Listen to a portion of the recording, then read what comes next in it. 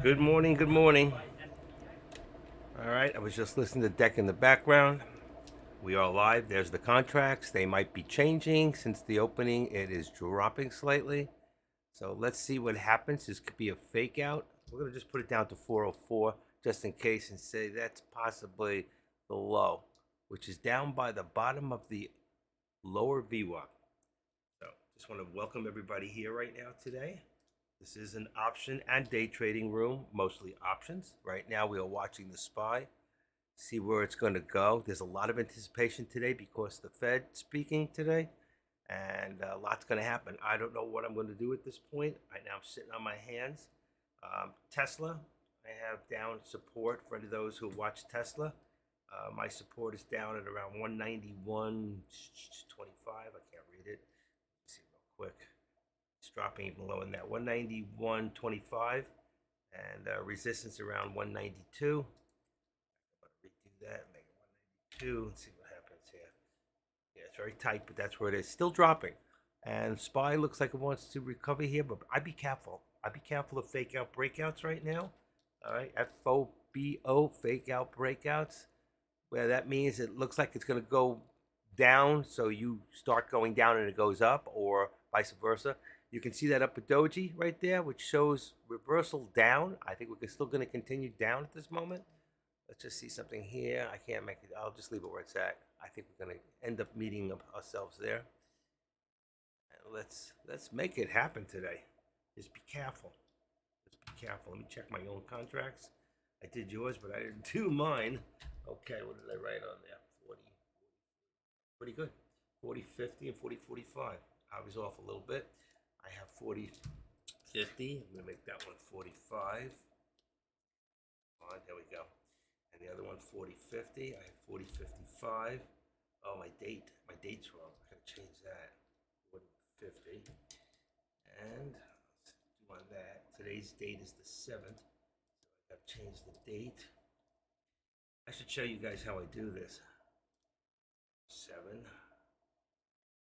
Where'd it go? Disappeared on me. Give me a second. Give me a second. All right. I did yours, but I didn't do mine. Okay, that's back. Let's change this one here. Just to give you guys an idea how quick you can change it, because I know most of you aren't going to go in yet. Anyway, you're going to wait. So let's go here, and let's go down to purple. And you see this is I have the 40, 45, but you see the 06? I'm going to change that one number to a 7, which is today.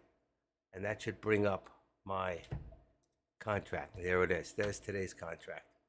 Just changing a few numbers, you can write your own contracts. You really can anyway.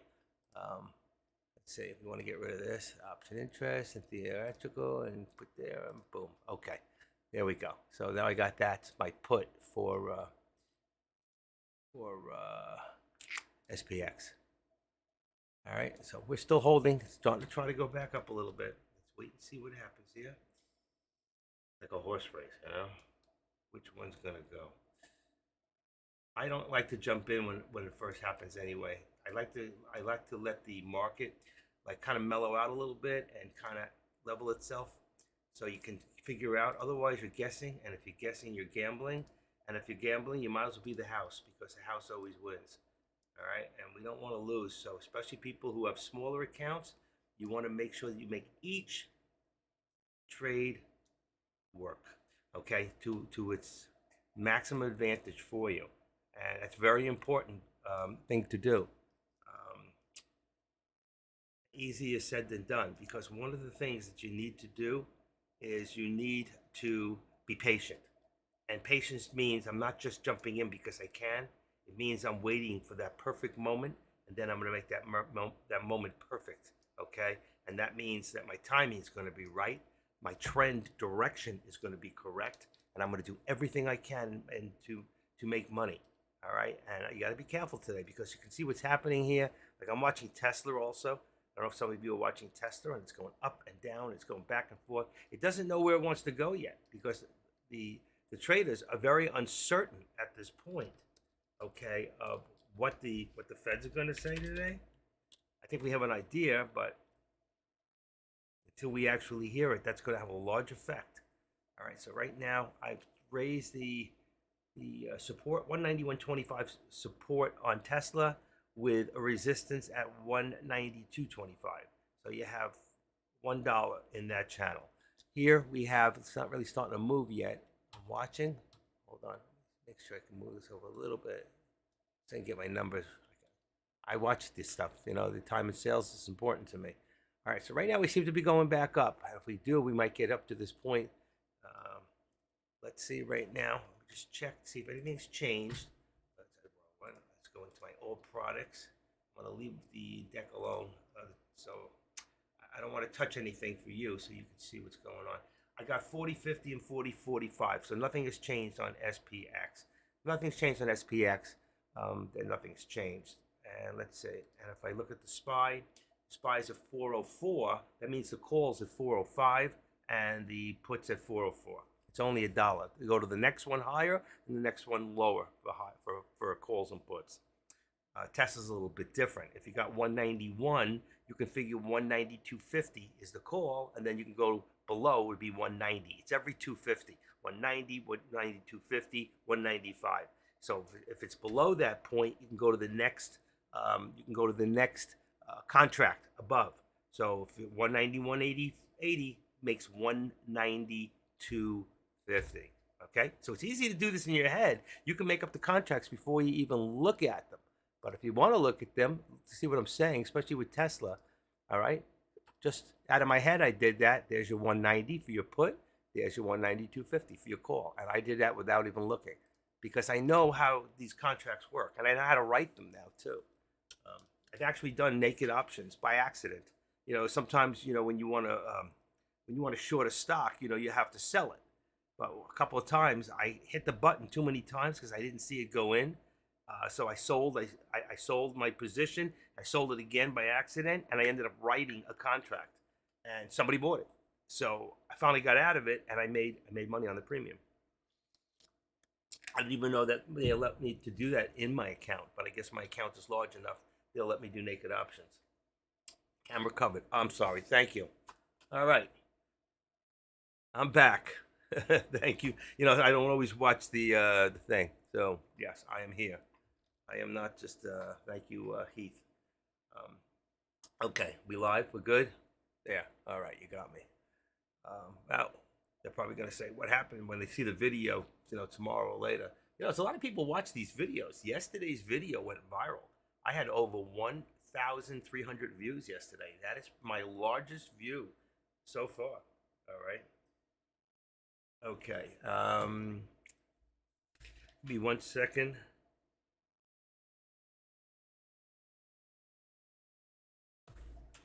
All right. So let me just say, oh, PayPal.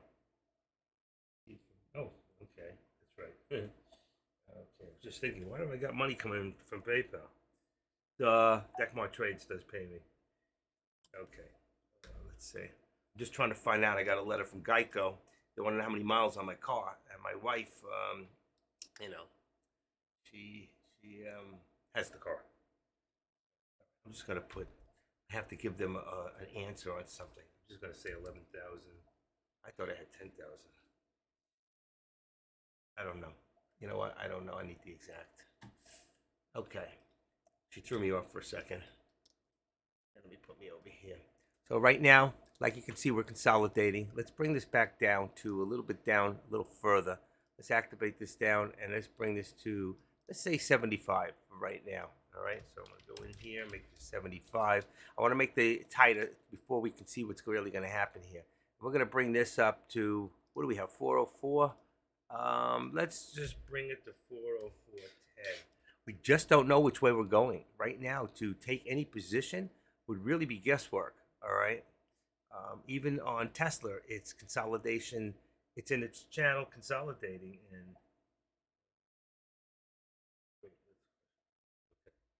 I love people got iPhones, you know, and with their iPhones, like you say, oh, I like something, and they go, oh, I like that you said what you said. I think it's the most ridiculous thing I've ever seen. I don't know whoever came up with that for iPhones, you know. It's like a repeat of everything I say. It's like really, it's crazy. Can you look at, all right, it's probably my wife trying to get an answer here. Let me give you, All right, that doesn't really help me. All right, 11,200. Mute. Based on your kilometers driving in 21. Based on how many miles?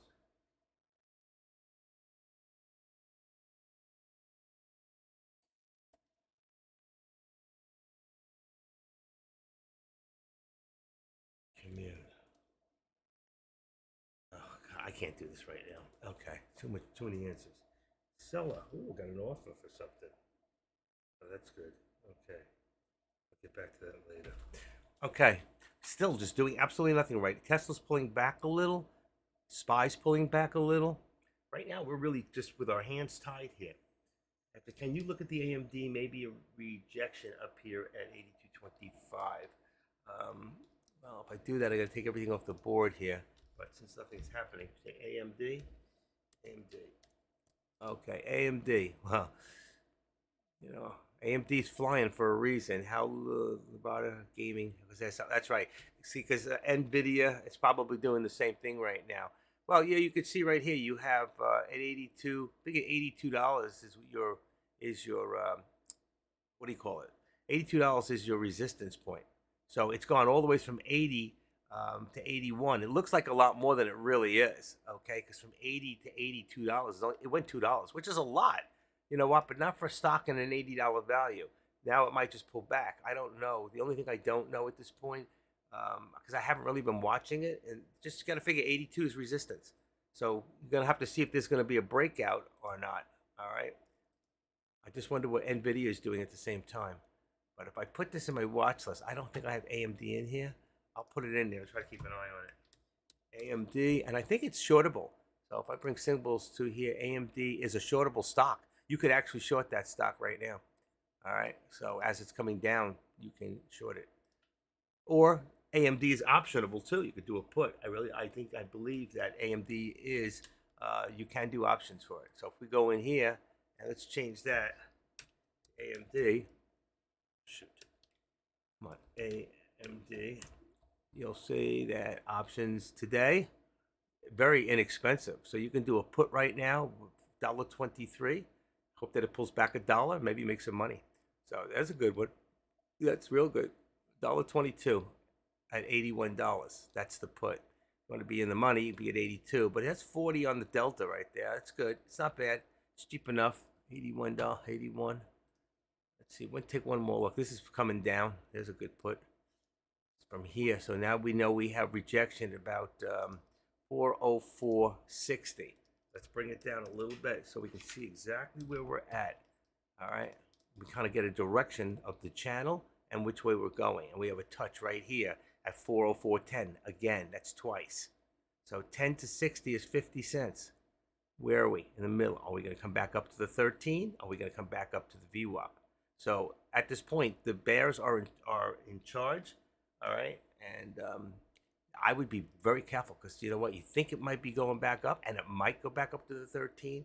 We got to figure out: are we going to be making little lows? Right now, we have not. We have actually just stayed in the channel. So let's see what happens here. Tesla, on the other hand, has come down a little bit. Has come down below. Let's see, about 190.95. 90.95. Let's see, it's really. We have 190.75, 190.87. I don't know. I think I'm still going to leave this at the 191. It's very, very tight. That's on Tesla, on support. And we have 192. I'm going to bring that down. I had 192.25. I'm going to just bring it down to 192. Gives us a $1 channel. All right, back here. I know I'm not showing. If you want to see it, I mean, when I tell you, I always put them in as I say them. Okay, so you can see right there. I got 192 and 191. I do this regardless if you can see it or not. If I'm even if I'm not in the room, okay, and I'm just trading on my own, I still make my lines and I still continuously change them. You know, you just never know. You take a phone call, whatever. You got to see where you were and where you end up. It's very, very important. Okay. Right now, still sitting on my hands, doing nothing in no trades at the moment. Why did I lose my light here? Okay. I have this little light here that it's a purple light, so it's not bright, but it allows me to see my keyboard. Otherwise, I can't see it. I'm gonna have to get up real quick. I have to close those windows soon. I left it open for the cat, so she can go out. All right, rejection. 82.25. Let's take one more quick look. Well, see that? So it did hit here at that 404.10 again, and it did come back up, and now we're coming to the VWAP. So let's see if we bounce off the VWAP or we finally get through. And also watch your volume, okay? Volume is very important. Let me see if we can move this over a little bit. Why isn't it moving? Uh-oh. There we go. It gives me to see my volume. So here you can see we should have a lot of volume in the morning. 125, 89, which we don't. 250. That's enough. That's a lot. 112. Okay, we have a good amount of volume at this point. Just checking some of the stocks from yesterday. I got Meta is up. Tesla is down. SPY is pretty even. It's down 11 cents, and that means SPX down $2. So you see right now, for every dollar you go, it's $2 difference on what do you call it? $2.50 on SPX at this moment. But that can change. All right. So right now we got this. Show me. Let me just refresh this. And what's it say? 40408, 405. See, we're still in this channel between 40408 and 40459. So right now, I'm not going to take any chances of going in on anything until I know the trend and the direction. All right, give me 1 second. I'll be right back.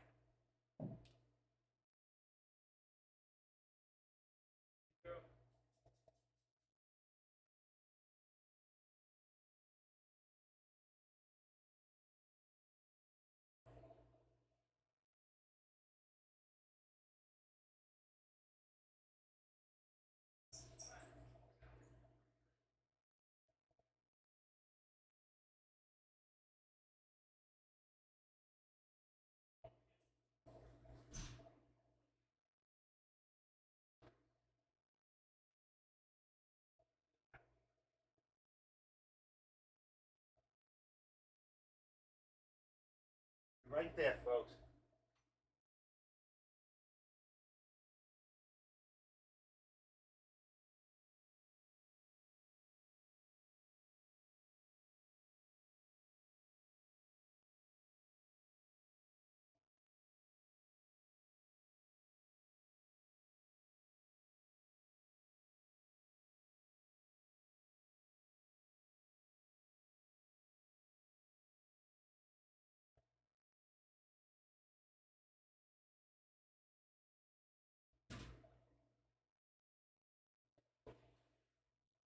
Okay.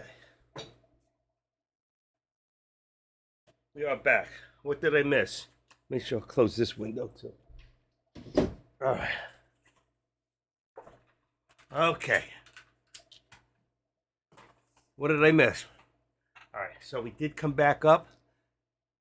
We're trying to get to the resistance point of, let's see, right there. What do we got? 406, 404.60. So we did pass there. Our next level up, so we are moving up, which is good, is 75. I'm waiting till it gets to the upper VWAP so I can take the put down is what I want to do. But all right, we didn't even get there. So we got to 65. Let's see if it's still pushing. I'm not going to chase it. I'm not going to chase this thing. What do we have here again? It was 404.10.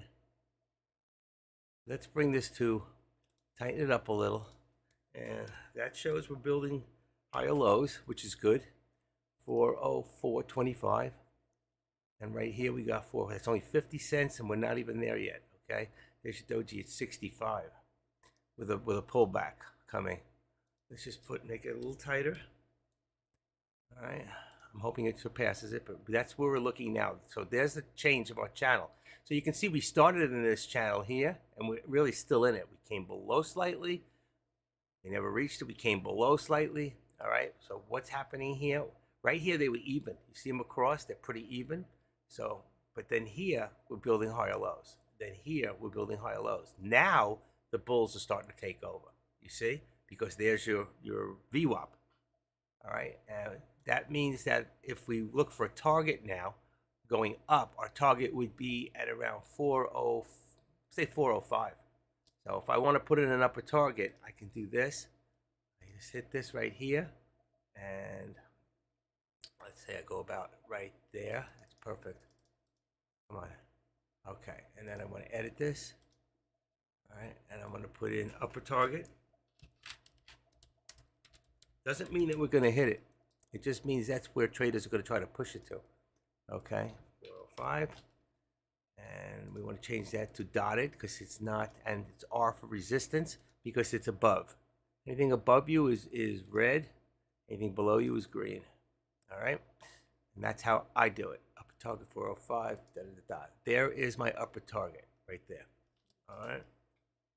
My real target would be right there, which is 404.89. But if they're going to push it to 404.89, what do you think they're going to do? So we're going to watch and see when Powell speaks at around 10:30, I believe. And we're going to see if that's going to push the market up or down. So depending, you're going to see it get very erratic. You'll see it go up, you'll see it go down, you'll see it neutralize, and then it's going to go one way or the other. So I am not going to jump in and lose money. And there are some of you that are going to gamble, and you're going to win. And there's some of you going to gamble, and you're going to lose. So if you gamble either direction, if you have a larger account, just make sure you have a tight stop loss, okay, so you don't have to lose. But remember, it could drop very quickly depending on what he says, or do nothing. Okay, that's for stock. The minute I change it, I have a default for 5 contracts in everything I do. I always do 5 contracts. Boy, is this behind? I don't know why. What if I could speed it up? It says you can speed here. Normal speed, 1.25. I don't know what that's going to do. I'm afraid to touch it. It might mess up the algorithm. Now, right now, Tesla's pulling back. Tesla's down to about 190. I'm going to say that it's got support at about 190 and 85 cents. 190.85. That's about right. Still waiting. Anybody have any questions? Anything going on out there? I know Kush isn't here. He's gone, isn't he? I think he's probably setting up for that thing in Orlando. And there's Juan. I love Juan. Good kid.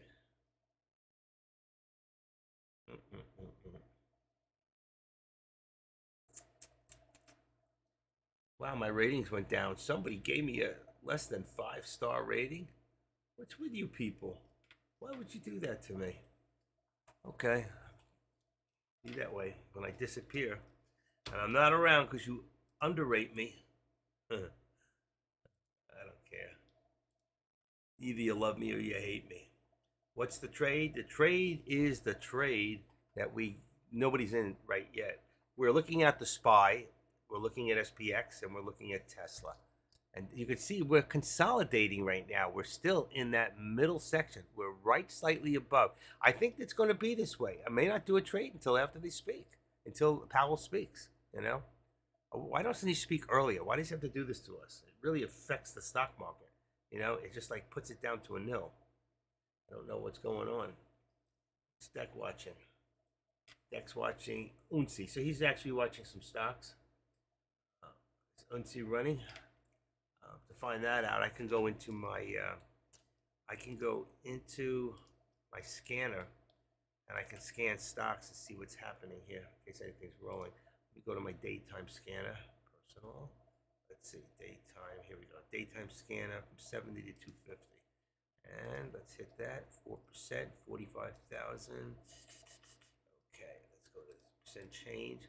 We've got VRAX and UNSI, number 2. Big deal. It went from $1.46, opened high at 185, last at 178. It's really not moving much. VRAX also opened up higher, came down. There's no stocks right now that I see that are doing anything extraordinary. To show you that, I'll show you what I'm looking at real quick. I'm going to detach this, and I'm going to put this in here because nothing's happening real quick. And this is my scanner. And now you can see I do it from percentage highest. There's your mark percentage. This tells you the RSI. This tells you whether it's shortable or not. These are the stocks. All right. Let me see if I can move it a little bit. There. Okay. I can't see my button now. I wonder if I can do it the other way. Hold on.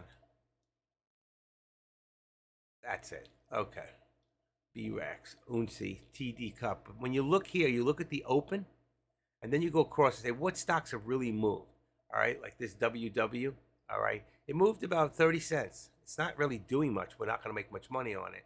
And by the way, there is, you see this says Stock Hacker? For those of you that have Thinkorswim, we also have what's called an options hacker. I don't know if you know that.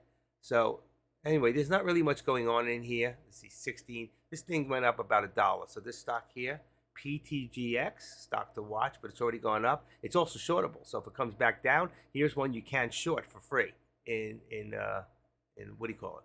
The way I do that, by the way, there's a place over here. If I move this over, there's a little star. There it is, right there, right here. And you can customize this, and you can add things into here, okay? So I'll leave, you can go back and watch and see how mine's set up if you want. So now it's in the film. You can just go back and you can check it out, all right? And right now, let's see, let's go back into here. There's really nothing much happening that I think we need to watch as far as the stocks. This is one right here, NGMS, another one went from 16. This one did go up over $2, but not shortable. There's none to borrow. N means none.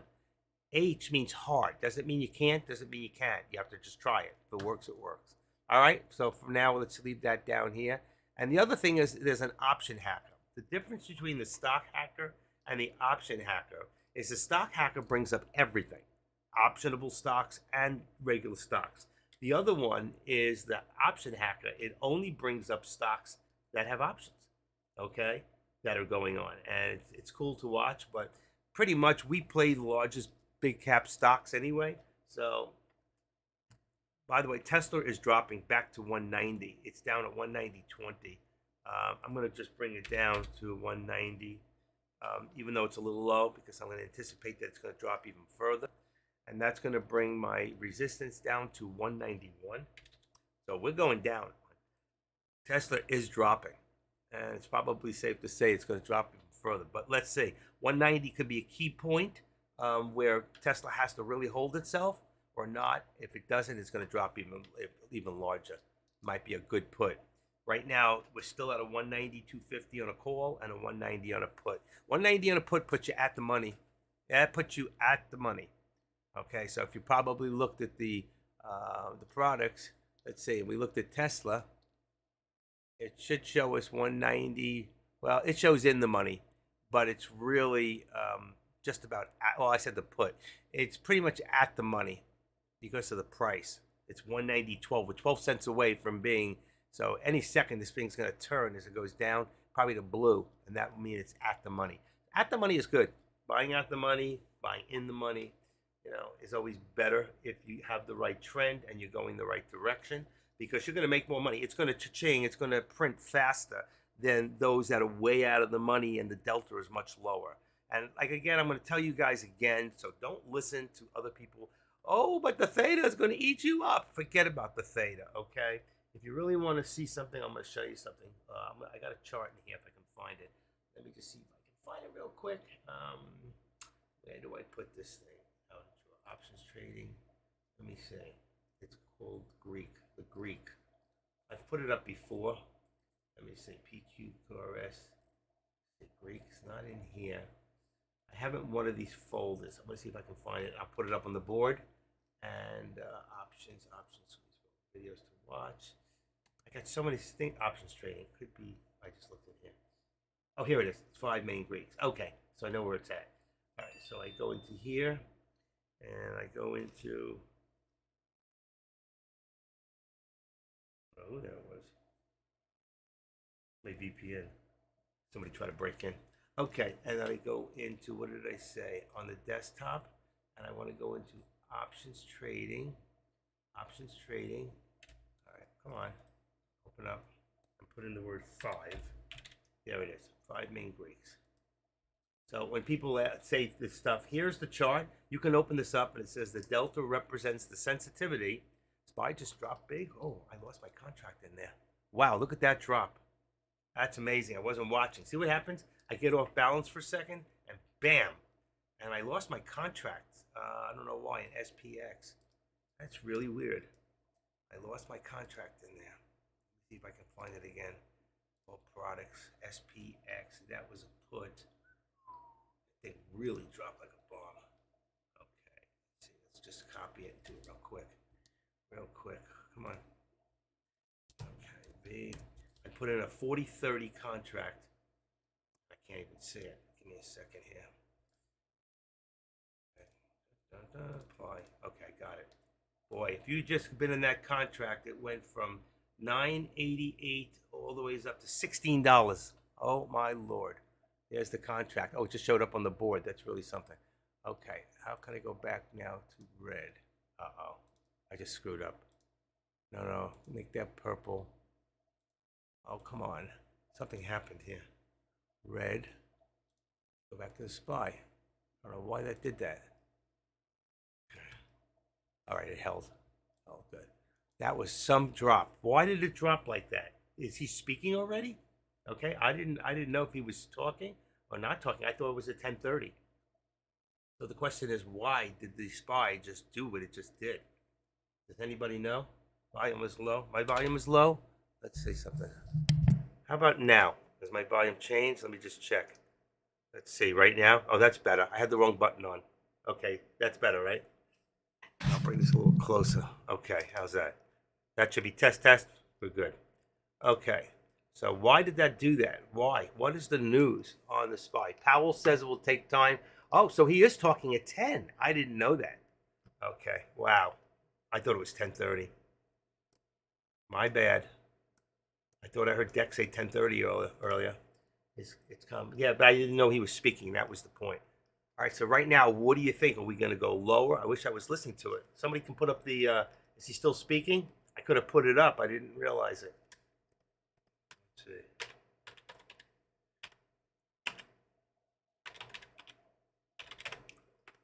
Okay, Powell speaks. Need to raise his interest rates higher. That's it. That's all he had to say. All right. That's all he had to say, and that would do it. Anybody got the link? Sorry, I should have had it on. We're still dropping. Still dropping. Okay, and the puts are expensive. They are expensive. I got to go to all. I want 18.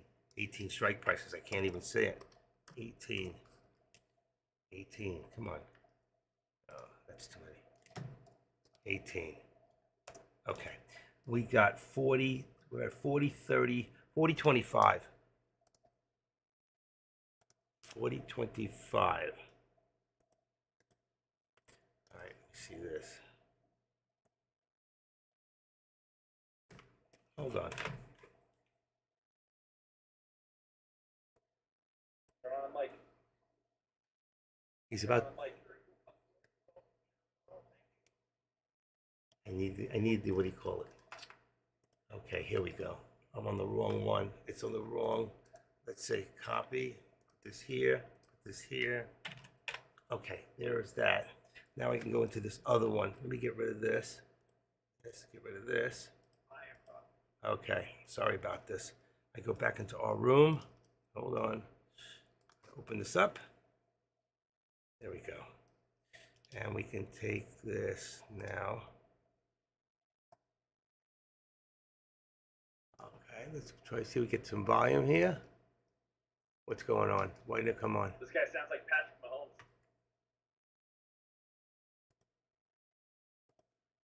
He's not on yet. Turn that off.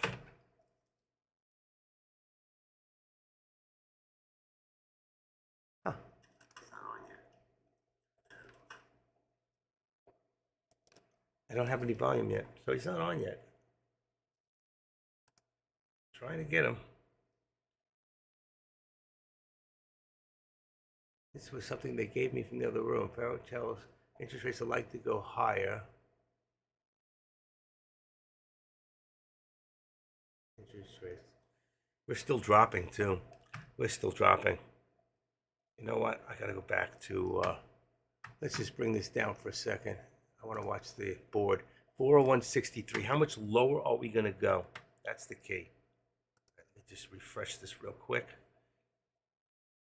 Okay, sorry if I lost you for a second. If anybody has another one that works, I can't get it on. 401.63. Okay. And my what do you call it? My contract now is down to 40.25. I'll lower that. So it's 40.25 on the put. That makes the call 40.30. See if I'm correct. Just real quick, let's take a look at that. Is he speaking? See, I don't know why it didn't come on. Didn't come on.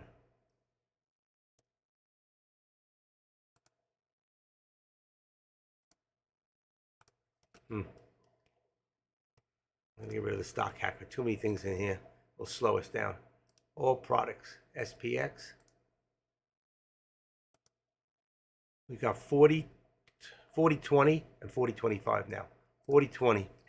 So your put is 40.20. That'll bring the price down a little. So 40.20, and the other one for the call is 40.25. That's on SPX. If you're in the SPY, then your SPY should be right now 402 on a call, 401 on a put. If you're in Tesla, it should be 185 on the put, 187.50 on the call. All right. We seem to be holding here right now. We seem to be holding. Let's get rid of this. And there goes my upper target that we thought might happen.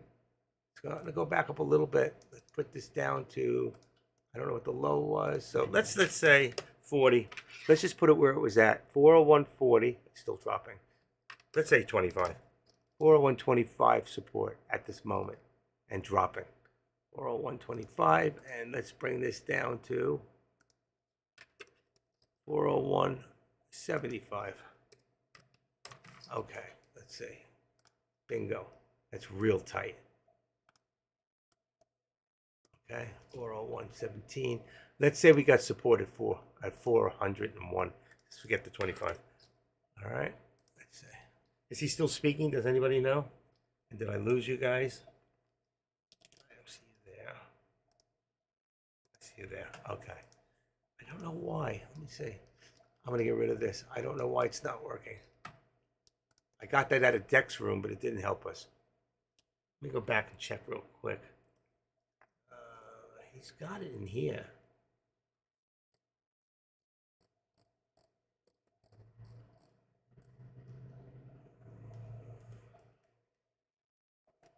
Let's try this one.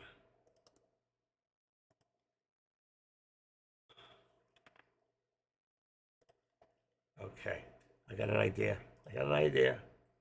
Yeah, someone just put it in there. Okay, that was the other one right there. Banking Senate Gov. I gotta use it in here. Give me a second. In the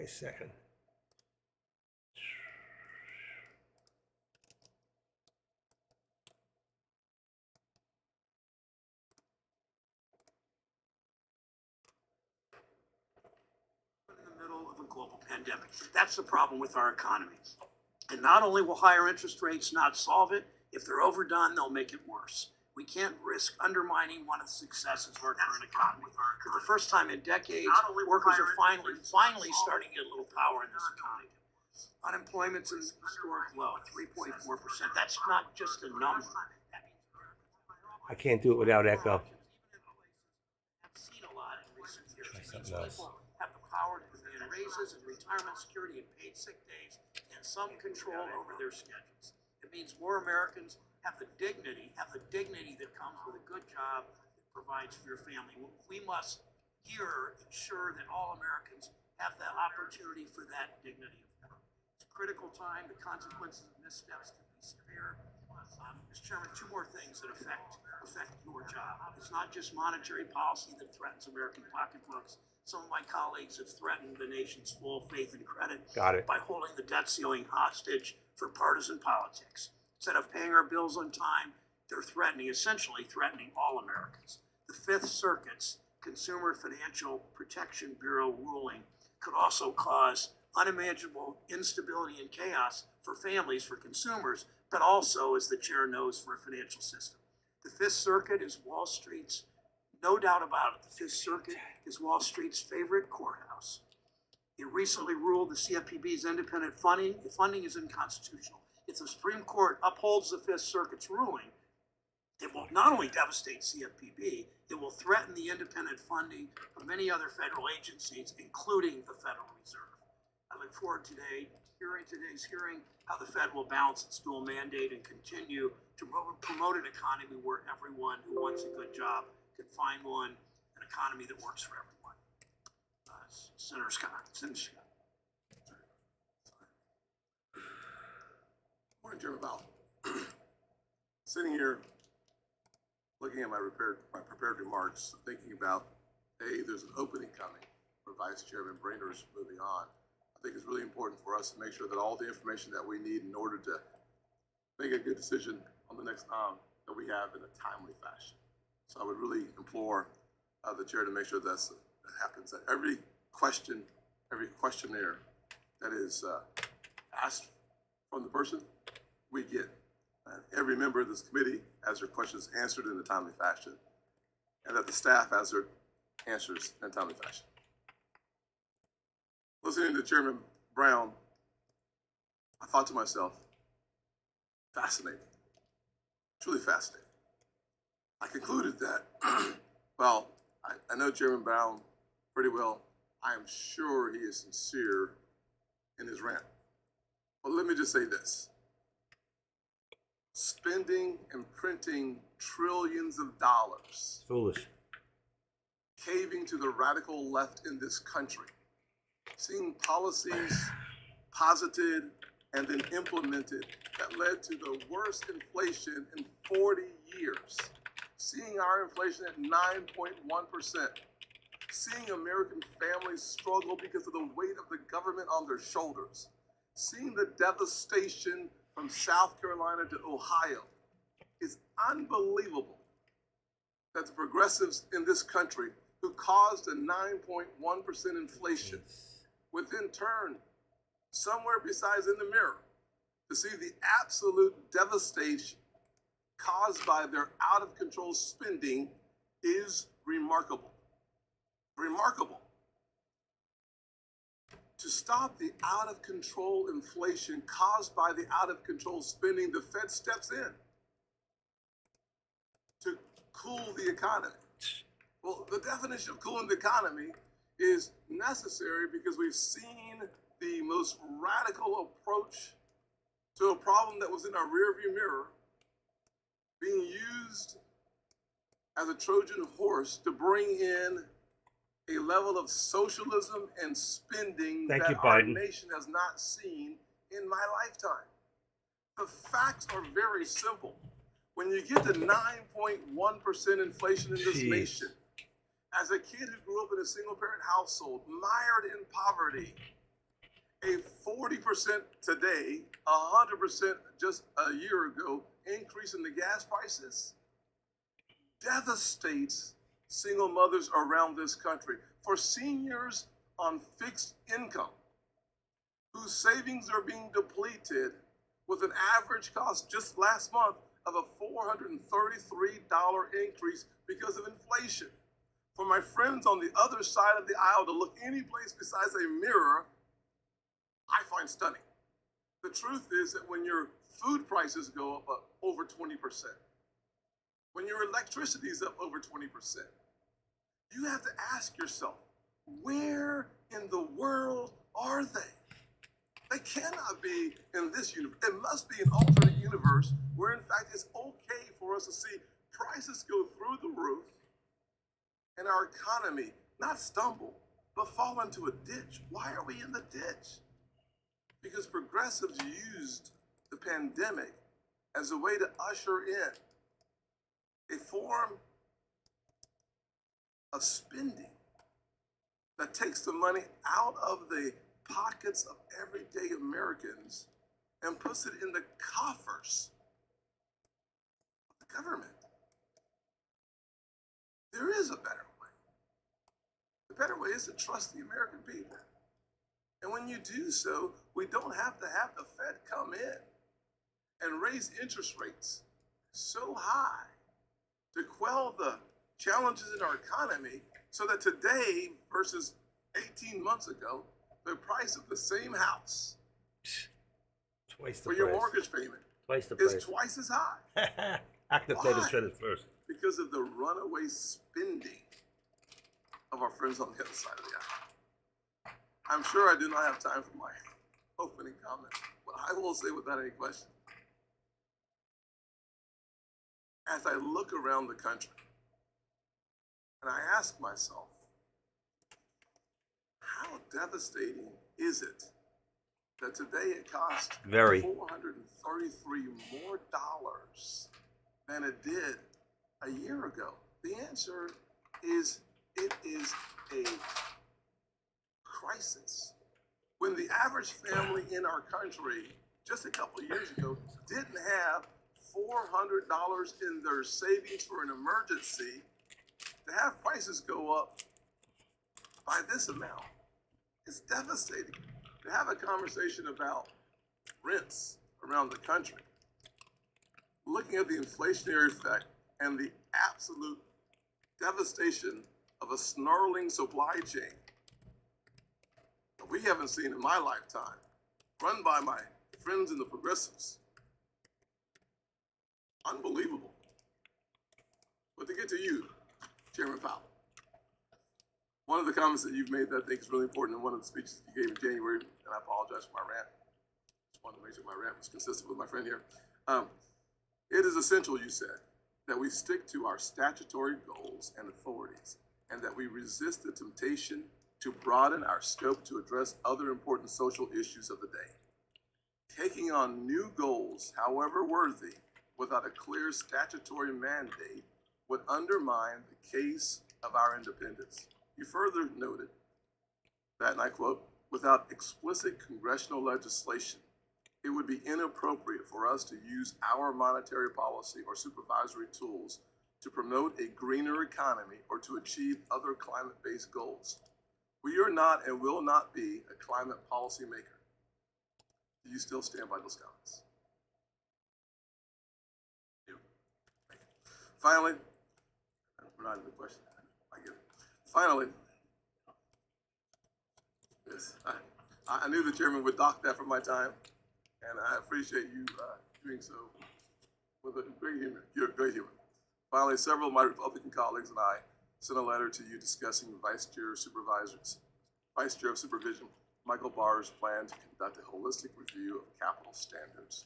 I look forward to discussing those capital standards during my Q&A, and I will thank you for our recent conversation that we had that helped illuminate some of the necessary challenges that we face as a nation and your answers to it.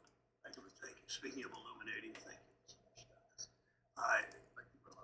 Today we'll hear from Chair of the Federal Reserve, Jerome Powell, on monetary policy in the state of our economy. And I don't expect Chair Powell to weigh in on the mini debate we just had, but I think we all know that the debt increase was much larger under President Trump and a Republican Senate than it has been since. Chair Powell, thank you for your service. That's a lie. Today. Chairman Brown, Ranking Member Scott, and other members of the committee, I appreciate the opportunity to present the Federal Reserve's semi-annual monetary policy report. My colleagues and I are acutely aware that high inflation is causing significant hardship, and we're strongly committed to returning inflation to our 2% goal. Over the past year, we've taken forceful actions to tighten the stance of monetary policy. We have covered a lot of ground, and the full effects of our tightening so far are yet to be felt. Even so, we have more work to do. 2010. Our policy actions are guided by our dual mandate to promote maximum employment and stable prices. Without price stability, the economy does not work for anyone. In particular, without price stability, we will not achieve a sustained period of labor market conditions that benefit all. I'll review the current economic situation before turning to monetary policy.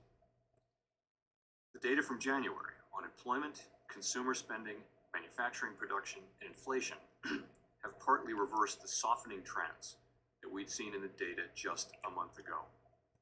Some of this reversal likely reflects the unseasonably warm weather in January in much of the country.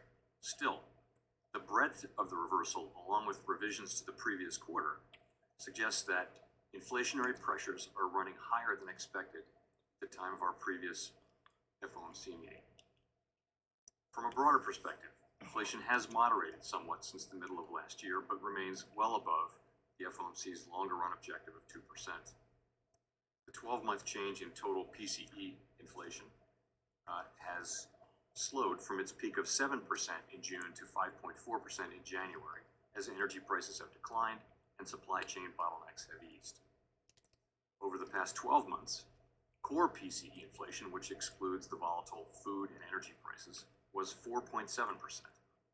As supply chain bottlenecks have eased and tighter policy has restrained demand, inflation in the core goods sector has fallen. And while housing services inflation remains too high, the flattening out in rents evident in recently signed leases points to a deceleration in this component of inflation over the year ahead. That said, there is little sign of disinflation thus far in the category of core services excluding housing, a category that accounts for more than half of core consumer expenditures. To restore price stability, we'll need to see lower inflation in this sector, and there will very likely be some softening in the labor market conditions. Although nominal wage gains have slowed somewhat in recent months, they remain above what is consistent with 2% inflation and current trends in productivity. Strong wage growth is good for workers, but only if it's not eroded by inflation. Turning to growth. The U.S. economy has slowed significantly last year, with real GDP rising at a below-trend pace of 0.9%. Although consumer spending appears to be expanding at a solid pace this quarter, other recent indicators point to subdued growth of spending and production. Activity in the housing sector continues to weaken, largely reflecting higher mortgage rates. Higher interest rates and slower output growth also appear to be weighing on business fixed investment. Despite the slowdown in growth, the labor market remains extremely tight. The unemployment rate was 3.4% in January, its lowest level since 1969. Job gains remained very strong in January, while the supply of labor has continued to lag.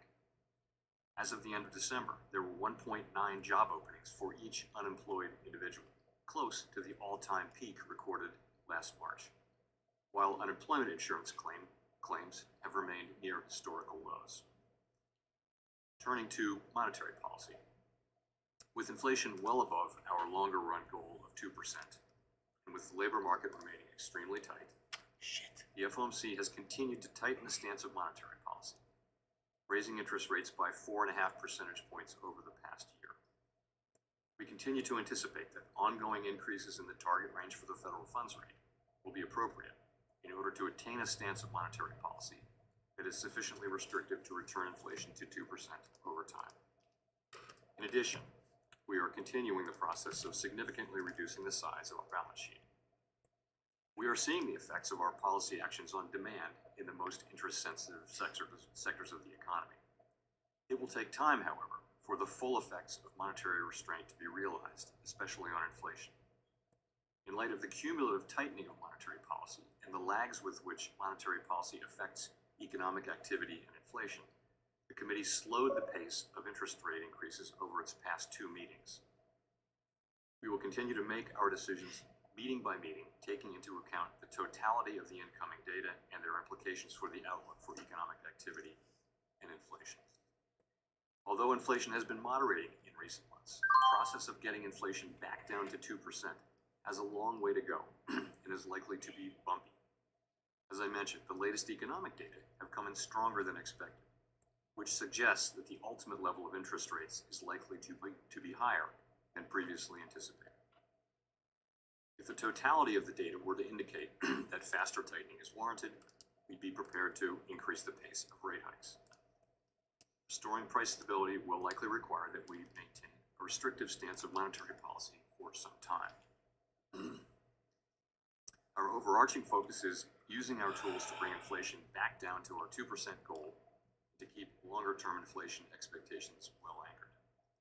Restoring price stability is essential to to set the stage for achieving maximum employment and stable prices over the longer run.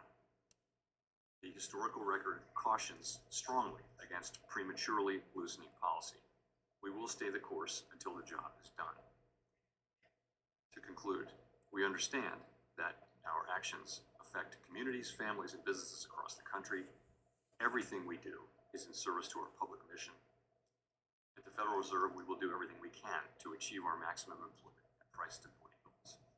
Thank you. Look forward to your questions.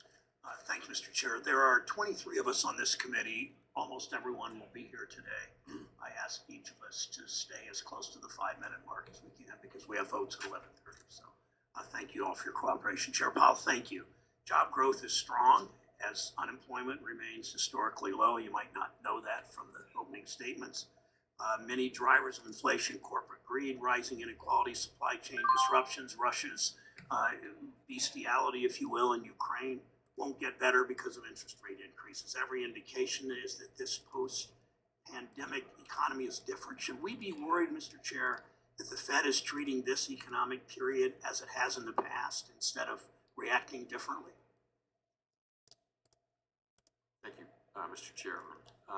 So we've been aware since the very beginning and have discussed this publicly on many occasions that there are some differences this time. We, in particular, have not seen the kind of supply side collapse that we saw at the very beginning of the inflation outbreak. Also, the outbreak of a war which had significant effects on commodity prices a year ago. So all that is different. There are also, though, some similarities. There is a mismatch between supply and demand. You can see that in the goods sector still. You saw it in housing prices going up over 40% since before the pandemic, and you see it in the labor market where we have 1.9 job openings for every That was close. for every unemployed person. So we're well aware that this particular situation involves a mix of of forces, not all of which our tools can affect, but there is a job here for us to do in better aligning demand with supply.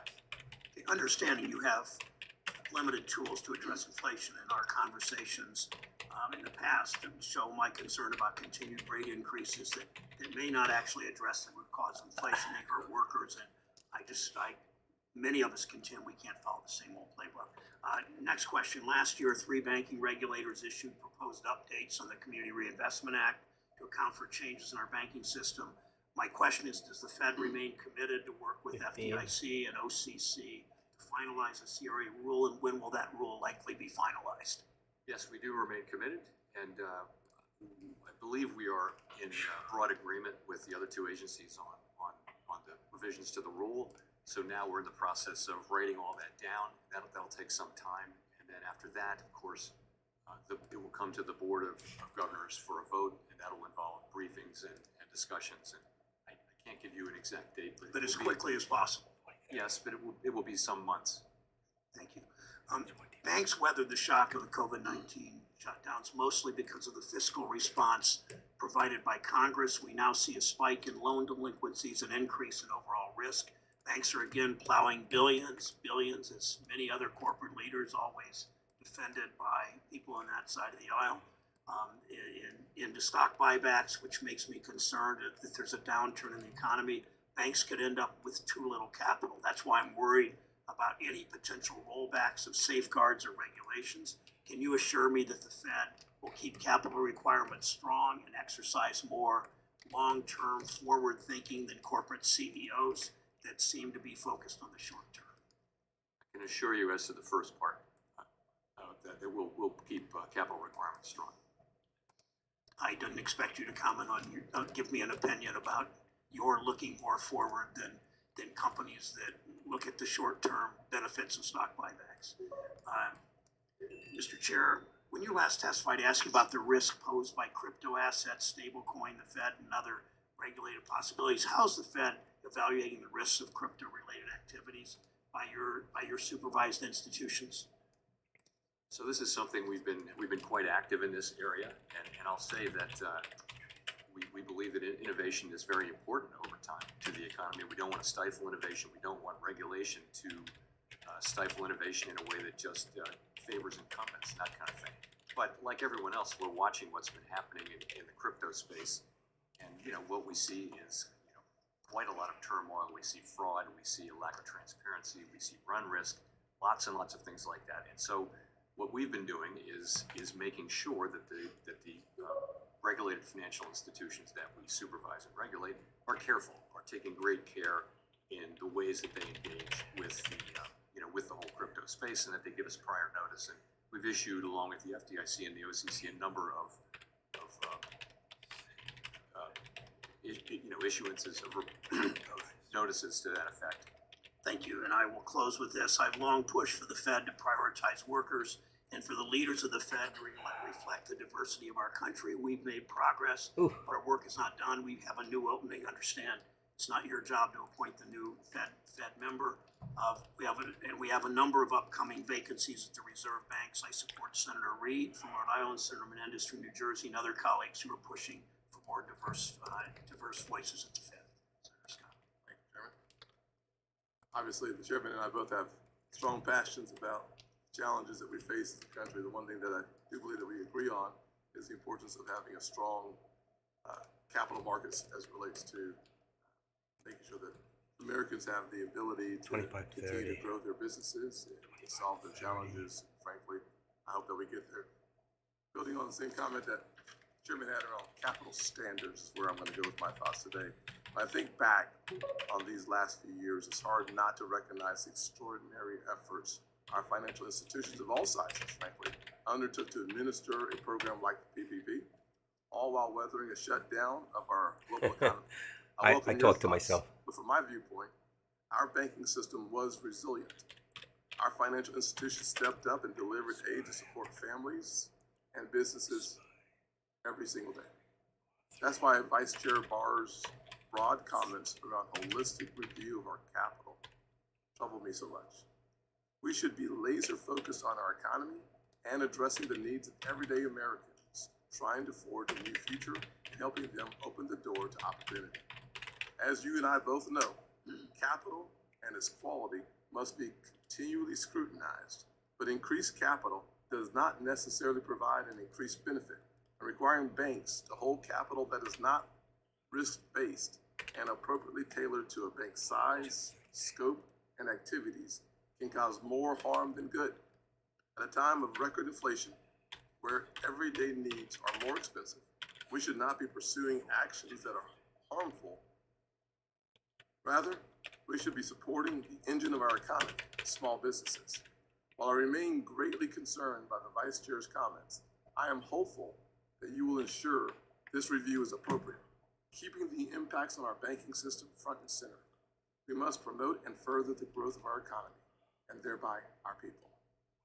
Anything less should be unacceptable.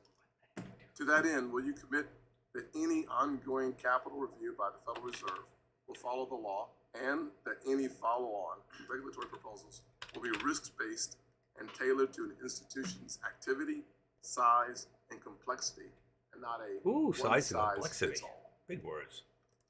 Yes, I can easily commit to that. We're very strongly committed to tailoring, and that'll be, I can say that anything we do will reflect Markets are going up a little. tailoring, which is a long-held principle for us, and Markets also are going now a up. requirement. Yes, sir. Thank you very much.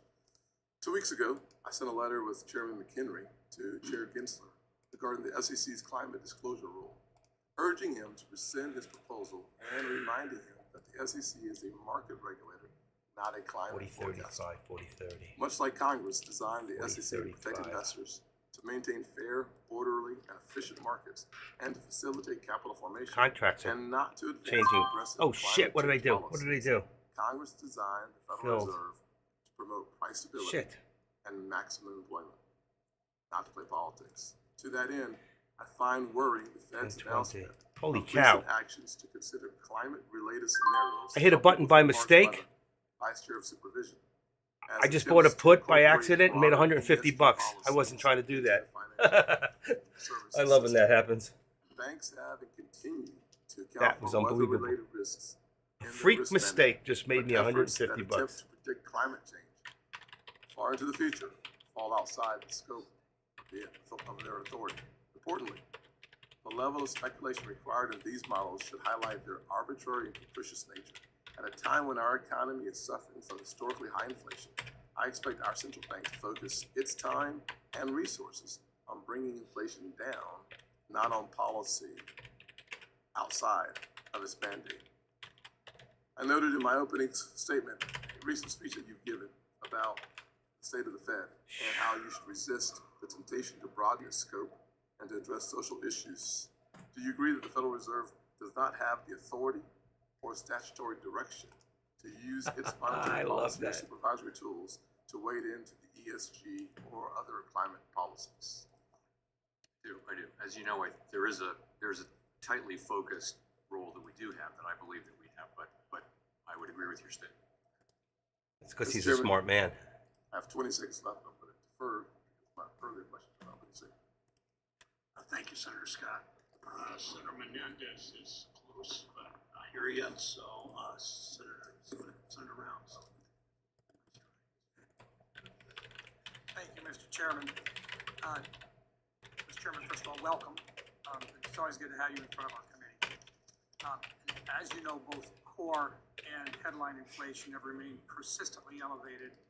And over the past 12 months, real average hourly earnings fell by 1.8%, about 4% since President Biden took office. To make ends meet as prices increase, more Americans are leaning on credit cards. At the end of 2022, Yep. credit card debt hit a record of $930.6 billion, an 18.5%. I have no debt on credit cards. I pay month to month. And an average credit card balance rose to $5,805. I have an Over the past year, the 837 Fed credit has score. acted aggressively to tame inflation, and yet we are still seeing price increases.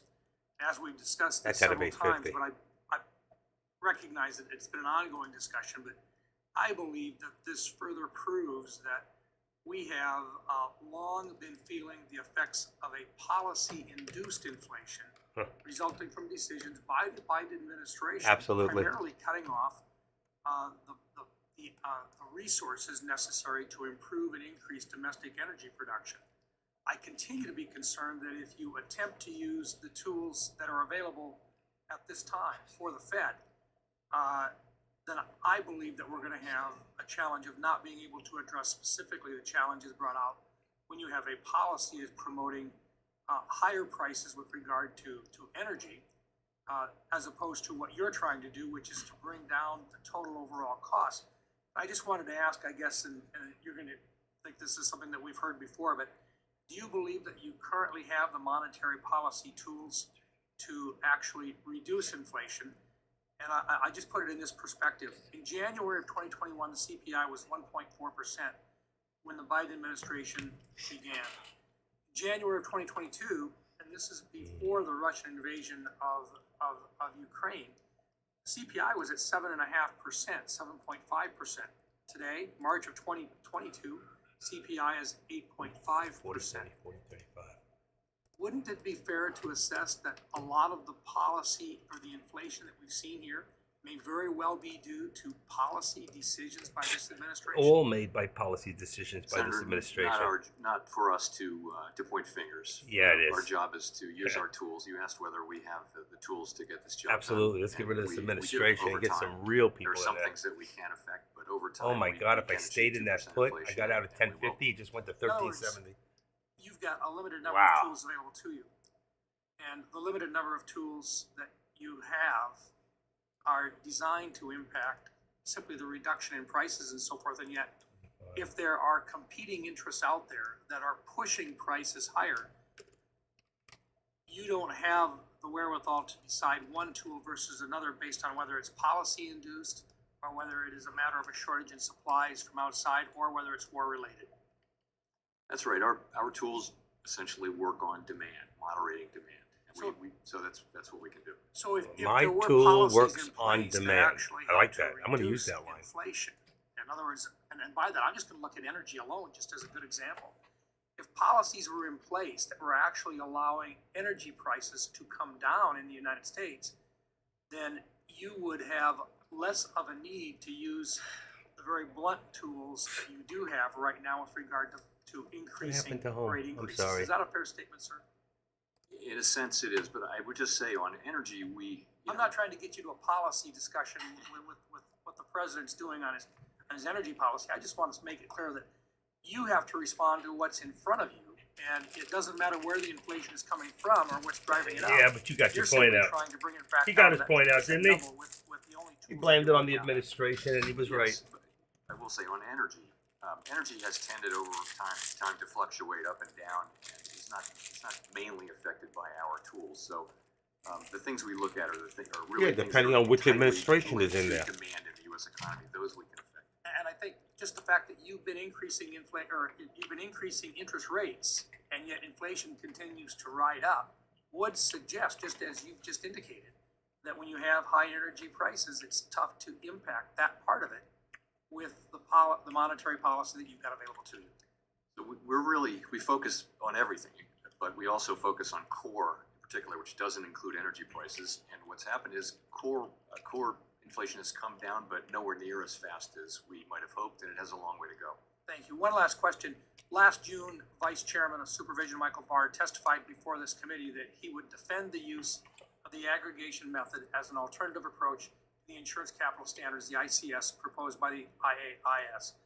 As the final IAIS. compatibility criteria is set to come out later this year, can you confirm that you share Vice Chair Barr's views on this AM? I will confirm that, but I'll have to get back to you on the status of that. Okay, thank you. Thank you, Mr. Chairman. Thanks, Senator Round. Senator Menendez, New Jersey, is recognized. Thank you, Mr. Chairman. Mr. Chairman, I want to take this moment to remind my colleagues that there are more than 62 million Latinos that call the United States home. We are the largest minority group in the country. We account for nearly 20% of the United States population. We contribute almost $3 trillion in GDP. Yet Latinos have no representation in the Federal Reserve's leadership. In the 109-year history of the Federal Reserve, there has never been a single member of the Board of Governors or regional bank president who has the lived experience of being Latino in the United States.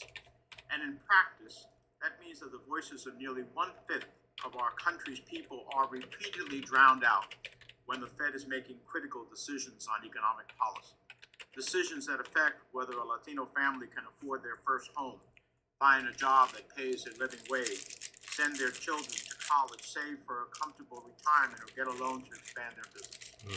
Right now, the Biden administration has a clear opportunity to make history with its next nomination to the Board of Governors. It has identified a number of highly qualified Latino candidates who have dedicated their careers to the fields of economics, who are committed to the Fed's dual mandate, who will preserve the independence of the central bank. The administration has rightly nominated and advocated for a number of diverse candidates with similar qualifications, both at the Fed and elsewhere.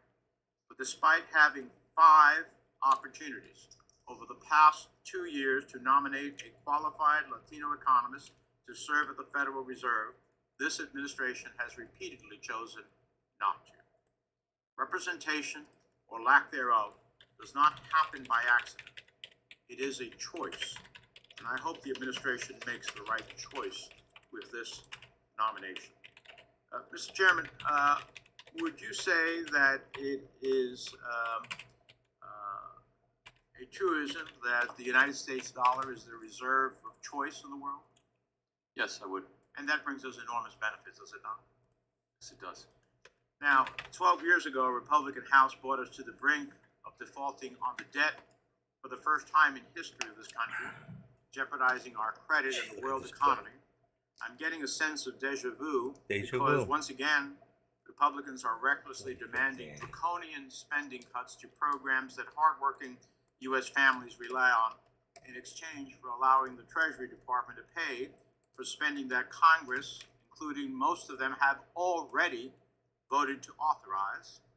You want to talk about spending cuts, it seems to me that the budget is the time to do that, but not to put the full faith and credit of the United States at risk. Yeah, slow down money to Chairman Ukraine. McConnell, can you talk about the catastrophic damage a debt default would inflict on the economy?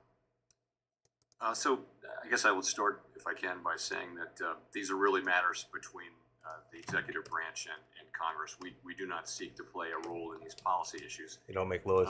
But at the end of the day, there's only one solution to this problem, and that is Congress whatever else may happen will happen, but Congress really needs to raise the debt ceiling. That's the only way out, in a timely way that allows us to pay all of our bills when and as due. And if we fail to do so, I think that the consequences are hard to estimate, but they could be extraordinarily adverse, and could do longstanding harm. Well, I think that's a mild statement of what would happen. I understand. I didn't ask you to engage in the congressional executive branch roles. I asked you about the abstract question of what happens if you have a debt default. Isn't even this constant fight putting into question the possibility that the United States will not honor its full faith and credit have consequences within the economy? In principle, it could. I think markets tend and observers tend to watch this and tend to think that it will work out, and it has in the past worked out. So it needs to work out this time too. Now, seeing your testimony before the committee, is it fair to say that you'll do whatever is necessary to tame inflation? Watch the market go up. We serve a dual mandate, and we will do what we can, everything we can to restore price stability while also serving maximum employment. And primarily, that means additional rate increases, would it not? What other tool do you have? Watch it go So down. we have the balance sheet. The shrinkage of the balance sheet will continue too, but it's principally rate hikes. So the question is, when does that part of doing anything necessary to tame inflation, come into conflict with your other mandate of maximum employment? Not now, when we have the lowest unemployment in 54 years, and where we have a labor market that is extremely tight, extremely. So, but in that time could come, but it really isn't now. We're very far from our price stability mandate, and in effect, the economy is past most estimates of maximum employment. Thank you, Mr. Chairman. Thanks, Senator Menendez. Senator Kennedy of Louisiana is recognized. Thank you, Mr. Chairman. Chairman Powell, thank you for being here. Thank you to you and your team for helping to save the economy during the pandemic meltdown. For what it's worth, I love this guy. supportive Opie. of the actions of the Fed right now, and I'm not He's going to really ask you very, to very explain smart. me From why. Louisiana. Um, John Kennedy, Jr. When Congress spends money, it stimulates the economy, does it not? Well, it would depend on whether that's funded by tax increases or not. So He always asks a if question there's he knows the answer spending to. that's not accompanied by taxes would have a net at the margin stimulant effect. Well, and when Congress borrows money to spend even more, that stimulates the economy even more, does it not? Temporarily. At the margin, yeah. If Congress reduced Spending. the rate of growth in its spending and reduced the rate of growth in its debt accumulation, it would make your job easier in reducing inflation, would it not? I don't think fiscal policy right now is a big factor driving inflation at this moment, but it's absolutely essential that we do slow the pace of growth, particularly for the areas of the budget. All right, let's that are try to growing. unpack this then. I'm not trying to trick you. You're raising interest rates. You're raising interest rates to slow the economy, are you not? Yes. Yes, to cool the economy off.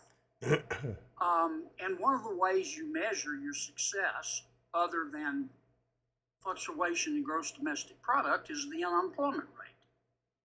Is it not? Yes, one of the measures. Okay. So in effect, I'm not being critical. When you're slowing the economy, you're trying to put people out of work. That's your job, is it not? Not really. We're trying to restore price stability. No, you're trying to raise not wages. You're trying to raise the unemployment rate. There are a lot, so And there are a lot of I know you don't like the phrase, so let me strike it. You're trying to raise the unemployment rate, are you not? yeah, we're not trying to raise it. We're trying to realign supply and demand, which could happen through a bunch of channels, like for example, just job openings. All Job right, openings let me could. put it another He may way, sound okay? like Opie, but this man is The brilliant economists mind. did a wonderful study. They looked at 10 disinflationary periods in America going all the way back to the 1950s. Disinflation is what you're trying to do. It's a slowing in the rate of inflation. Am I right? Yes. In other words, prices don't go down, they just don't go up as fast. Deflation is when prices actually go down. You're trying to achieve disinflation, are you not? Yes, we are. Okay. Based on history, in the 10 times that we got inflation down, disinflation since the 1950s, in order to reduce inflation by 2%, unemployment had to go up 3.6%. Now that's history, is it not? I don't have the numbers in front of me, but yes, the standard has been that there have been recessions and downturns when Okay. the Fed has tried to reduce inflation. Now, right now, the current inflation rate is 6.4%, and the current unemployment rate is 3.4%. Now, if history is right, I'm not asking you to again blame anybody, but if history is right, unless you get some help, in order to get inflation down from 6.4% to, let's say, 4.4%, and the unemployment rate's going to have to rise to 7% based on history. That's what the record would say. Okay, and to get inflation down to 2.2%, based on history, an immutable fact, unemployment would have to go to 10.6%. Would it not?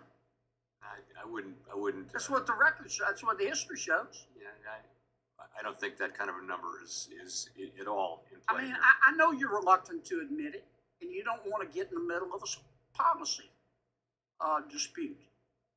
But I think it's undeniable. It's undeniable that the only way we're going to get this sticky inflation down is to attack it on the monetary side, which you're doing, and on the fiscal side, which means Congress has got to reduce the rate of growth of spending and reduce the rate of growth of debt accumulation. Now, I get that you don't want to get in the middle of that fight. But the more we help on the fiscal side, the fewer people you're going to have to put out of work. Isn't that a fact?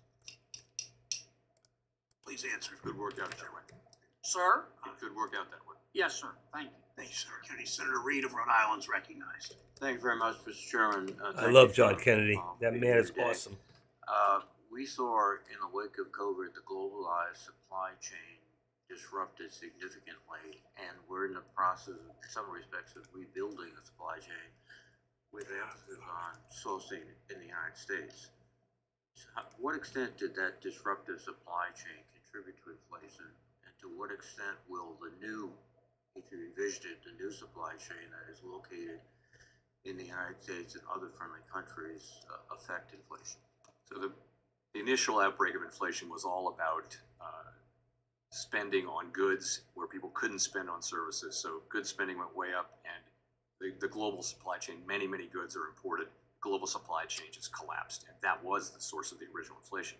It has now spread over the last 2 years to housing and also to the rest of the service sector. So to your question, we are seeing goods inflation has been coming down for some time now. It's still too high, but it's coming down. Housing services there's in the pipeline. You see the new leases that are being signed, and what that tells you is that in the next 6 to 12 months, we will see that come down.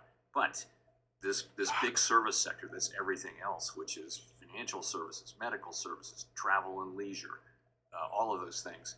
That's really where that's the source of the inflation we have now, which had nothing to do with the supply, or not much to do with the supply chains. That's where the challenge is now. And is there anything that you can do that would target that service area without affecting the other areas? There's not really. Our monetary policy tools are famously powerful but blunt. A different topic, and that is, as you're probably aware, the Fifth Circuit delivered a ruling in the Community Financial Service Association versus CFPB that the CFPB's funding mechanism is unconstitutional. Just like the Board of Governors, the CFPB is a bureau of the Federal Reserve. Both the Board of Governors and CFPB rely on the same source of funds and draw on those funds in virtually identical ways. If the Board of Governors funding structure would be found unconstitutional, what would the implications be for country in monetary policy? Well, it would be very significant, but I have to say, we have significant responsibilities, but I would be reluctant to comment on a case that's before the Supreme Court. But it is certainly something that you've had people examine for possible ramifications. Yes, and the central banks tend to be self-funding because of the way they work, and that's a key factor of our independence. We've going back and forth on the impact of rate hikes on workers, and you've indicated previously that wages have not been spiraling upwards necessarily, and that inflation expectations are currently stable. But the impact on increased interest rates are usually felt more by low to moderate income people. Is there any way you can work yourself out of that dilemma? So where we are right now, What do you of course, see? is very low unemployment. Upward or downward Wages trend? have been moderating. And they've That's been why I doing did so that, to show without, you the trend of what's been softening happening. in the labor market without, And ever since they rising started speaking, unemployment rate. eventually it goes down. So And that's even a though good it thing. pops up every So, time, you can we- do a we put. really So don't right now know. you This- put the current 40-10 situation put is a combination on of SPX. Let's see if more it's correct. typical supply and 40-10 demand issues, but also is just things that we haven't seen before. around like $11. the war in Ukraine, like every the time it su- pops like up the and it goes supply down to chains that about you 9 mentioned. something. If you So, jump in, we have many unusual it's going to come back factors, down. and I don't think And we anybody can make some knows money. with confidence I've been watching it, how the this is gonna trend, play out. and watching the trend. Thank you very much. That's Mr. important. Chairman. Trend is Thank you. very important to decide which way the market is going at the moment. But it doesn't mean he can't say Mr. something that can Chairman. pop it up really quick. So Chairman Powell, it's be great careful. to have you In and here out moves. today. Over the Make past sense? 2 years, we've seen the highest inflation of my lifetime. Mine too. Driving up costs for American families across the board. According to the U.S. Department of Labor, the annual inflation rate Here in we go. 2021 Down again, was 7%. down again. And in 2022, it was 6.5%. According to the U.S. Department of Agriculture, the cost of food I was went right. up 10% in 2022. And the real effects of that is moms and dads across Moms this and nation dads. that are working to put food on the table for their kids, for their babies, had a harder time doing that. This has devastated hardworking Americans, causing a kitchen table crisis in every corner of our country, as the price of food, energy, and housing have all skyrocketed. In response, the Federal Reserve has raised the Federal Reserve Fund rate more than 4 percentage points. Being far from transient, inflation has remained persistent, high, and well above the Fed's long-run goal of remaining under 2%. In the coming year, what factors and indicators are you paying attention to as you and the Federal Open Market Committee decide on whether to increase rates? So I'd say a couple things to that. First, we're going to be looking at inflation in the 3 sectors that I mentioned: the goods sector, the housing sector, goods and sector. the broader service sector. And we need the inflation that's already underway in the goods sector to continue, and that's really important. In the housing sector, we just need the time to pass so that reported inflation comes down. It's effectively in the pipeline as long as new leases are being signed at relatively small increases. So we'll be watching very, very carefully, though, at the larger service sector, which is 56% of consumer spending, and more than that of what's currently inflation.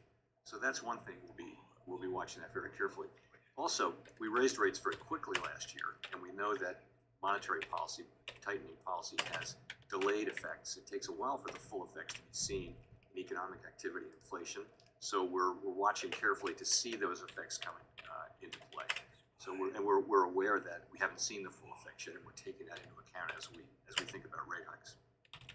So when you're looking at this, obviously not to get into a policy discussion, but if there were an increase of energy production in this country, do you feel like that would help drive down inflation?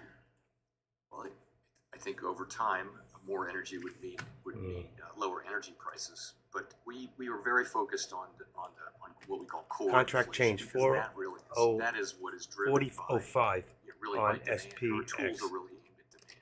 Right, understood, but I feel like 40-10 the on the cost of call. energy is not just what you pay at the pump, it ends up affecting Went every down good 5. Across this great nation. Additionally, I'd like to ask you about Market's labor dropping. participation. So when you look at the unemployment rate, and we've heard my colleagues discuss people having to be displaced in order for us to maybe get to the inflation rate that that we would like as a nation, I'd like to focus on the labor participation rate. So right now it's 62.4%.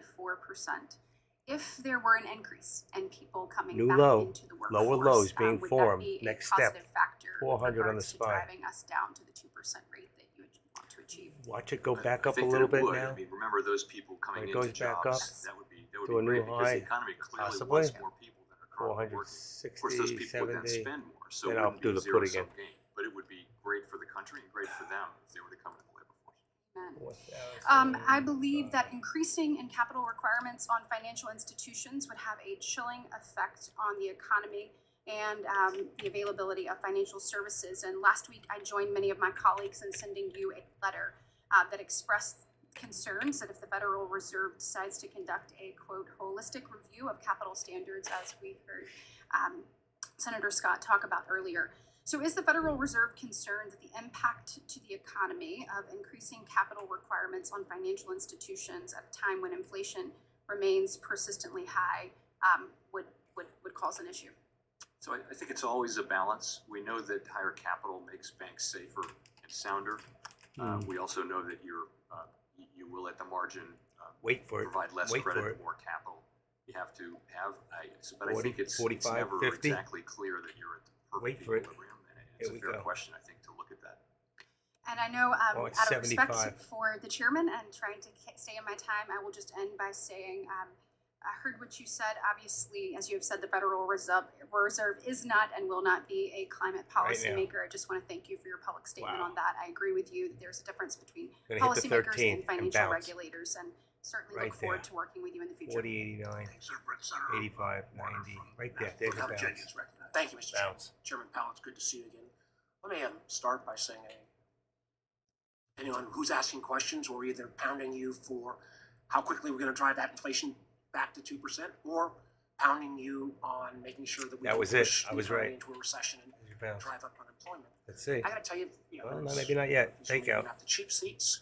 Cheap seats. But I actually think you've done a pretty good job He in has. terms of both ratcheting up rates and then starting to tail off a little bit. I think we all were concerned by the January numbers where it popped up a little bit more. I wish, Mr. Chairman, we were actually having this hearing 2 weeks from now, because we're going to have a lot more data later in this week and next week. But I want to net. We've still got ways to go, and the January numbers were concerning. But I do think your tailored approach, we can all second guess, but I think it has been the right approach. I want to commend you on that. I want to get two questions in. One of the areas that I'm very worried about is commercial debt. I mean, we've got a Bloomberg story here showing, we're going to hit a $6 trillion wall this year on refinancing. Where I'm particularly concerned. What we pay is the China issue daily around commercial in real interest estate. rates alone. As we recover from COVID, a lot of things are getting back to normal, but clearly the transformation of where people work is going through a fundamental transition, and I hope people do return more to the office, but lots of folks prefer working elsewhere. That's going to fundamentally change the real estate market on the commercial side, and I do believe we're going to hit potentially a cliff here of a totally unexpected problem in terms of commercial real estate. How are you looking at that issue and recognizing there's lots of bumps coming out of COVID? This one seems to be more unique in nature, and how are you thinking about that issue? So, first one on commercial debt, business debt generally, it's kind of been moving sideways as a percent of GDP. So you don't see a big spike going on or anything like that. However, of course, there are pockets of concern, and particularly you pointed to the refinancing spike that has to happen, and I've seen those come and go before. Generally, markets can absorb them, maybe at a much higher rate this time. But See how it's it something that changed? we're well aware We of leveled and back watching up, carefully. took the other In line terms out. of CRE, I would agree with you. The occupancy of office space in many major cities is just remarkably low, and you wonder how that can be. As over time, some of that's going to be made into condominiums and things like that, since we don't seem to have quite enough housing. in some Wow. places. The interest rates But the will have to question is, come what's down. the financial stability risk? It's not great for the largest institutions. Don't tend to have a lot of direct exposure to that. Some smaller banks actually do. Medium and small size banks do. We carefully monitor it. We agree that that's an area that I would requires turn a this lot of off right monitoring. now, but we really need to listen to it until it's I'd say over. we're on the case. Until at least Powell's finished, Well, that because we won't know which way the morphed into my markets are last going. question, something we've talked about and a lot of my Or why. colleagues have talked about with the large This has been like a institutions. roller I mean, coaster. I do think even some of the biggest critics of Dodd-Frank, I think, would acknowledge our banking system is a heck of a lot stronger and then was able to withstand COVID in a very healthy way. But what we've also seen evolve is a vast amount of financial institutions move beyond the regulatory perimeter. The fact that we now have way over half of the mortgage origination coming from non-financing institutions, because a lot of the large entities, hedge funds, other funds that may be doing some of this commercial debt or some of the CRE debt. I'd like you to talk generally in the last 40 seconds or so of how you think about this regulatory perimeter. I'm a big believer, and I know some of my colleagues are, that that we ought to look I'm a less at charter believer. and I look couldn't leave her. at same if I risk, same tried. regulation, maybe as a guiding principle. And Senator Warren's been working on some work. I've been working on some work around crypto around that area. But there's Me too. a vast amount of activity that's taking place outside the regulatory perimeter. How should we be thinking about that, and how do we make sure that doesn't create the kind of crisis sneak up that happened in 2008 on the non-regulated side of the house? I think you articulated the principle very well. It's same activity, same regulation. And that covers crypto and all kinds of other activities. People are going to assume when they deal with something that looks like a money market fund that it has the same regulation as a money market fund or a bank deposit. And so stable coins need some attention in that respect. I just think that's the basic principle. And you're right. So much of intermediation has moved away from the regulated banks really for a long period of time. We got to keep an eye on that. Mr. Thank Chairman, you, I hope this is Chair something we can keep looking at. Thank you, Senator Vance. I'm sorry, Senator Haggerty. Thank you, Chairman Brown. Thank you very much, Ranking Member Scott, for holding this hearing. Chairman, it's great to see you again. That's it. appreciate I think your that's the end. presence, and I appreciate the opportunity to talk with you about an item that I'm particularly concerned All about. right. And that's the holistic review that Senator done? Britt just brought up, that Vice Chair Barr is conducting right now. It's generating a sense that higher capital requirements are on the horizon for us. And as I think about that in the context of what we've weathered, you think about the 40-10, situation 40-15. in 2020 SPX, was an acute 40-10. real life stress test. On if the you will. put, And I think that our financial 40-15 on system the call. navigated that admirably. In the past, Chair Powell, you told this committee that Sure. our financial system has proven resilient through 2020, and that the capital levels at that point in time, and I would note that those capital levels are at multi-decade highs, are in aggregate adequate. And I just wanted to follow up on those prior statements and see if you still feel that way. So I guess I would say it to you this way.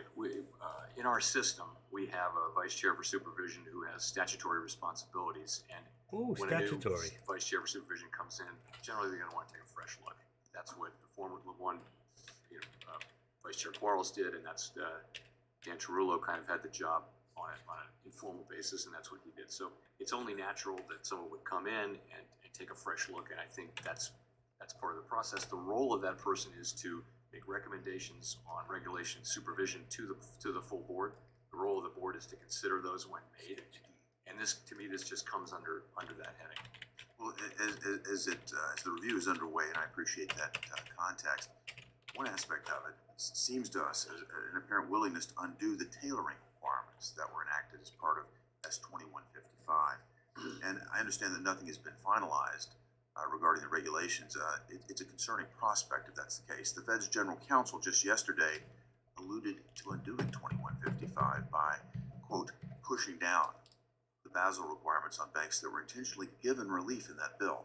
So I want to be perfectly clear that the banking regulators themselves can't just simply ignore or selectively enforce the laws. And again, I realize that the details of the study haven't been finalized or made public, but if the proposal put forth by Vice Chair Barr is either unduly aggressive or appears to contradict the spirit of of S2155. Will you vote for it? I can't answer that in the abstract, of course, but I would say we're, as an institution, very strongly committed to tailoring.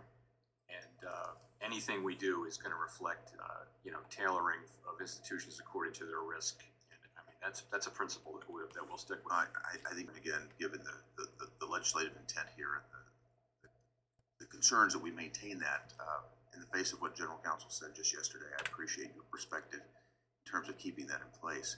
I'd like to come with my next question, Chairman Powell, with starting the question by underscoring the importance of the independence of the Fed's monetary policy. Right now, the economic picture is about as uncertain as I can remember. We've had large companies in the private sector who are in the midst of planning layoffs and forecasting serious economic weakness in the quarters to come. Yet, on the other hand, the current economic data seems to be robust. Inflation showed some signs of softening in the past several releases. So I just hope, Chair Powell, that you could briefly tell us how you synthesize these seemingly contradictory data. So just quickly, at the end of last year, we saw a couple of very promising, modest inflationary readings in November and December. But earlier this year, some of that improvement was revised away. In addition, we got a very strong reading on inflation in January, also very strong jobs reading, also very strong retail sales. And so, as I pointed out in my testimony, we're looking at a reversal, really, of what we thought we were seeing to some extent, a partial reversal. It's still true. It's still the case that we're seeing progress on inflation. We're seeing goods inflation has come down significantly. Market should go up a There's little. improvement in housing inflation in the pipeline. There's not a lot of improvement yet to be seen in the largest sector, which is non-housing services. So core inflation is running at 4.7% on a 12-month basis. I think nothing about the data suggests to me that we've tightened too much. Indeed, it suggests that we still have work to do. In that context, thinking about where the tightening goes. Did I tell you? Market will go up a little. Watch what he says, and then watch what happens to the Where do you see market. the terminal Fed funds rate landing in this cycle? We last wrote down our Starting to our form. assessments, individual assessments of that in December, and I think the median range was basically people were clustered between 5 and 5.5. We're going to write down those again as part of we do it 4 times a year. We'll do it around the March meeting, which is on the 21st and 22nd. There of we March. go. And as I indicated in my testimony, I think the data we've seen so far, and we still have other data to see, we still have significant data to see before the meeting, suggests that the ultimate rate that we write down may well be 25? higher than what Ooh. we wrote down in December. That's going to bring the markets down big time, 50%, 0.5 of me, 0.5%. Thank you, Mr. Chairman. So the Fed has raised interest rates 8 times over the last year in what has been the most extreme rate hike cycle in 40 years. The Fed's goal is to slow inflation, and your tool, raising interest rates, is designed to slow the economy and throw people out of work. So far, Market's gonna you drop. haven't tipped the economy into recession, but you haven't brought inflation entirely under control either. And maybe the reason for that is that other things are also keeping prices high, things you can't fix with high interest rates, things like price gouging and supply chain kinks and a war in Ukraine. But you are determined to continue to raise interest rates, so I want to take a look at where you're headed. In December, the Fed released its projections on the state of the economy under your monetary policy plan. 40-10. According to the Fed's own report, if you continue raising interest rates as you plan, unemployment will be 4.6% by the end of the year, more than a full point higher than it is today.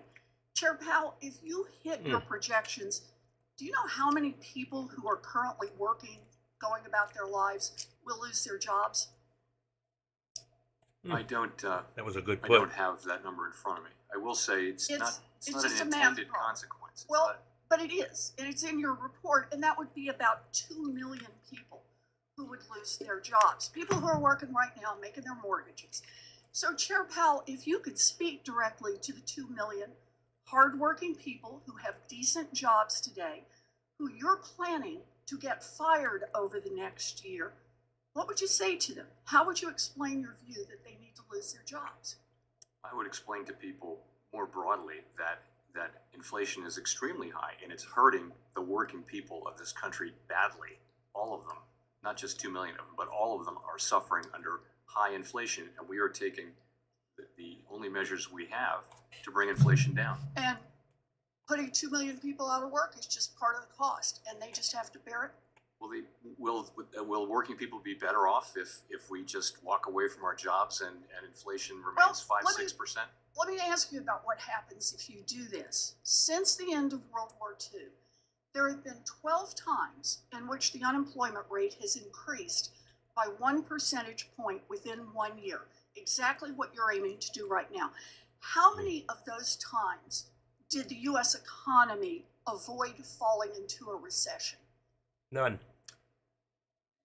You know, it's not as black and white as it. Very looking at the infrequent. numbers, it actually is pretty black Alan and white. Blinder's written a book on this. There have been 12 times that we've seen a 1 point increase in the unemployment rate in a year. That's exactly what your Fed report has put out as the projection and the plan based on how you're going to keep raising these interest rates. How many times did the economy fail to fall into a recession after doing that? Out of 12 times. I think the number is 0. I think the number Hello. is 0. That's Active exactly Trader right. got the number. So then the question becomes, we've got 2 million people out of work. Can you stop it at 2 million people? History suggests that the Fed has a terrible track record of containing modest increases in the unemployment rate. Once the economy starts shedding jobs, it's kind of like a runaway train. It is really hard to stop. Be careful now. In fact, in 11 out volume of the is very 12 low. times that the unemployment rate increased by a full percentage point That was within good. 1 I year, take that back. unemployment went It on was just to that rise candlestick. another full percentage point on top of that. If that's what happens this time, we'd be looking at least 3.5 million people who would lose their jobs. So, Chair Powell, Out of probably 180 if you million in the reach your workforce. goal and 2 million people get laid off by the end of this year, and then, just like in 11 out of 12 times that unemployment has risen by a point in a single year, it keeps on rising. And then we've got 2.5 million people out of work. We've got 3 million people who get laid off. We've got 3.5 million people who get laid off. What's your plan? Well, right now the unemployment rate is 3.4%, which is the lowest in 54 years. And we actually don't think that we need to see a sharp or enormous increase in unemployment to get inflation under control. I'm looking at your projections. Do you call laying off 2 million people this year not a sharp increase in I would say unemployment? 4.5%. Explain that to the 2 million families who are going to be No out of shit. work. We're not targeting any of that.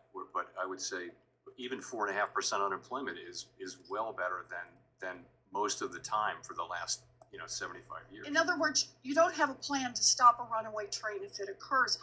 Chair Powell, you are gambling Good with lives. people's lives. There you and go. there's a pile of data Can't you see showing that? that price gouging and supply chain kinks and the war in Ukraine are driving up prices. Yep. You cling to the idea that there's only one solution, lay off millions of workers.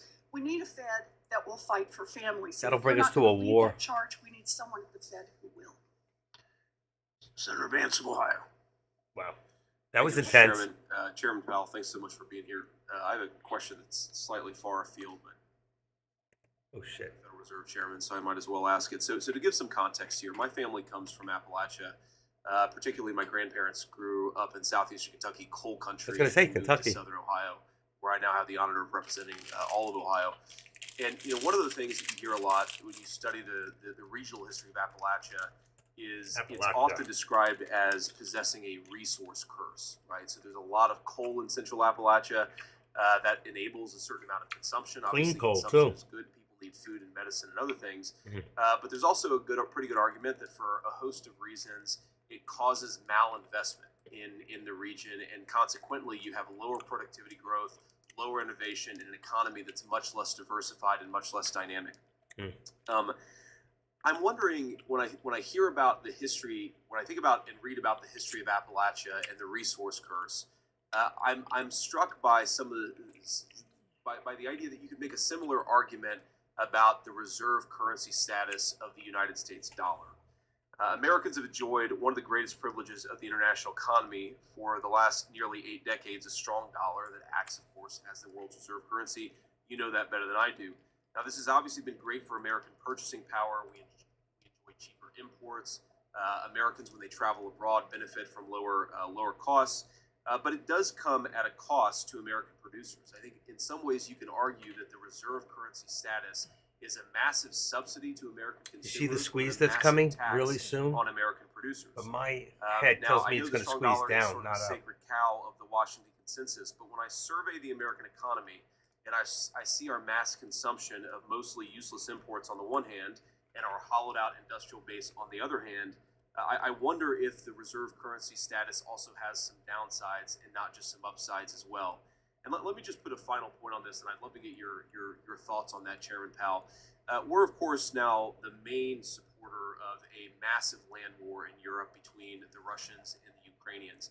I read recently, and I'm not going to comment on how perfect or precise these estimates are, but I read recently that the United States is trying to ramp up production from 14,000 artillery shells to 20,000 artillery shells. That's per month, while the Russians are firing 20,000 artillery shells in Ukraine per day. And when I look at the American economy, we have a lot of financial engineers and a lot of diversity consultants. We don't have a lot of people making things. That's and right. I worry that We're going to run short status, our own reserve. The lack of control we have over our currency is perhaps driving that. I'd love to get your feedback on that. What are the upsides and downsides of the reserve currency?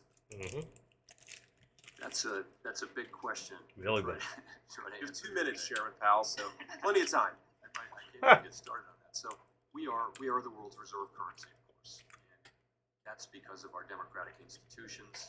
It's because of But we paid $79 million per day in interest to the world trusts China the rule of on law our in the United debt. States. And those are the things. So once you're the world's reserve currency, it's used all over the world in transactions, and it's the place where people want to be in times of stress is in dollar-denominated assets. Now, is it so? Of course, we benefit by being able to pay for our goods all over the world, pay for everything anywhere in the world, mostly with dollars. That's an advantage. There's some economic theory around that, and it also has burdens of various kind. But I can't call it all back to mind. But the other thing is, it's a very stable equilibrium, but it's not a perfect one. It's not a permanent one, rather. So there isn't any obvious. I almost did a put. I would have made some good money just now. Free flow of capital in and out of the country, where you can really trust the rule of law and democratic institutions. Get ready. And keeping Jeez, price missed it. stability, which you can here. Do you think it gives us less control over our own currency? 40.05 contract become the on a world's put. reserve currency. For SPX. 40.05. Control over our currency. 40.10 call. I'm not sure. So essentially, what we try to control is price stability, and no, it doesn't make it harder for us to keep inflation under control. The United States has a smaller $11 a external share. sector than most large economies. It's Here we only go. 15%. Comes the So drop. mainly, what affects Here comes the drop. inflation in the United States Say. is domestic supply. Nope, it's going Do you think up. it Going up. makes it harder for us to Temporary, affect to the or 13. to fight back against currency manipulation to control We're bouncing the off the export and 13. import flows in Bouncing a off way the that 13. stabilizes our Bouncing off the manufacturing sector? 13. Bouncing, Well, bouncing. what's important there is really Bouncing. the level of the See dollar. what's happening here? And when the dollar is stronger, obviously It's our high. Get into the put. wares are more expensive abroad, that kind of thing. But we don't have an opinion on that's the matters of the level of the dollar really matters for the Treasury Department, the elected government, not for the Fed. Thank you, Chairman Powell. Thank you, Senator Vance, Senator Van Hollen, Maryland. Thank you, Mr. Chairman, Chairman Powell. Thank you for being here and for your service. I know the Fed is experiencing lots of challenges these days. I've got a couple questions that are just, I think, basic yes or no's, and then some longer questions. Just ask them. Would you agree that changes in the size of corporate profits can be one of the factors that affects the inflation rate? Yes. Now, recently, we saw that the Employment Cost Index, which, as you know, measures the growth of wages and benefit costs, grew at roughly 4% on an annualized basis in the fourth quarter of 2022. Is that right? That's my recollection, yes. So if corporate profits were to decline from the extremely high levels that we saw recently, would it be possible to sustain the 4% growth rate in the employment cost index for an extended period of time, even as we get inflation down to the You target. can see how of tight 2%. the channel is starting to get now. Depends on what you mean by extended period. of Something's time. got to happen. So you would not, You can see the without a squeeze very, very starting large to increase in happen. productivity, That's your which would be support, great, this but is your that we don't resistance, expect. and here's your trend. You wouldn't be able to sustain Still going 4%, down. Wage inflation Now over, equal over to the the longer bottom, term, almost. over the shorter term. Looking at a new low Yes. for the day. So over the When shorter it does that, term, you might want to that do a would not call. be a justification It might go in and lower, of but it'll itself go back up. For raising rates, is that right, in the short term? Manipulation. Well, so I think Here we come. Ready? wages Watch. affect Watch. Here it prices is. and prices There it is. affect wages. What did I say? I think we do think that It's going to some go a little softening lower, in labor maybe market 15, conditions 14. Go will ahead. Come on. One more shot? No. happen, That's it. It's as- hard to as get we in. try to get inflation under control, and It'll go back up. See? Right, but that's more a Active prediction trader about your knows. efforts to fight inflation. Are you saying that simply looking at the current 4% growth rate in the short term is an excuse for jacking up interest rates? Did I call that or What what? I That would was say a is great that alert. Overall, all the data Too bad we you look didn't get at it on time. in the labor market, can't type including that fast. not just that measure of wages, but others also unemployment, also participation, also job openings and Let me quits. see and what things my like delay that. is. All of that, you put that into the picture, and I think you see a labor market that is extremely tight and is probably contributing tight. to inflation. I've never said it was the main cause. I think the larger point here, based on your response to that first question about growth in profits, is right, is corporations have a decision 9 as to seconds. whether or not they're going Delay. to pocket 9 more seconds. for profit, which they can, or provide higher wages to their employees. And if you actually lowered your profit margins, you could sustain a higher wage increase without violating the 2%. Without inflation. violation. Isn't that right? Yes, Of I mean, course, that's a yes or no when I answer. hear profit margins, what we're seeing in the economy is pretty much about shortages and supply chain blockages. And when there's not enough of a product, what happens is there's a lot of demand. Demand, what you see is price goes prices up. going up. As the supply chains get fixed and shortages are alleviated, Then the you price will goes see down. prices, inflation coming down. You'll see Makes a lot of margins coming sense. down. Supply and That will demand. certainly help with inflation. Right, but profits are the margin, right? They're going up beyond what they were before. That means that even with the increase of costs because of supply chains, they're making more profits. Which again, that they can do that. But my point is that as a contributor to inflation, as you indicated in response to the first question, let me ask you about the tight labor market because one of the issues in a tight labor market is parents with kids, with a lot of moms who would like to go back into the market, but are not able to do so because of lack of affordable childcare.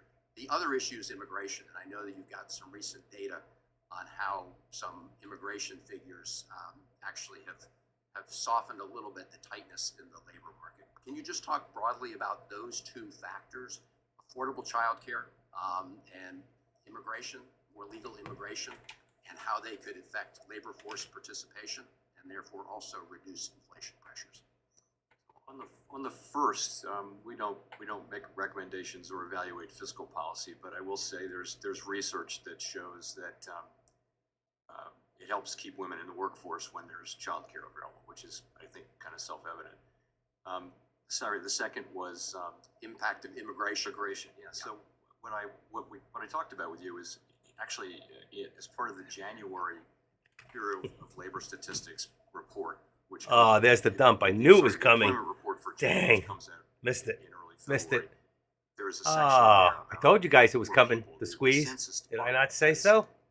Increased its estimate of the workforce by 400 something like now is support. 870,000, and a significant part of that has been. Oh, I inflation. missed it. So that I has knew it was moved gonna up happen, too. I participation by called a it. little bit, but it may be part of why we're hearing. It may be part of why we're hearing from in the labor market that the really intense labor shortage pressures that we were hearing about in 2021 and 22 may be alleviating. So that would contribute to that. Clearly, more people. Clearly, the economy is calling for more people with essentially two job Let's see if openings for every 400 is the employed bounce. person. A And lot of this traders could are going to be- want to this keep could be a this source above of 400. people. If this Right, thing and that would drops reduce below the tightness of the labor 400 market and significantly reduce enough, we pressures could on see inflation. 395 They tomorrow. already be doing so. Senator Kramer of North Dakota. Thank you, Mr. Chairman. Thank you, Chairman Powell, for being here. And I can't resist responding to a few things that my friends on the left have said. For example, in his opening statement, Chairman Brown had a long list of things that raising interest rates won't do. Raising interest rates won't fill in the blank. I'm going to fill in the blank with a couple things. How about raising interest rates won't stop Senate Democrats and President Biden Look at the raise. overtaxing, Get ready to do the put. Ready? overspending, over-borrowing, over-regulating. Chairman Brown said we should 4,005 rebuild put our supply on chain by SPX. curbing offshoring, corporate offshore. I agree. He talked a lot about corporate greed contributing to inflation. Okay. Like now. But how about regulatory greed Missed it. contributing to corporate That was greed? it. Right there at the How do 13 you again. expect You see that? corporations 13, to rejection. reinvest money Boom, come back if you down. overregulate their ability to invest that money right here in the United States of America? You want to I onshore missed some it. things? How about energy I missed policy? it. How about I instead wasn't of ready. looking to Venezuela or Iran for oil supply or Russia, or rather than looking to China for electric vehicles and chips and solar panels, how about we have a strategy that onshores those things by reducing regulation, reducing taxes, We make 'em here. letting those corporations reinvest their profits rather than stock buybacks or dividends. This idea that somehow the Federal Reserve is supposed to keep inflation in check while half of the government works against it is mind-boggling. Now, I know, Mr. Chairman, you don't like to comment on policy. Little ditz You and I next have to been him, round smiling. and round about this. As one of his Anxious girls, to- you know. To advise us to spend lots I wonder of if money his during the wife knows. pandemic. I don't think a lot of people blame you for that. You wouldn't respond to Those two are efforts getting it by the on, I Biden know it. administration after we're in a robust Okay. recovery from not I'm just spending kidding. so much money. Okay, I Right can now, appreciate the change. 40.33. If we But can hit now about we're in this debate 444, between 45 Republicans and cents. Democrats, particularly Right the House now, we'll Speaker get ready. We might be able to do a President, put. on how to raise the debt ceiling. And you made some Watch pretty when he strong talks, it's gonna comments come about down. raising the debt ceiling, absent from structural reforms that would actually help us get back to a reasonable growth. We have to become energy efficient for that to ever happen. Warn you again. If you're Nothing gonna they make do political is going to comments, bring if this you're back if to you're gonna normal. advise us Nothing. on policy, be consistent with it. Trump Now, had the right idea. I want to get back I want to the Trump back. greening of the Federal Reserve. And these, I call them stress tests, you can call them whatever we call them. But I'm concerned that now the Federal Reserve is starting down this path. Maybe it's slightly at first, about climate stress testing. I just want to ask you this. If we're going to go down that path, if the Federal Reserve is now going to become part of the Federal Climate Police Force, are we going to consider the ramifications of having entire communities and economies, factories and manufacturers, whatever energy entities, large server farms, leaving them susceptible to a very unreliable, very expensive energy source? Is that part of the stress test? No, those are considerations for elected people, not for us. We have a narrow role to play here, but it's a real role, and I can talk about that if you'd like. See that? He took the other guy's I water. would like you to, because again, if we're gonna start doing stress tests for the 6 largest financial institutions related to climate, which really is more weather than climate, then are we gonna consider the effects of an unreliable energy Okay, source folks. at several Have you locations heard around the world? enough, or do you want to hear a little Our bit only more? focus is on Let me the know. safety and soundness Let's of the do a institutions. poll. Do they All understand right. And I'm going to set up a poll right now, real quick. that they run in Do their business model? we That's continue our only goal. We're not looking to for listen climate policymakers. Climate policy feds is clearly going to have effects or on regions, on companies, on lessen? individuals, on countries, disparate effects, and that is It'll not be on anything we that want. is not for Okay, unelected so listen. people like us who have a And the narrow view that bottom it will be does lessen touch climate. And or you're right trade. to be concerned that we, that Okay, we find I'm going to put the ourselves poll on a out there. slippery Please slope. go and vote. I think All right. climate scenarios are something that I the put banks it are out already there. doing So please go vote. themselves. And climate guidance is something that they're looking for. They want to know how Go to think vote. about this, but we will try really hard not to get on a slippery slope and find ourselves becoming climate policymakers. It's just not appropriate for an independent agency. Okay, and I completely agree, and I hope you stick to that, and I think you ought to, ask the banks to consider what the overreaction might, what kind of vulnerabilities that might expose. With that, with regard to what Senator Warren was saying on her monologue, one thing about ideologues, they have the luxury of binary choices. You have a really big job. Please and- go and vote. You have a single, in my mind, one. What do we and a half, got? maybe Lesson two- trade. two, All right. Missions. I'm gonna. I think the first one handles the We second. got one 80%. okay. We only But have it's gotta 1, be 2, tough 3, when 4, 5 the White people House so is far. working against you, you don't have to come. Thank you. Engineer wants to listen. I think she's the only one. Uh-oh, we got more. Tester of Montana's recognized. Chair Powell, thank you for being here today, and thank you for serving it. If you want, we can listen till 11:45 and then call it quits. I have talked many times. All right? What do you say? 11:45? Especially Listen till right 11:45. We got about half, now, so cannot half and overstate half. the importance of the Well, we got more lesson in trade. I said it in the previous administration. Come on, Say you know, now only we 1, 2, cannot 3, be 4, playing 5, politics 6, 7, 8 with our people economy. out of 150 And people in that this is room, fact. 160, have. From a Please climate go standpoint, vote. I would just tell you, it's entirely artificial right now anyway, because if you look at the hundreds of billions of dollars this country puts out every year in disasters due to climate. Right, Loba? instability, Go vote. we ought to be asking our question is. Loba, did you is that vote? sustainable? Come Because on. quite frankly, it has to be done, Active. and I don't think it's sustainable. Loba, So he we've did got to vote. start looking for some solutions. All right.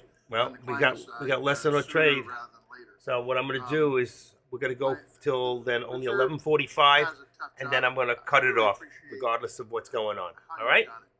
So that's it. Reasonable. That's the end of the working vote. It's together, about making 50-50 hard at this decisions point. One more could tip for the it good of the to economy. listen. We have to get this right. You better do So it the now. question is, how Going much once, is inflation going decreased? twice. I'm going to stop the poll. It depends on the measure, but it's meaningfully. At least a 15 couple percentage seconds. points. Okay, and has unemployment 10 seconds. gone down as inflation? By the time you hear this, the poll will be over. Employment has gone down. Yes, it has. To now a 54-year low. Yes. So the question Okay. becomes. and So we I got would think 56% back to 44. We will turn it off at 11:45. I bought some property, and the interest on that property was 10% in 1998, and I thought I got a hell of a deal. I thought it was just great. All right, and I'll go over But anything the you truth want. is Right now, the market's starting to go back up a little.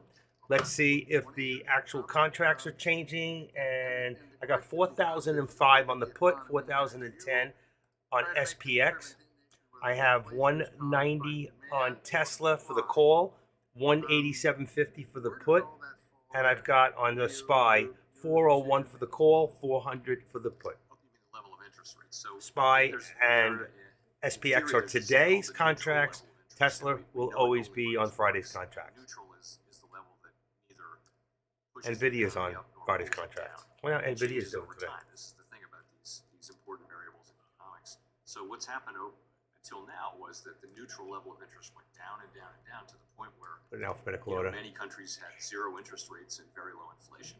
Nvidia's Now we up a have little this bit. You shock, can see a it's series doing of the same shocks thing. associated with the Let's see what else do we got. pandemic. AMD we were watching earlier. 4.5% are He was policy afraid rate. before we'd get up And to we have that the labor point market of very strong, 82.28. inflation We're still in the same somewhat, area. but it does raise the question of where's the neutral rate. That's your futures. Honestly, we don't Meta. know. I think we look at the current situation. Meta's down today. We see Is that, up today. there's not a lot of SQQ. evidence. that SQQ goes with the case that SPY. we've overtightened TQQ goes means we need against to- the SPY, I think. To continue to tighten. Uber. How's Uber doing? Ooh, look at that. Uber was up there for a while. Somebody took a ride. All right, let's go back to the SPY. A significant Put this increase back in to- unemployment, and we're certainly not All aiming right. for one. Let's take a look at one other thing real quick that I'll show the board. To get to 2%. That is FinViz. When you're looking at interest rates, I know we talk about energy prices here and the price of gasoline. Okay. You can see right now the markets are down quite a bit. 343 points. The Nasdaq is down, and is the S&Ps. You can see this is a very, very red day. So obviously, do not like to hear what the Feds are saying at the moment. These are your top stocks. These are your top gainers for the day. EW, BNOX, Novos, UNCI, and this one here, TDUP. Okay, so you can find that on finviz.com. Anybody, you should always have this available. Okay, www.finviz.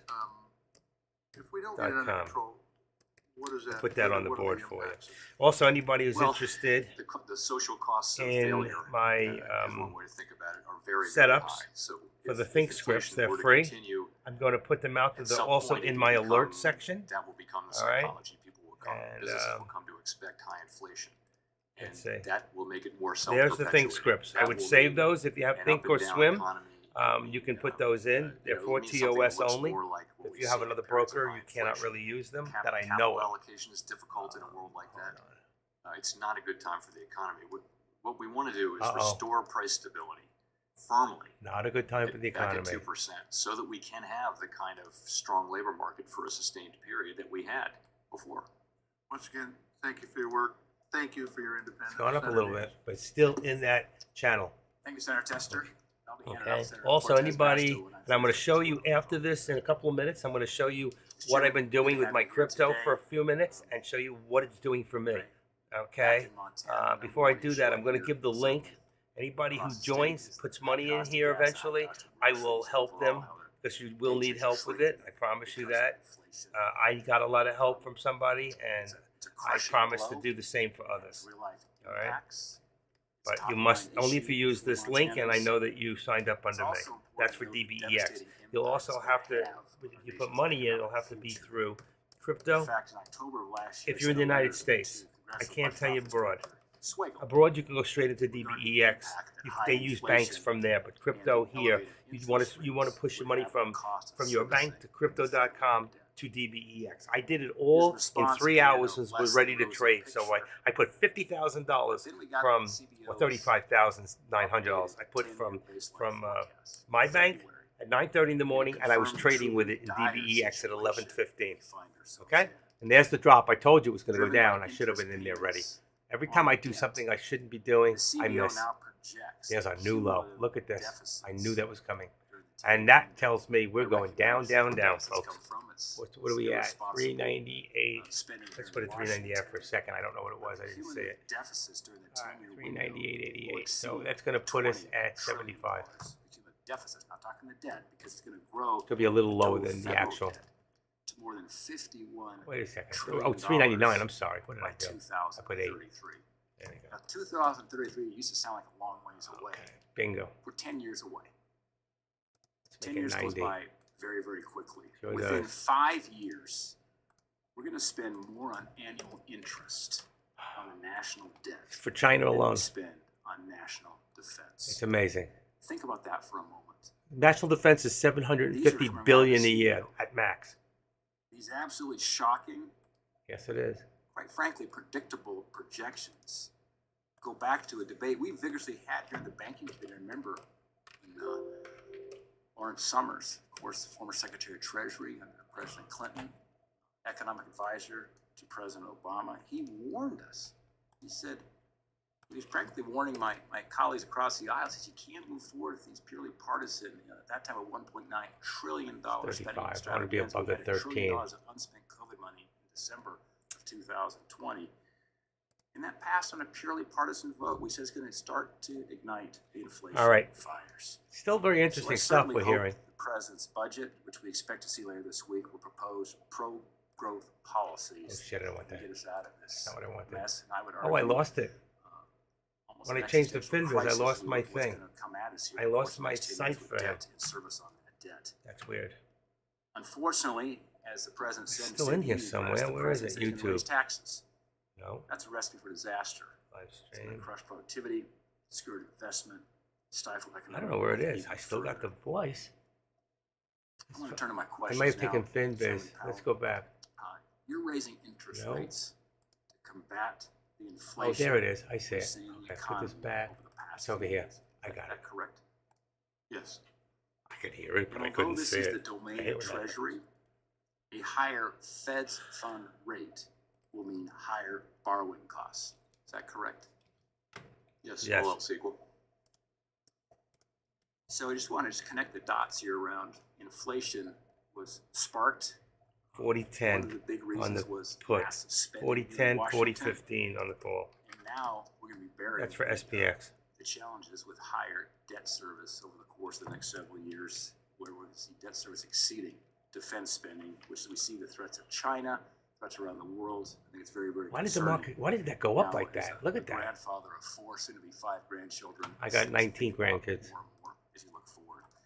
I want to change here and talk about American energy. When the war in Ukraine broke out, many feared that Russia would cut off natural gas exports and cause energy inflation to spike.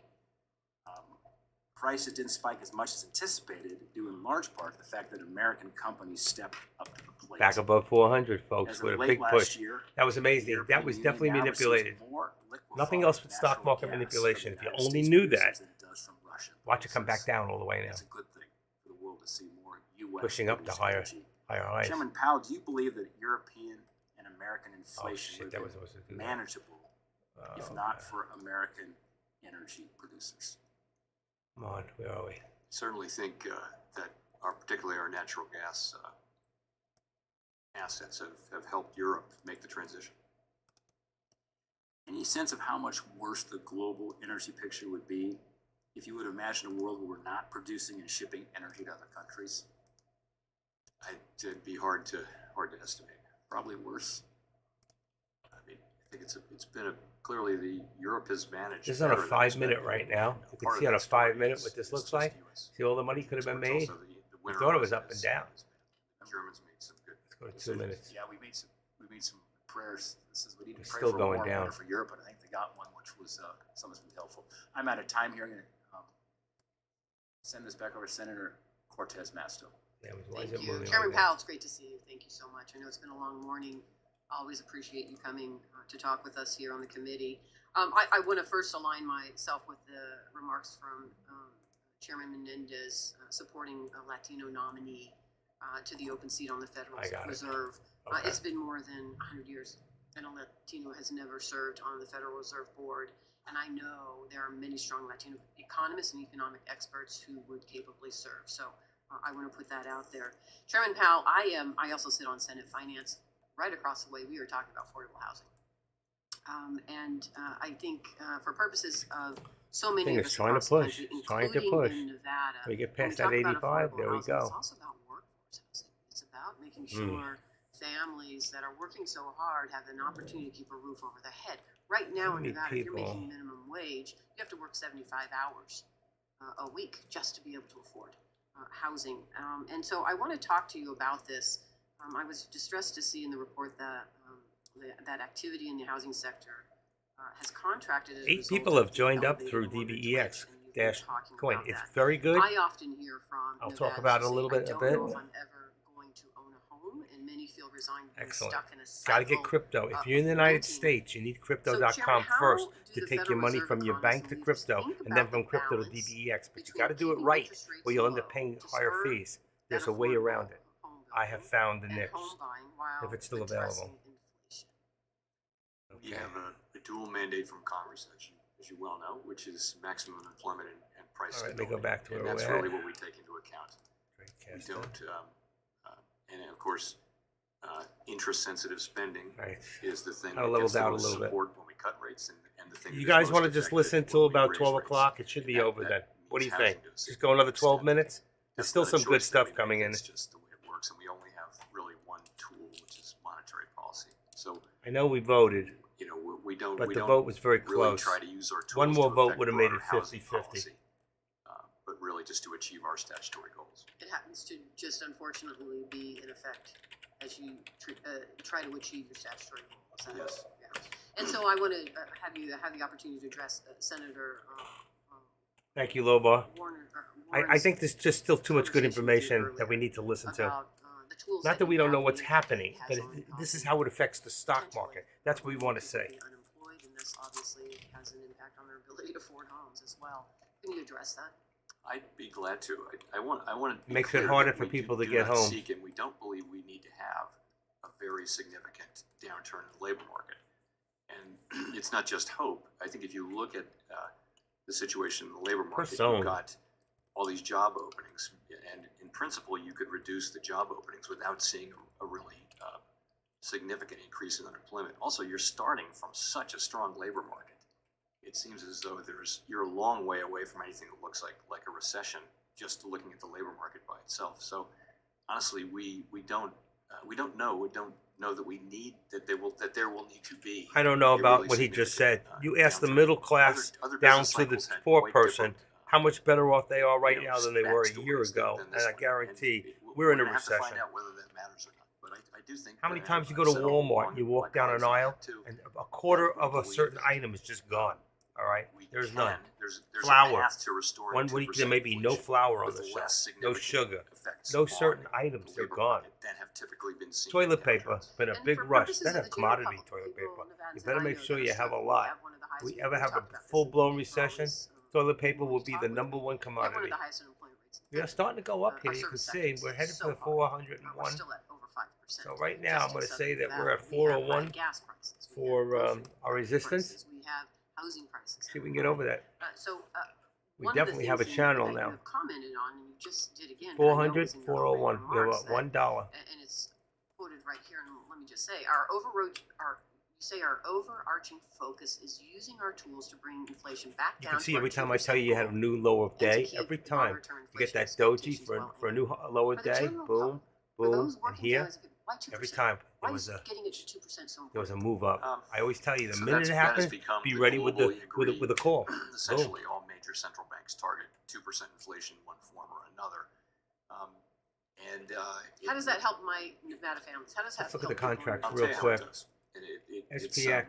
I guess it's obviously not, it's not obvious how that is, but 2% inflation, to have people believe that inflation is going to go back to 2% really anchors 40-10, inflation. 40-10 because, on the put, you know, the 40-15. evidence is That's exactly what I got. the modern belief is that people's expectations Spy. about inflation actually have an effect on inflation. If you expect Same date. inflation to go up 5%, You have 401 then and it will. 400. You know, if 400 on everyone the kind of put, expects that, because that's 401. what You'll be businesses at the and money households on the will be call. expecting, and it'll kind of happen because they expect And it. So we got Tesla. having a 2% inflation goal, That's on the 10th. which we had for many years, You'll be right there at 190 de and facto we had it. Then 187.50. we formally I have adopted it 190 in 2012. and I have to bring But mine for down years a little. Before that, we were effectively targeting 2% inflation. And what that meant was that 190, inflation, one of the reasons why inflation was low 187.50. and predictable is having a real Okay, target and 187.50. sticking to it, not changing it, Oh, you know, shit, at come convenient on. moments. So that's, we think it's really important that we do 187.50. stick to a 2% This one's inflation 190. target and not consider changing it. We're not going to do that. 190. It just is, people will be better Okay. off if the And whole anything question else? of high Wanna look at inflation Meta? is just not part of their lives. That's kind of the definition of price Meta. stability. It's if people live their lives 187.50, without having to think about 185. inflation all the time. And you got Thank you. I know my time is NVIDIA. up.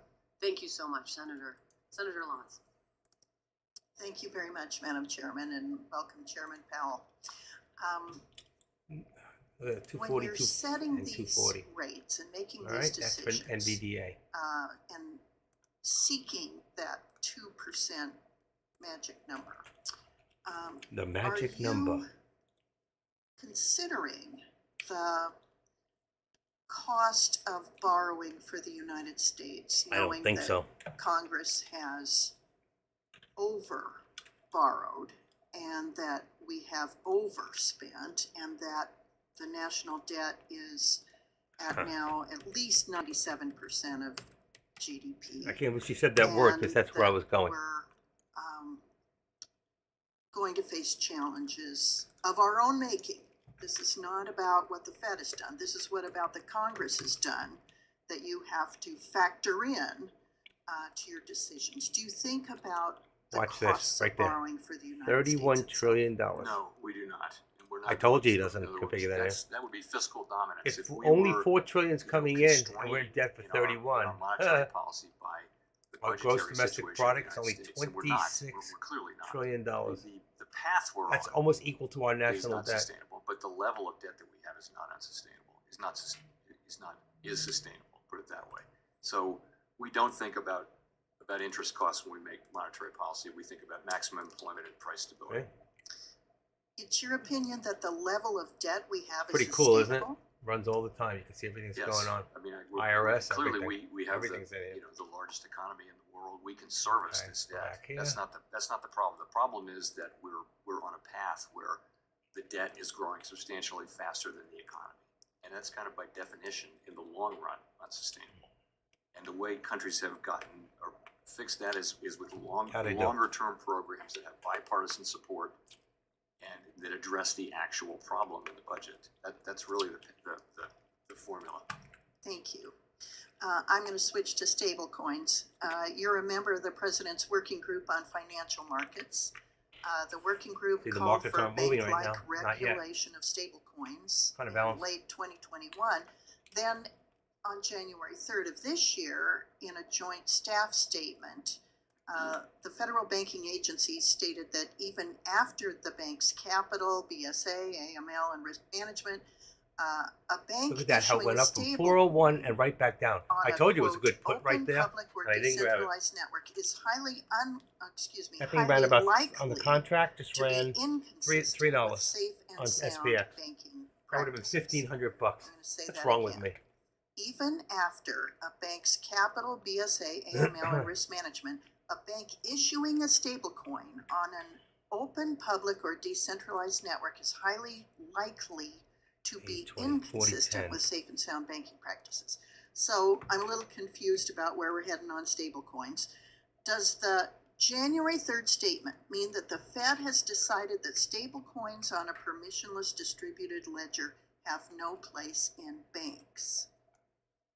So I think that there are real concerns about Blue Marley, how permissionless are you? public, Blue Marley. blockchains, Good to see you. and the reason is that they've been so susceptible to fraud, to money laundering, and all of those things. So I think what you heard from the federal banking agencies, I think we're ready to do a call. reports was I that think they it's would- ready to go that back they up. would tend to look at those as not Right now, consistent let's with just wait to see if safety it and breaks soundness. 400. I don't think so. I think we're What stable at about, 400. Watch it properly break through just because I said so. regulated stablecoins? Just Do for a you think second. they It'll could be for a have second. place in our banking Let's see. system? It's got to come back up. I certainly think that in a world Wow. of appropriate regulation, where the Same drop as activity, before. where stablecoin Let's see. activity gets Gave the us a same new low of regulation as day. comparable products, Should go for the places, call. then there certainly could be a place for Let's see if there's one stablecoins more in drop. in our financial services sector. Thank you. I don't think so. The European Union, UK, Australia, Switzerland, There it is. Singapore, and There it- others oh, have no. all moved Trying to over the hold. last few years to create a legislative framework for We're digital very bearish right now. assets. The bears The are in charge. European Union in particular is attempting to be a standard setter again, like it was with its data protection rule. Is the United States in danger of being a rule taker, not a rule maker when it comes to digital assets? I do think it would be important for us to have a workable legal framework around digital activities. I think that is important, and something Congress, in principle, needs to do, because we can't really do that. Yeah, thank you. Senator Gillibrand and I agree with you. Gillibrand. One area we've already Here we seen go. Another new low. Another new low. is in the 399.81. Committee on How are we Bank doing? I'm up. Supervision. 2 contracts, They 250. propose prudential 3 contracts treatment actually, for because crypto one of them assets was a framework double. setting forth banks' capital standards for 391, digital 981. assets. Not a good low. The number's Basel not right. Committee's framework We're going to does go down not one more time. impose a capital charge for digital asset custody, whereas the SEC's Staff Accounting Bulletin 121 imposes a I don't know. prohibitive capital charge through Take the your back profits door when you have them. That's and all I'm going to tell places you. consumers at risk in bankruptcy. Take your profits when they have them. The Basel Committee framework allows banks to issue or hold digital assets on their balance sheet if the requisite capital is set aside. So back to January 3rd, 23, the Fed and other bank regulators have said that it is forbidden for a U.S. bank to conduct these activities no matter the capital. So my question is, what does the rest of the world know about digital asset regulation that we do not, that the Fed does not? I didn't do anything yet. So, Nothing. as we discussed, this is an SEC staff. My accounting trades so bulletin. far have been. It's not something that the the heck Fed is it? issued, and I'd be loath to comment directly on it. My trade's gone. The It's in the other computer. issue is, and what concerns me, is that the Fed and other federal banking agencies are not following international norms on digital Sure, asset I lost it. regulation. That's just my comment. Thank you, Chairman Powell, for being here. I don't know where it is. I now recognize I put it up Senator above. You Smith. can see. It shows my trade. Thank you. There it is. And Chair Powell, it looks 1036. as if Shows my 2 trades. Senator Brett and I are the last people standing at this committee hearing. They're 99.78. Don't take me off of what I'm doing. For passing on the gavel to Senator Lemus. And I want to thank you for your service and for our recent conversation. And before I get into my questions, I would just like to note there's been a good back and forth amongst our committee. $1 in the channel. Some of the big economic challenges and opportunities we face in this country. And I would just like to note that the programs and the 4,005 spending and that the ranking 4,000 on the member and some put. of our I've got colleagues have blamed 4,000. I for got to lower it. inflation provided 4,000 critical on the relief put. that kept working families and small businesses 4005 float during a from global pandemic. 4010 And in fact, on SPX. many of these policies were Is passed the on a contract. bipartisan basis and signed into law by both Republican $9 and a Democratic share. presidents. And I also just want to add that the laws that the Democrats passed to lower prescription drug costs and healthcare costs and to lower energy costs for Americans are helping to lower basic I costs have for never families, used one. all of which, by the way, was fully paid for. So I return, Mr. Chair, to what you have said to me privately and to all of us That's like publicly, going into a which is shower what we ought to be with your looking for, is striving for bipartisan solutions to find a path forward. And in fact, Senator Lummis and I were just talking about this yesterday when it came to housing policy. So just want to put that out there. When you and I spoke yesterday briefly, we talked about the Community Reinvestment Act, and I know that I appreciated the chair raising this point earlier in the hearing. But I want to just return to that briefly. What is he I showing am us? very glad to see, it's been about a year 10,000 since the spy Fed and the puts. Very OCC good. and the FDIC issued their proposed Versus rule to 5,000, modernize 20,000. implementation of the Community Reinvestment Act. I don't think that the proposal was perfect by any means, but it does make I missed really it. Told you to important do a call. improvements to how, through the CRA, financial services organizations can serve and meet the needs of communities that are full of assets but lack the resources to make it happen like wealthy communities can. So I think, Chair Powell, you indicated that you expect this new CRA rule to be finalized in the coming months. Is that what you indicated? Yes, that's right. And can you just tell us, with the departure of Dr. Brainerd, who will be spearheading the CRA efforts? So I've asked Vice Chair Barr to be responsible for moving the project forward. Of course, it has to go to the whole board, and everyone gets a vote on that, but he'll be want to vote. pushing it forward. That's great, thank you. I was glad to see Tesla's that in disaster preparedness and consolidation climate is doing absolutely resiliency nothing were right added now. to the It's in the definition middle of the community channel. development activities that will be eligible for the CRA. I don't credit. know. And this is important, You want me to of turn course, it because off? I'll turn it off. low and moderate income folks Everybody, and the communities off that or they on? live in often face some of the Tell me worst now, impacts off of or climate on? change and extreme weather events. Hit This the isn't board. social Off or on? engineering. This is dealing with First one to actual get it on the costs board. and That's what it challenges is. that people Turn it experience, off. because of climate change. So, Wow. Chair Powell, can you talk to us a Okay. little bit about how you see that change? And we'll listen how a it little fits longer. with the CRA's overarching Low ball, what do you say? So I think it fits for the reasons that you said. Honestly, I'm a week or so away from getting a briefing on Very where mixed. the proposal lies. Okay. So That's I'd enough. like Enough. to I got touch it. I on got it. that. I got it. Again, I'd rather wait till after I'm fully briefed on where that agreement came out, after the FOMC meeting. So, Thank you. That's fine. I'll look forward to continuing this conversation with As will you and Mr. Barr. And, Okay, guys, just enough. appreciate Enough. this. Enough. Enough. I think, my view of this is that climate change and the economy are inextricably linked. I gotta and put the lyrics reality back up is there. that climate-related action or inaction has a direct financial impact on, Here's that on DBX. people and our economy. All right. Enough. Enough. And, Enough. Enough. I was Oh, shit, I wondering did if the you wrong would place. just be willing to update us briefly on some of the next steps that the Fed is going to be looking at as you evaluate the resilience of financial Here's the institutions. DBX. We're to, sitting patient. We're all with sitting respect patient. to climate risk. There's And this here's pilot the project alerts that just for. was All right, I started gotta put these in back up there January, for you I think guys. was it this year, and I'm curious to know how you see For the next free steps thinks. there. Those are the free think we're scripts. doing really two all right? things. One is we are doing a climate stress We're scenario, doing it. Stress test. which the banks are already doing, the large banks, the 6 that we're working with, and that's really just to understand, to begin the process of understanding Just the risks chase one of those that are banks. associated with this over the longer term. They're already doing it, and They're doing it's it, something doing that, it. there's a Picking their lot of learning nose and going chewing it. around the world, actually. Disgusting.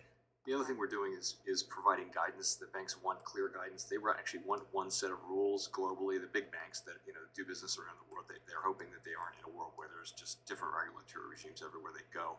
So we're kind of working on that as well. Great. Thank you very much, Mr. Chair. Thank you. Thank you, Powell. Thank you, Senator Smith. Senator Tillerson. This could go on for hours, folks. This Thank you, could Mr. literally Chairman, go on Chair for Powell. hours. Thank you for I think being at this here. point, it's not having that in much your of an opening effect on the statement, markets. I think the markets have settled out to the point where they're going to settle. Some of the interest rate sensitive components of GDP. It is lunchtime. and Anybody non-interest want rate some lunch? sensitive components of GDP. We can think bring some you food said in, you that, know? We do have I'll order. a concern in the latter group, inflation expectations, labor market tightening, et cetera. Can you tell me a little bit about how you're looking at the interest rate sensitive and non-interest rate sensitive readings? Actually, I have to make a new pie tonight. I have the dough. I have the dough. What sort of Fed actions can take place to avoid a zero landing? Sure. So on, the housing sector, of course, is intersensitive spending is the thing that they're very directly affected by our policies almost right away. And the poster child for that is housing. And so you've seen mortgage rates now go back up over 6%. You've seen housing starts come down. Activity in housing has declined as people are reluctant to get out of their the low rate mortgages they had before. So housing activity is slowing down. On the other hand, housing prices went up in the aggregate more than 40% since the beginning of the pandemic. So we may be seeing some price correction on that too. So that's coming along. And housing inflation, which is a big part of the CPI, a little bit smaller part of the PCE, the inflation measures we follow, what we rely on, that will be coming down because of the That should put the slowdown in market up a housing. little.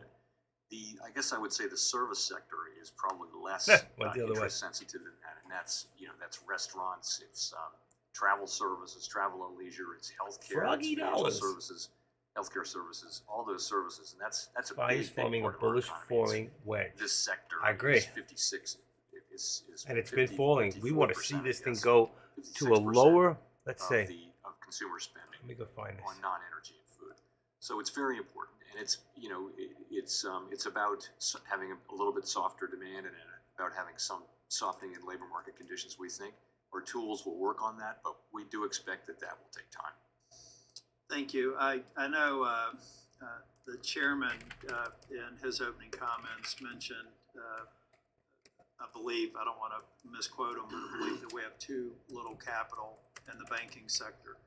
That's not It may good. be true of a couple of banking institutions, but how do you feel about the current capital that He's our gonna lie. broader banking sector, irrespective of where they are and size? What concerns, if any, do you have about the capital that we see out there already? So I Exactly. supported all of the capital raising that we did. I joined the Fed in 2012, and we were in the middle of implementing all those You know that Powell is I supported actually all a of them registered conservative. after careful thought and So discussion. with they my hired a colleagues. conservative. That's I think, amazing. the new vice chair is doing what new vice chairs do, which is to take a fresh look and ask the question. Even though I think we all agree Yeah, that that's a capital good is choice, strong, Proby. certainly the vice chair I guess does. you learned The something question there. is it at the right level? And I think that's what happens Very with good. the new vice chair for supervision. We don't have any proposals yet, but at some point we will. Yeah, I'm going to be meeting with the vice chair. Doesn't We'll drill feel down to natural. that topic, but I do know, I was over in finance committee, so I wasn't here, but I do know that several members, well, first off, we know that Vice Chair Barr is looking at a holistic review of capital requirements. I think that that's a good idea, but I have to ask a question. Do you think, does the Fed consider the bipartisan passed Senate Bill 2155, which is currently the law of the land, superior to any of the Basel requirements or any holistic review process? In other words, it is the law of the land. How does that weigh into how these reviews The go? law So of the land. That's 2155 in was- Romans I think you're talking 13:1 tailoring in the Bible. So The Dodd-Frank law of the actually land. called for tailoring, and what 2155 did is it said change may tailor to shall tailor. It also changed the thresholds. Okay, But so tailoring hard is before. an absolutely I hit the bedrock button aspect of on our my keyboard. bank regulatory I put by accident. system, Another and 150. anything that we do is going to reflect what we think is appropriate tailoring between the different sizes and risks of the financial institutions that we supervise and regulate. What we were trying to accomplish as a part of that, I don't expect you to respond, I know that we're coming to the end of the hearing, is that a holistic review of Holistic. financial services institution is going to reveal the fact that many of these financial institutions are very different based on the activities that they're most involved in. And those sort of holistic reviews may actually result in increasing capital requirements for two banks that look like peers, but not for another because of the inherent risk associated with their business focus. Does that make sense? To your earlier point, though, the law, the Dodd-Frank language, and as amended, actually requires that we take those things into consideration. So And I hope we that we certainly will. will. We will. Thank you. So tell Senator, Shout out to Mayorkas everybody in recognizes Georgia. YouTube. Thank you so 56 very much, people in there Mr. watching. Chairman. Before Where's I inflation begin, come from? my It comes from a questions, Democratic I administration, know that, this Kevin. committee will soon consider a new nominee Very, to very serve on the liberal. Federal Reserve Board of Very Governors. woke society. And while it has not That's where historically inflation been comes the from. case, it seems to me that the board should You're sitting on reflect, 3 spy the puts. You diversity better of be our very nation. careful. Those things are connected. Policy and representation are connected, and I hope You didn't that say we will see what sitting put you before bought, this, committee a what was the nominee that price, pushes us closer, and what was the put. Was it a toward, 187.50? Well, that's the other one. Was it 399? one, and Was it I 400? support Where was it Senator at? Menendez and others who have called for a diverse nominee, specifically the fact that we've never had. All I know is whatever's going on right now, we're not seeing much movement in the market. There's nothing. They're not asking him questions that would either stimulate the market up or down. 63. Boy, you're really out there, so you're really far out of the money. That's for sure. Atlanta has designated only home in Atlanta as unaffordable to the average home buyer. 63 cents. But this is not just a You're in city at about problem. 40. Harris You said a County, put. Georgia, with a population of 4063. less than 35,000, 60. That's the sitting on Delta. border of 62. Alabama, You're at is 399. also rated as I can see it right there. unaffordable. I Amidst told this you it's not housing moving crisis, right the now. Federal It's Reserve not moving. continues I don't to think raise I'd do a interest put. rates. I really wouldn't. I'm This not makes doing anything. I'm mortgages sitting a on lot my more hands right now. expensive for families, especially young families looking to buy I a think house. I agree with you, Joey. That's According to the exactly National what's Association happening. of Realtors, But the there really share is, of first-time Joey, there home really buyers is adequate. is at an I'm going to go back to the 1 all-time minute for a low, second. All right. Put this while up. the average age of a Hold on. purchaser Okay. If purchaser you look is over at an here all-time on the, you got Chair Powell, you 87,000, said that, 53, there's been, quote, 119, an imbalance 119, in the housing 112, But if you're a Georgia 54,000. It's family, amazing. It's all it was 54 parents or in the 112. mid-30s, So young somebody's got children, about all you want is 125,000 able shares or for the 100,000 shares, playing with place 50,000 bill at a equity time, to one day which means they're pass that watching equity every on move their you kids. make. How are the feds And if the little ones, they're actions, not going to touch, but they'll go helping say, that and there's the family call. afford And that's home? why I told you, you should not be in anything right now. Nothing. Our mandate And if anything, I is did say to, go into a call provide before you maximum went into a employment, put. use our tools Did I to not, foster everybody? Did I maximum say employment and price go for a stability. call? It And hit the we're using bottom. those Look at tools 1, 2, 3, really 4, now to 5, 6. Look at all the times they restore hit price this stability support at and a did time not of break the through. highest inflation in 40 Had years. nowhere to go but up. I think that the same people who are having high mortgage I've heard him speak with costs, common sense if they have a before, but floating rate mortgage, you know, are also he has to lie to experiencing us most of high the costs time for all to a the certain basic degree necessities of life. because And one of our he knows most the real fundamental truth, goals and that's is something we're in a that real is to recession keep right price now, and he stability. says that So we're not. we And have that to is a lie. prioritize that. Look at the Yeah, definition I of a recession. understand the tools and the mandate, but my concern is that we could have a cure that's worse than the disease. It doesn't do families any good if we stabilize housing prices while mortgage rates continue to skyrocket. It doesn't matter to me why a house is unaffordable. Maybe the house is unaffordable. Maybe the mortgage is unaffordable. Unaffordable is unaffordable. How does the Federal Reserve consider the total price of home ownership, including costs of mortgages, in executing that mandate to keep prices stable? Housing inflation is a very important component of various inflation indexes, and the way that's calculated is the economists look at rents, and then for people who own a home, they impute a rent depending on the value of the home. So it actually does factor in, and I would say measures of new leases that are being signed and new housing prices show significant declines in inflation, not in price, but in inflation. And that will play through so that overall inflation over the course of the next 6 months. That's what it or a says year online. Will decline. If we're seeing mortgage rates go up, yes or no, does this discourage folks who may Come have on, a that's low a interest stupid question. mortgage rate People from don't putting buy a home on the housing. market Less people and buy. possibly paying double the cost or That's the right. price for their new house? It certainly could. People who are in a low mortgage, a fixed rate, low rate mortgage, I would assume many of them are not moving. That's right. raising Like the me, federal I want to interest go, rate but I change can't. the cost of I have nowhere to go. Where do I go? I can get the top value for my home right now, but where do I go? Yes. Does it make it more expensive for suppliers to finance? I know, but expanding you're production and supply? you're jumping into the wrong times. You're not reading To the give charts. businesses less wiggle You're not room reading to the charts, offer right? higher wages and attract qualified workers. Indeed. So, all of these actions have to be taken into account. Federal Reserve does not control housing supply, but its actions do have a massive effect on housing supply. And some of these supply effects, it seems to me, will be felt for many years, well beyond when interest rate hikes have slowed or rates have even gone down. And I know you've got a difficult job and He's got a tough fun situation, job. but I just hope that the Fed He's an will economist. think more about his actions and how they affect housing supply, even as it attempts to control housing demand. Thanks, sir. We're not, because the last question, I believe, is Wow. questioner is Senator Sinema is remote from Arizona. Thank you, Mr. Chairman. Wow. And Chairman Powell, thank you for being here today. In raising interest rates last month by 25 basis points, the FOMC cited Russia's war against Ukraine as a key contributor to elevated global uncertainty. That's not me. That's The them. war has serious implications for global energy and agricultural markets. And as you know, energy inflation in particular can appear in the form of higher prices of other goods and services.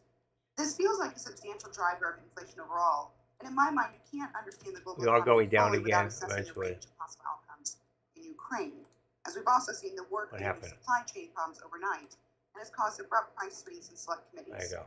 How is the FOMC assessing the economic impact of the war and the range of potential outcomes in order to inform how it sets monetary policy?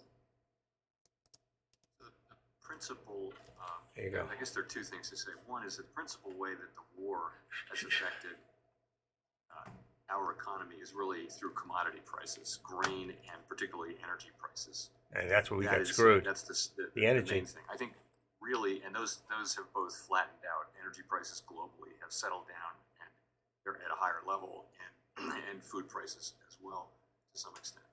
So the second thing I would say is that it represents a significant risk.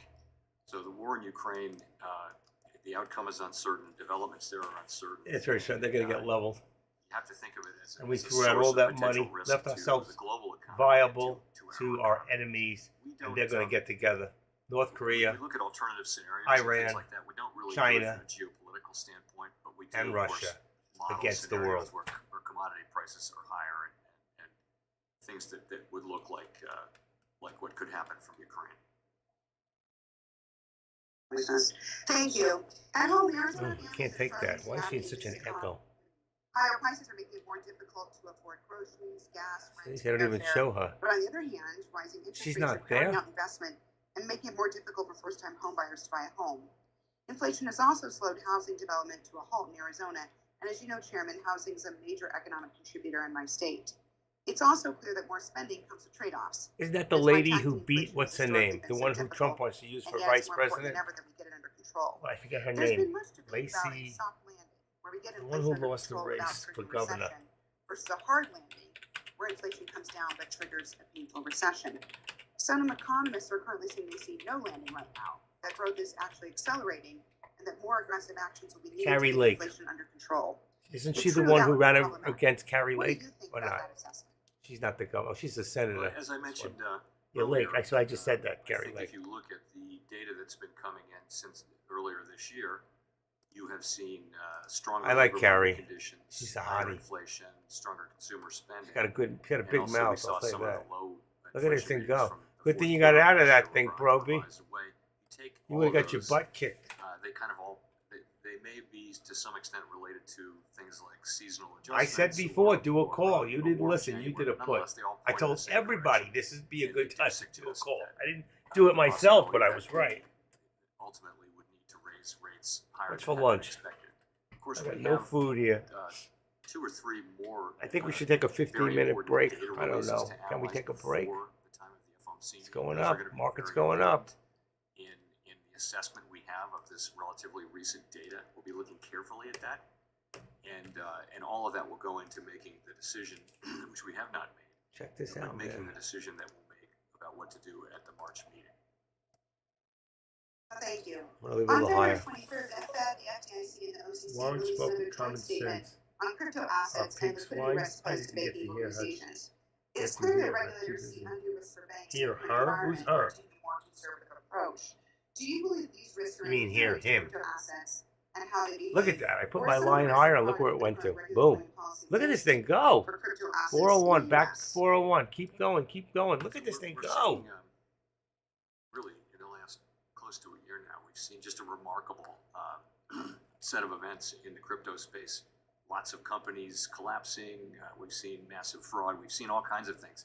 I think, you know, we have to be open to the idea that somewhere in there is technology that can be This is going to change the featured- contracts. featured in productive innovation that 40-20, makes people's lives better. 40-15. However, 40-20. in the near term, we see in crypto activity lots of things that suggest that regulated financial institutions should be quite cautious, and that's in doing things in the crypto space. And that's what we've issued 3 or 4 releases to the 40-20 banks, along with the on a OCC call. and the FDIC. The Fed has. Oh, I missed it. And Look at this they, thing they go. essentially say you really need to be careful here. You need to be careful. It's early days with crypto. There isn't the appropriate regulation. We're learning lots about the risks, and they are many of the same risks Oh, no. that run in other parts of the financial system. Don't take my but without my appropriate concentration away here. I just missed it. Thank you, Senator Stop. Powell. Thank you, Senator Sinema. We conclude the hearing. The Fed must make sure that workers and families are at the center of every decision it makes to strengthen our economy. We've heard a lot today about the role I heard it. I heard it. Wall Street plays in our economy too. As you've said, Mr. Chair, we know that higher capital requirements make banks safer and stronger. It allows them to make investments in their workers and their communities and our economy. That's Watch what this they pullback. should be Watch doing this instead pullback. of spending We billions did on hit 401. buybacks. We hit the I VWAP, look forward and to it Chair got Powell rejection at the working with you to VWAP. strengthen our economy. For senators who wish to submit questions for the hearing record, these questions are due 1 week from today, Tuesday, March 14th. To Chair Powell, please submit your responses to questions for the record 45 days from the day you receive them. I thank my colleagues for the very, very good attendance today. Only one member on each side was not here, one for health reasons, the other just because he's doing 12 different things. So I appreciate all that, and thanks for your testimony, your public service, Mr. Chairman. Thank you, Mr. Chairman.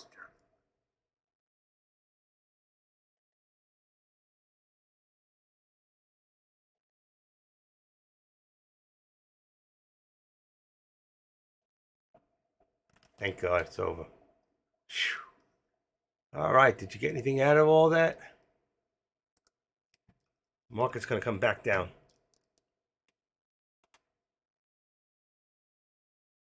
Oh, and they're fighting. They are fighting. Which way to go? Which way to go, folks? Up or down? We got rejection at the VWAP.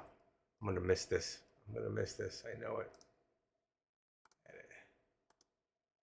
400. 401. Got so quiet. 400. Okay, 400. Let's give out some more money. Yeah. Right, okay. Okay, which way we going, folks? Down? Come on, let's get serious here. Let's get serious. Let's make some money. Absolutely.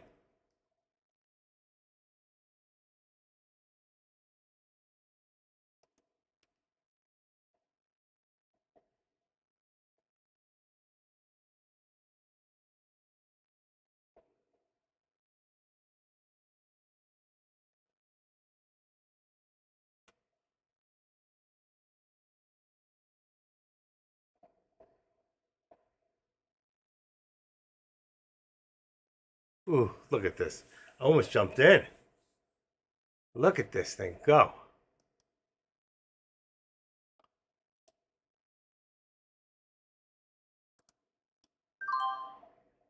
See what happens here. 780. Just got me good.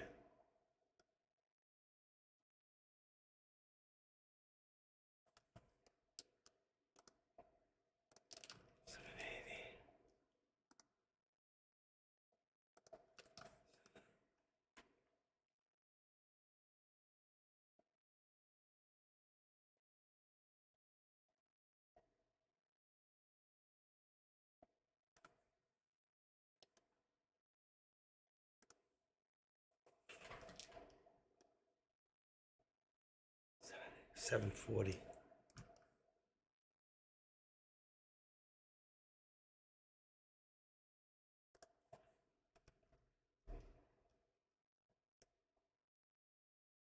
Oh, wow. Okay. I almost got caught up in that one. I made $200. It went down to 7. I bought it at 780. It went down. I got it at 7. I got out at 750 and 770. So I actually made another $200. 3 trades. That's really 4 trades because I cost average. That was really, I could have stayed in longer because truthfully, right now, if I got it out at 770, that contract, oh my Lord, is that 890. Oh, I hate myself. I knew it. I had it. I went the right way. But all right, I made $200. Got to be happy, but I would have been up another 500 on top of that. Actually, if it went hard enough, I would have been up 1,000 because I had 1,000 shares. So there you go. Chop, chop. That was very choppy, very scary. But active trader is not afraid to pull the trigger, okay? And I had the right trend direction. It just went the other way when I went in, but I held tight. I was down about 500 or something. I looked at it, it was down $50 on the total day, but I didn't budge. I did not get out. You can't scare me. Okay, 192 is resistance on Tesla. And let's see, on the support, we'll bring this up to 190, 191. 191 on support. That'll give us $1. All right, that's Tesla, folks. Now let's go here. Watch what happens here at the VWAP. We're going to drop again, probably. Let's see if we do or we break through, okay? So we want to activate this, and we're going to put this up to, let's say 401.75, because that's where all the resistance will be at, is 401.75. If it doesn't break through this point and stay there, see what happened once, twice, 3, 4 times, it'll come back down, all right? I'm going to get rid of this. We don't need this drawing here right now. And we can make another one later, but we're going back. We can all see we're on a AT, which is ascending triangle. Yeah, I just want to see real quick. High of day is 404. Oh, we got a long ways to go. We're not going to touch that. 404.67. That was from this morning. So we're still descending regardless, okay? I think we're getting ready for a put. Let's see what happens on a 1 minute. Let's see on the 5. See what it looks like. Yeah, we're going up. So no matter whether we go to the hour or not, watch this. We're still going to show 5 day. What happened to my 1 hour?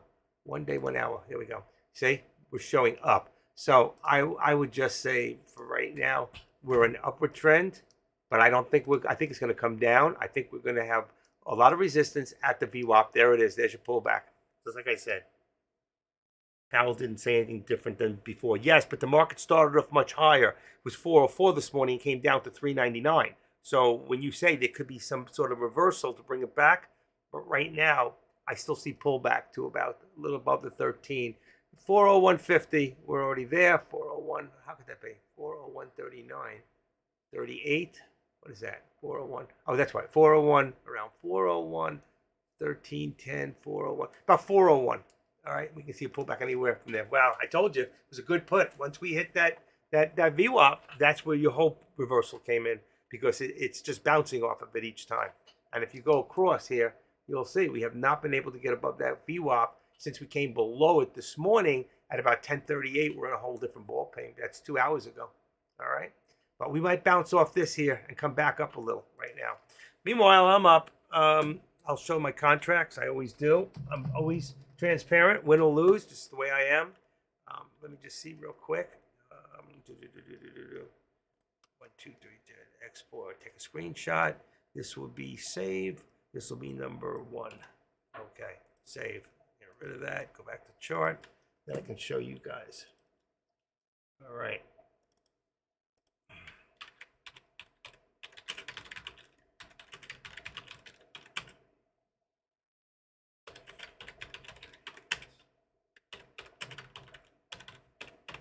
There you go. So you can see I'm being transparent. You could even see on this last trade, I got in on a call. I was in at 780. It dropped down to about 680. I jumped in at 7. I couldn't get in quick enough. That doubled me down to 740. I got out on the first one to bring down some of my, in case it dropped really hard, at 750. So I was up $50, and then I dropped the next one at 770, which gave me 30. So I made 30. 10 is 40 times 5. I made an additional 500. 5 contracts. I made an additional $200, and that's the way you want to do it. Sometimes you just have to. You get in wrong. You know what? My timing was off, but I still made good out of a bad moment. It doesn't always happen that way, and you got to be careful with cost averaging because you can lose twice as much. Give me a second.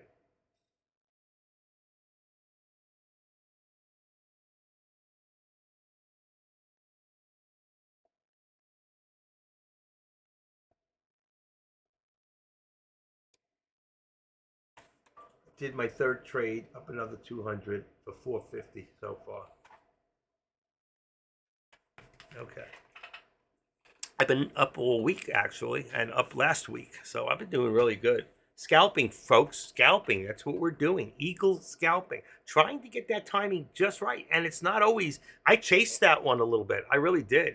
If you look at the time I got in, it says I got in first at 12:24:13, and if I go here and I look at my time, there's 12:24. All right, 12:24. That doesn't make sense. I got in here, right? But actually, when I got in at the top of the candlestick, and it dropped. And I didn't run out, but you see what happened after? If I had stayed in a little longer, I would have made another $1. So it did come back. It was a fake out. So it started to go up, but within the candlestick at 12:24, when I went in, I got in at some point where it dropped and then went back up. All right. But it was still a good call. My timing was right. All right. And why did I get in there? Good reason. On the 1 minute, when you see a green candlestick, that and the second candlestick is slightly above the first candlestick, that is a buying signal. And especially at the price it was at 401.03. It had dropped to 476, or I'm sorry, 485, which I called. I said 85. And then it went back, as it came back up, boom, that's when I popped in. And look what it did. I should have stayed in. I made a mistake. It went up to 401.65. I got out way too soon, but I made the right call. Even though it pulled back on me, and you can't see it here. And what if you were on the 5 minute on 12:24? How would that have looked? If I was buying a 12, let's say 12, here we go, 12:15, 12:20, I wouldn't have seen it. You see, it would be in here somewhere. I wouldn't know where. Okay, and then when it popped to here, I should have been out already. But that's why sometimes I like the 1 minute. I do 1 or 2 minutes. Right now, I made the right move. I made the right deal. I didn't stay in long enough, and unfortunately, I still made money on all my trades today, so I am up. Low volume pop. Yeah, watch the volume. 7,000, 8,000. Starting my lesson day trading. Oh, look who came in. Maybe I can take a break now. 8K47's coming in after lunch. All right, that's good. Let's see. Let's see. Is he actually there? He's there. 759, 236. Okay. 212. Anyway, so we're doing good today. You know what? I called out a few good alerts today that absolutely would have made you some money. This one I didn't really call. I just went into it. Unfortunately, because I'm not live, when I say live, I mean I'm live, but there's an 8-second delay. If I say I'm going in now, then you don't hear it for 8 seconds. And look at my trades. If you go back up for my trades for a second, you can see today, this morning, I got in at 10:26:24. Okay, I got out at 27:09. So that means I was only in for about 46 seconds. Next one, I get in at 10:34:35. I got out in 15 seconds. This is a really good example of me saying get in. By the time you hear it, I'm getting out. So that's why I don't do it. And I can't type it and then get into and grab it at the same time. And I'm not telling you after that I got in, because I don't want you jumping in and losing money. That is definitely disrespectful, and it's not responsible. And I want to be a responsible trader, and I want to be a responsible moderator, and I want to be a responsible mentor to those who feel that I'm mentoring them and teaching them and helping them. So until Deck, if hope he's listening, pays for Webinito, only then will I go every day and be live and do live trades. Because obviously I can trade and I can win. And I can show you how to win. I do it all the time. And the thing is, sometimes I have to tell you in advance, and I'll tell you what's about to happen, and usually I'm correct. My credibility is pretty high. I'm not just trying to stroke myself. I really could care less about ego. Ego to me is edging God out, and I try to live a pretty godly life. Though I do fall short of the glory of God, for those of you who believe, but I don't know. If anybody's here is without sin, let him stand out and cast the first stone. Oops, I think I took that from the Bible. All right, I'm looking at the resistance now for Tesla is about 192. It's still going up. I'm going to say 75 at this point.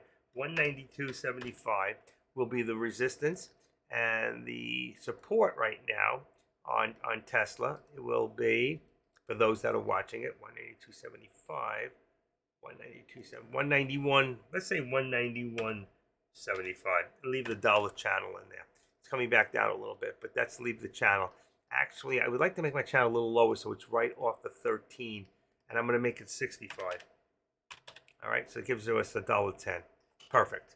All right, now for here, we've got, okay, what do I got here? You're doing. Okay, let's see. I want to activate this, and I'm going to put this up to, oh shit, I missed it. Okay, activate it again, and put this up to, let's say, about, let's say 400, and I'm going to just leave it a little lower and say 75. In case it drops back down to that point, let's say we're right about there. It could be, like I said, a little bit higher, maybe even 90. All right, let's go to 90. I'm going to go to 90. I'm okay with that. A lot of times I like that 90 point, I do. And let's say right now, we're going to keep this at the VWAP, which is 401.75. I put it a little bit above, that's 401.75. But the VWAP is just a little bit below at 401.68. That's probably our resistance point, as you can see. 1, 2, we popped, but we didn't have enough steam. We pulled back, and now we have definite support right here. You got 1, 2, 3, 4, 5, 6, 7, 8, 9. After 9, 10 times, if this doesn't break through, it will pop back up. Okay, so be ready to do a good call. Right now, as far as the contracts, I'm just going to call them out right now. You got 40.15 on the call and 40.10 on the put, and that is for SPX. Actually, I was off by 5. Either way, they would have worked. It just changes the delta. I'm more interested in the delta. Okay, so when I go into the contract and I look at it and I say, here's the SPY. SPY's at 402 and 401. All right. When I go to SPX, you'll see I'm at 420. It just changed. Since I just told you, it just the contracts went, oh, they went back. There it is, 40.15 and 40.10. It's right on the cusp. But that puts me 41, 42 on the delta, 50 on the call, 40. If I wanted to and I have a big enough account, I could go to 40.15 and keep them both at 40.15. You understand? I want to keep my delta somewhere around 50. Every time I keep my delta at 50, my theta is going to be more than my delta every time, all right? And that's what we're looking for, your theta. Now, theta is high right now because what it's telling us as we get into the afternoon, the higher it goes, the lower this is going to get. But if we go in the right direction, we catch our timing and get the right trend, then what's going to happen is this 46, as the price goes up, so will the delta go up. Same thing for this. If we're in a 47 on a 40.10 right now, all right, and the price goes down, this delta will start to move up, and it will come to this position, and then the next one will be 40.05 for the people who are not in a contract. You understand? They move up. As they move up, so do the ones that are out of money, they move up also. And that's why when this one becomes this one, then this one becomes this one. Do you guys understand that? Does this make sense to you? Don't worry about the theta right now. You worry about the theta after 3 o'clock. But right now, worry about the delta. Always worry about the delta. Why? Because the delta is the sensitivity that's actually going to make that payment to you. The higher the delta, the faster it's going to print. The lower the delta, the slower it's going to print up. So it could go up 20 cents before it starts ticking into the money. So that's why I don't play these things here. I'm not interested in doing lotteries. If I want to do a lottery, I'll go to the 7-Eleven and I'll buy myself a lottery ticket. Okay? That's it. And if I want to gamble, then I'm going to go with the house, because the house always wins. Just as Dex says, the house always wins. All right? And it's true. I go to Vegas. I try to bet with the house, especially when I'm shooting craps. All right?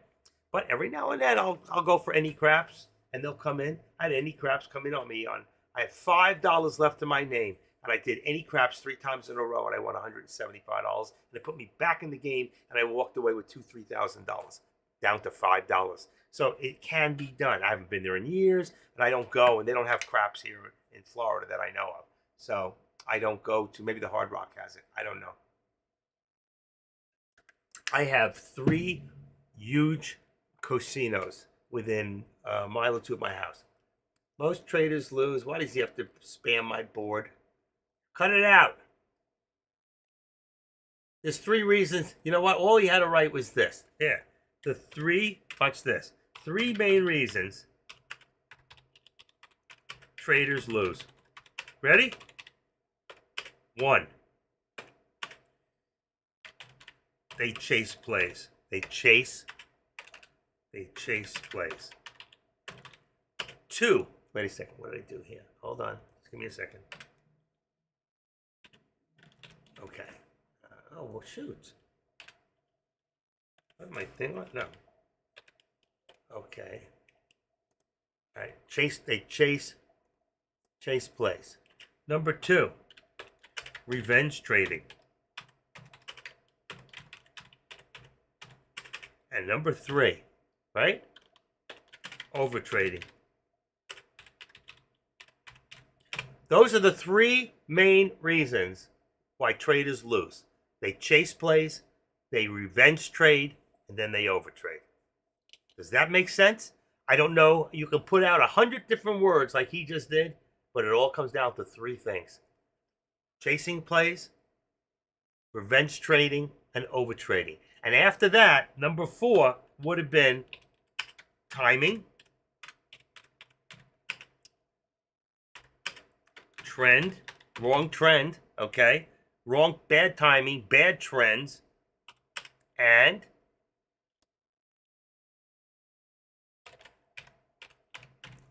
wrong.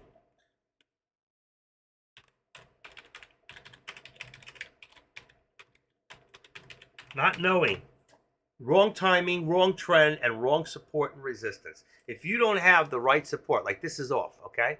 All right. So where's my support? I got to bring this down. My support has changed to 50. Okay. So I got to addition this out, and let's say right now that at 450 is now my support. So if that's my support, I still believe it's probably going to be a little lower now. We're at 75. I'm going to come down to 50 and make it $1 on the channel. What does that tell me? If I'm no longer there and I'm below it, that means that we're starting to come back down again. All right. And if I drew lines, okay, if I drew some lines in here, all right, it would be from this high point here down to here, or from here down to here. You'd see we're even a downward. Now, if I look on a 5-minute, oh, there's my line from earlier. Okay, let's go into 5-minute for a second. This way we get the whole chart. All right, there we go. Let's go to 3-minute. Maybe it's I don't have 4. There we go. That's even better. So I can take this one here that we have from before, and let's do, it's a trend line. All right, and I want to move this thing. Oh, there's another one from earlier. Okay, so we got this. Let's do this to here. Okay, that's boom. We want to get rid of this left extension. Let's remove left. There we go. So you see earlier this morning, and I want to get rid of this left extension. Oh, I didn't want that, but that's okay. I want to cancel left extension, and actually it moved a little. So what I'm going to do is I'm going to activate it. I'm going to try to see if I can pull it up to here. Okay, that's good. That's good. And then get rid of the right extension. Watch. Cancel right. See, we came down from this morning. Then we came down even further. And I told you, we are consistently going down. So if I take this one here, watch this. I'm going to move it up a little further. All right, to right there. Right there. All right, boom. I can't see it, so I got to guess. Right there, which is perfect. Now you'll see we've come down. We leveled out up in a downward position. And now watch what's happening. What's happening here? You'll see, I won't see anybody else do it this way. They don't. I'm doing this only for you. Necessarily, I wouldn't do this for myself, okay? But what I'm showing you is direction, then down, slightly other down. If we had left our whole day from when we started, we'd be coming down to here. Look where we'd be. Let's put this and let's give us our right extension. You see, we'd be here. So what I could do is I could put it back to here. I can have it come from here to here. But what I'm doing is I'm showing you actually, oh wow, I removed the whole thing, which is no big deal. Am I still on the thing? All right, we go from here to here. Okay, so what again, I just want to remove the right extension and I want to remove the left extension. It doesn't have to be exact, folks, okay? That's another thing. You don't have to be exact, but I'm showing you how we came down and then we started even on another level down. But in between that, everything is down. There's up and down in between all of that. You can see that in here, up, down, right? Now we leveled off. See the level? We leveled off to here. But now we're starting to go into a squeeze. You see the two dots? That shows we're in a squeeze, but we're in a squeeze down. There's going to be some fluctuation in here, and you're going to see that, oh shoot, there we go. You're going to see it's going to move a little bit. It might move up a little, it might move up a little, and I can move my line to show you as it's going, okay? So does this all make sense? Does anybody have any questions here? Any questions at all?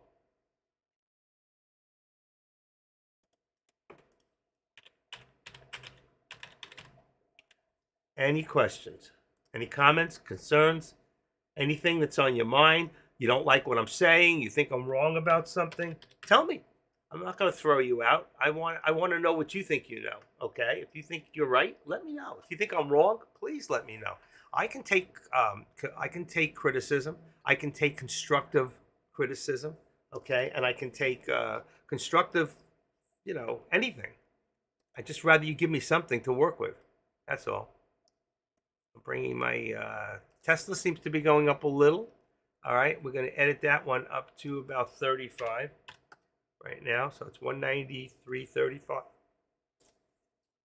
right. Hold on 1 second. Thank you, Mama.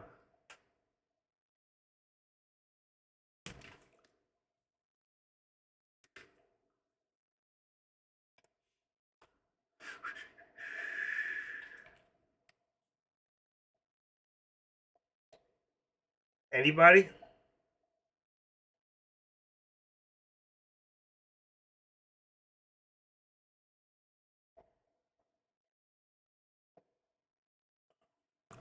Okay.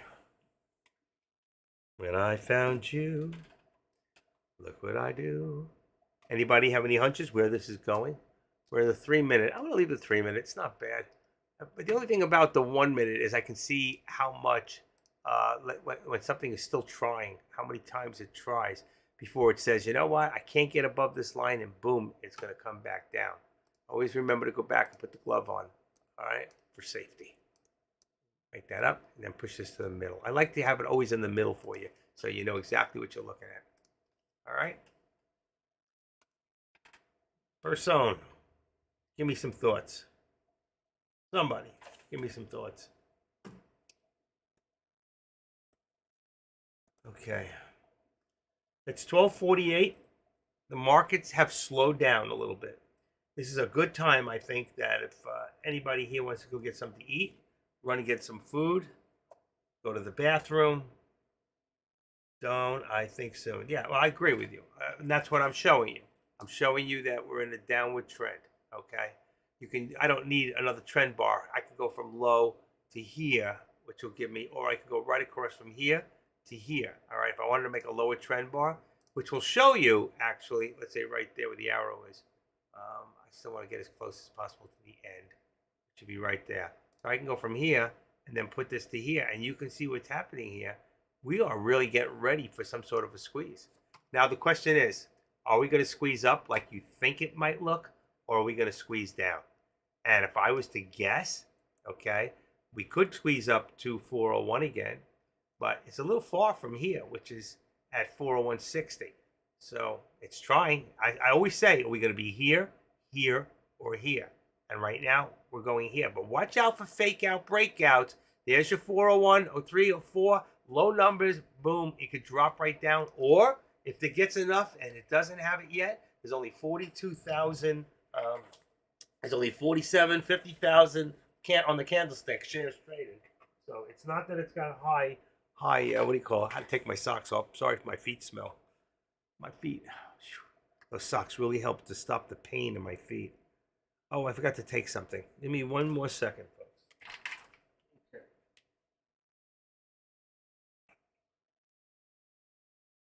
Oof.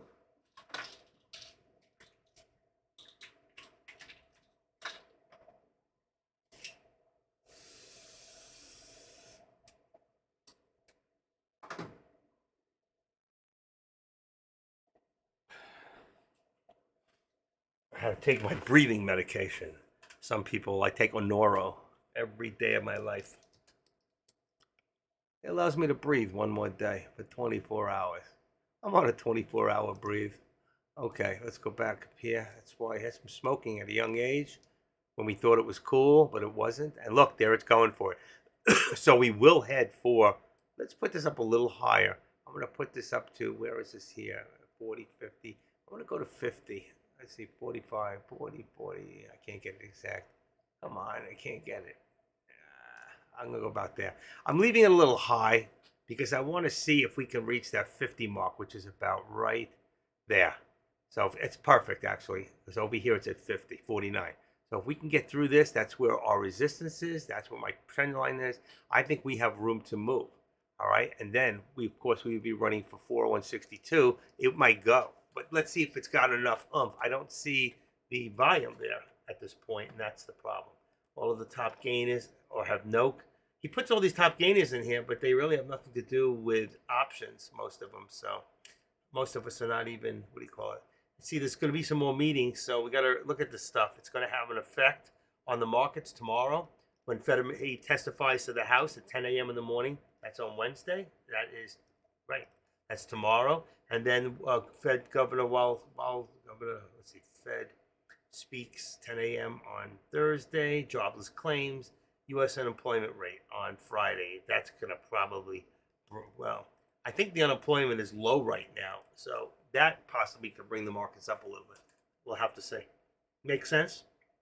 Anybody? Tesla's on the move. Tesla's on the move. New resistance point on Tesla. We're going to say Tesla is at about, it went up from 193.35 to about 85 on the resistance. We're at 75 now. Just flew down and it jumped and then it flew down. 94, so it did hit 194. I wasn't looking. So 194 is your resistance point, and that's where the pullback was. 194. I'm going to put that in as resistance. Now, it went even higher. It went to, wow, 22. Let's see if I can see it. 194. Here it is. 194. 194. 617. 15, 14. That's as high as somewhere around there. I'm going to leave the 194. I think that's where most of your resistance is at. I'm tired. I don't take breaks, you know. I'm going to turn the air back on. I've been on since like 8:50 this morning straight. I haven't stopped.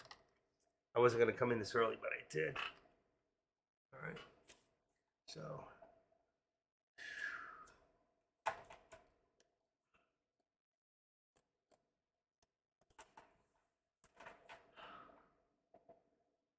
let's see. Oh, you know what I wanted to show you guys? Oh, I forgot. Okay, we got a few seconds here. I wanted to show you what I did. All right, I'm going to bring this page over. It's still open. Okay, let me see if I can bring this page over. I don't want to. This is for inviting a friend. That's where I get that thing that says invite a friend. But if you go in here, watch this, and I go to my assets. I want to show you what I've been doing. Maybe it's not that one. It's in. Oh, come on. Don't do this. I got to make this smaller. I think I made it bigger before. No? 110. That's good. Let's go back up to here. Okay. You can see in here. Watch this. Everywhere it's green, I make money. So let's see. I bought a miner for $10,000. I got 60% per day. So I put up 10,000 and I got back 6,000 the next morning at 8 o'clock every morning and 6,000 next morning. So my 10,000 became 12,000. I said, this is fun. I like this. I can deal with this. And there's my 12,000.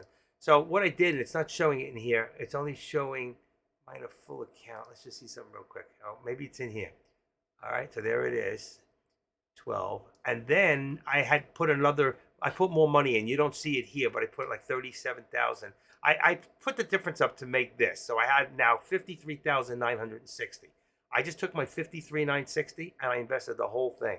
And this is giving me now on this one, it's giving me 21 for how many days? 50,000, 21.8%. All right. It's giving me, let's see, spot record. Let's see. They also gave me bonuses on money I put in. I got 1,877 and I got 1,200. So I ended up with over 3,000 in bonuses just for the money I put in there. Okay. This is what I'm making now. 1, 2, 3, 4. And tomorrow makes the 5th day. It's 5 days at 21.8%. All right. Per day is 11,007. I will end up for the 1, 2, 3, 4, one more 5 days. I'm going to make $4,856. I made up to before then. I made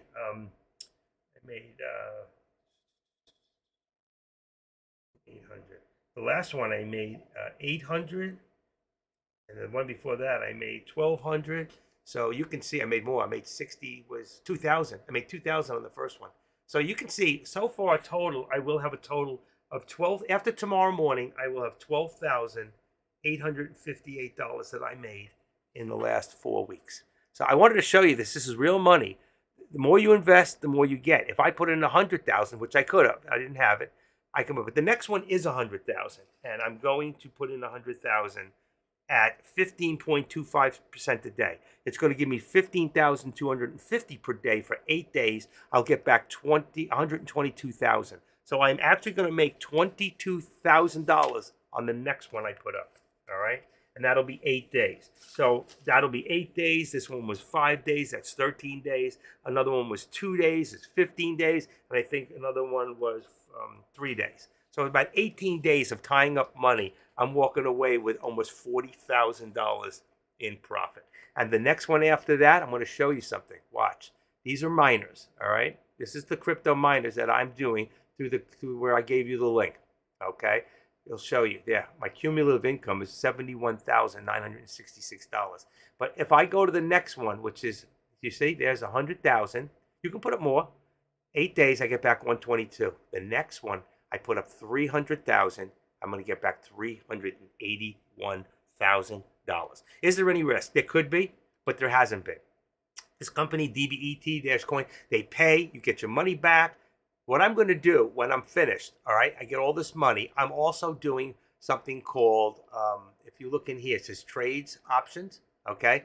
This will show you all my trades in my history, all right? So every time I trade, all right, every time it's red, I lost. Every time it's this color, I won. In fact, the last one I won one day I went 400, I lost it.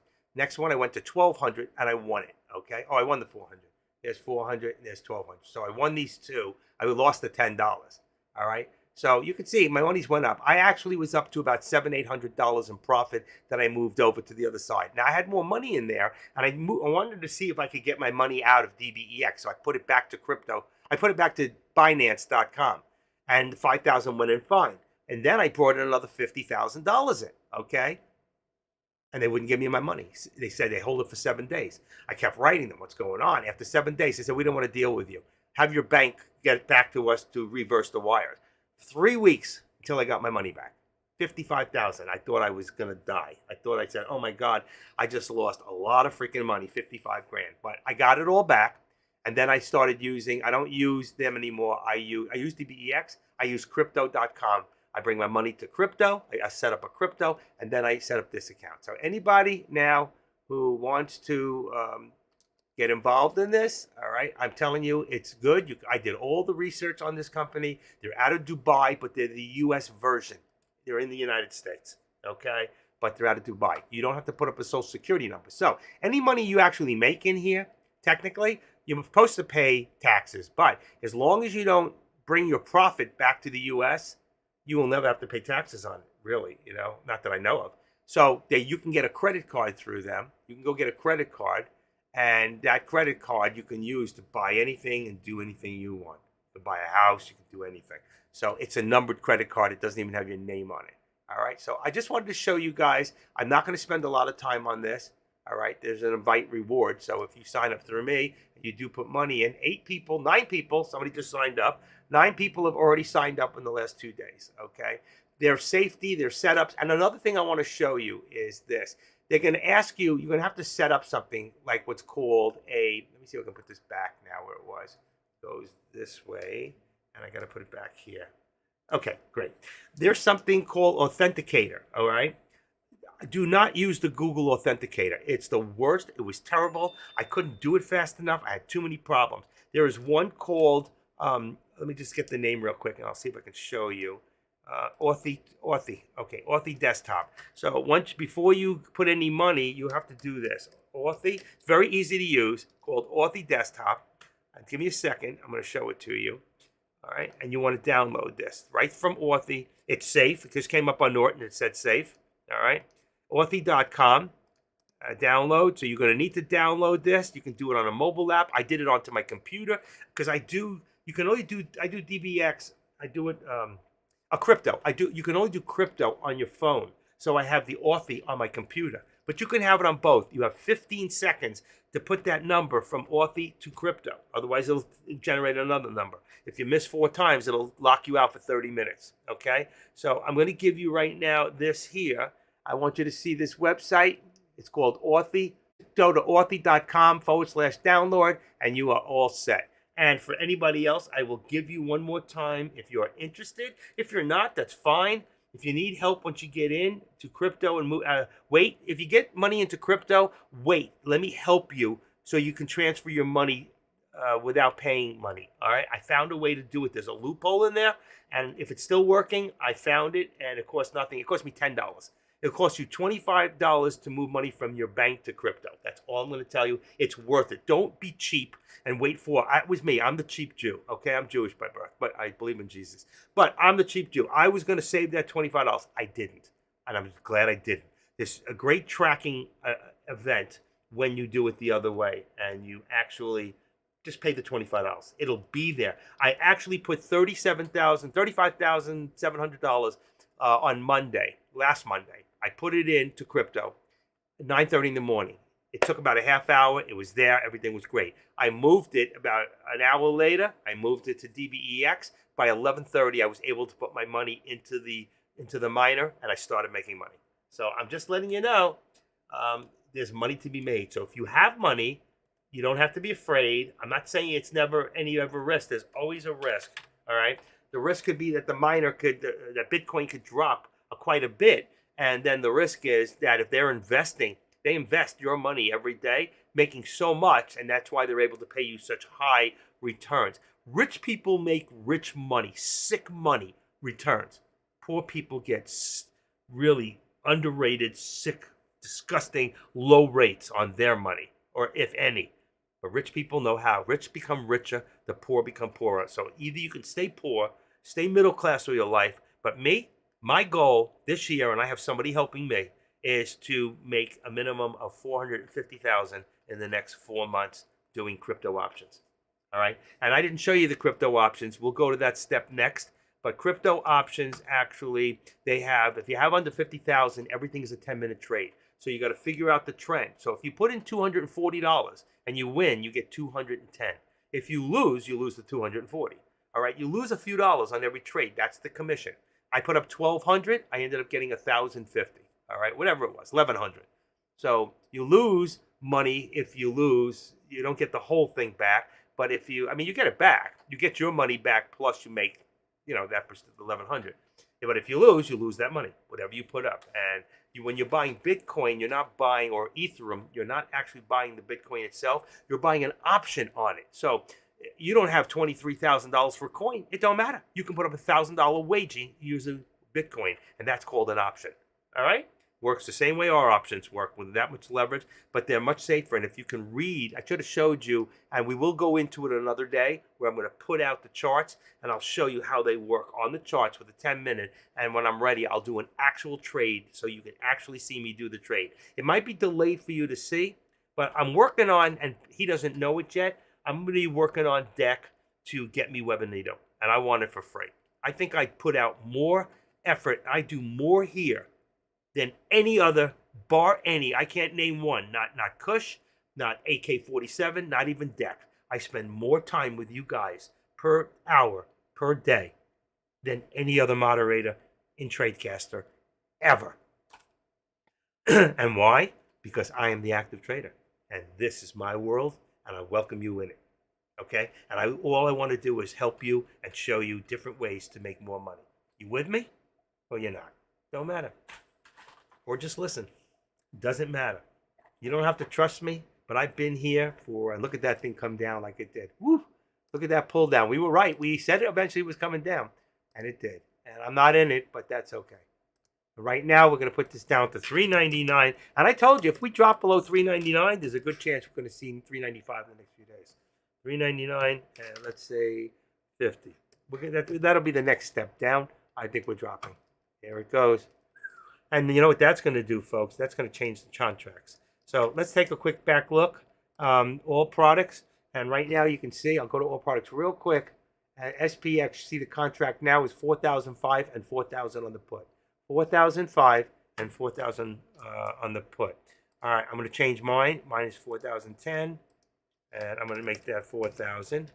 All right, what did I say? 4,005 or 4,010? You know, I forgot. Jeez, hold on. It's 4,000 and 4,005. Okay, so remember, when you want to change it really quick, watch this. Here's a good trick I'm going to show you. Ready? Let's go into blue. That's not the right one. Let's go into green.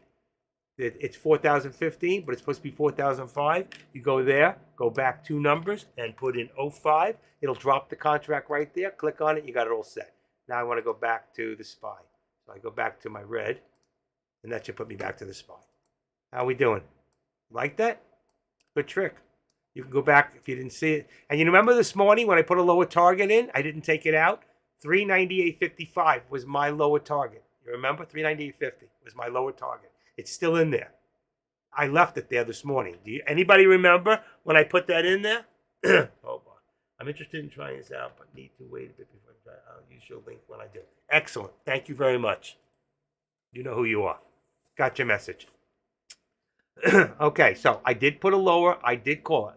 You don't see an upper target, or do you? Did I put an upper target in there? No, I took it away because I felt that we were going to come back down. I was correct. And there's your lower target. Whether we hit it or not, I don't know. This was the real lower target, was 399.96, which is 390, which is really wait, that one there is that right? 398.91, which is like 399.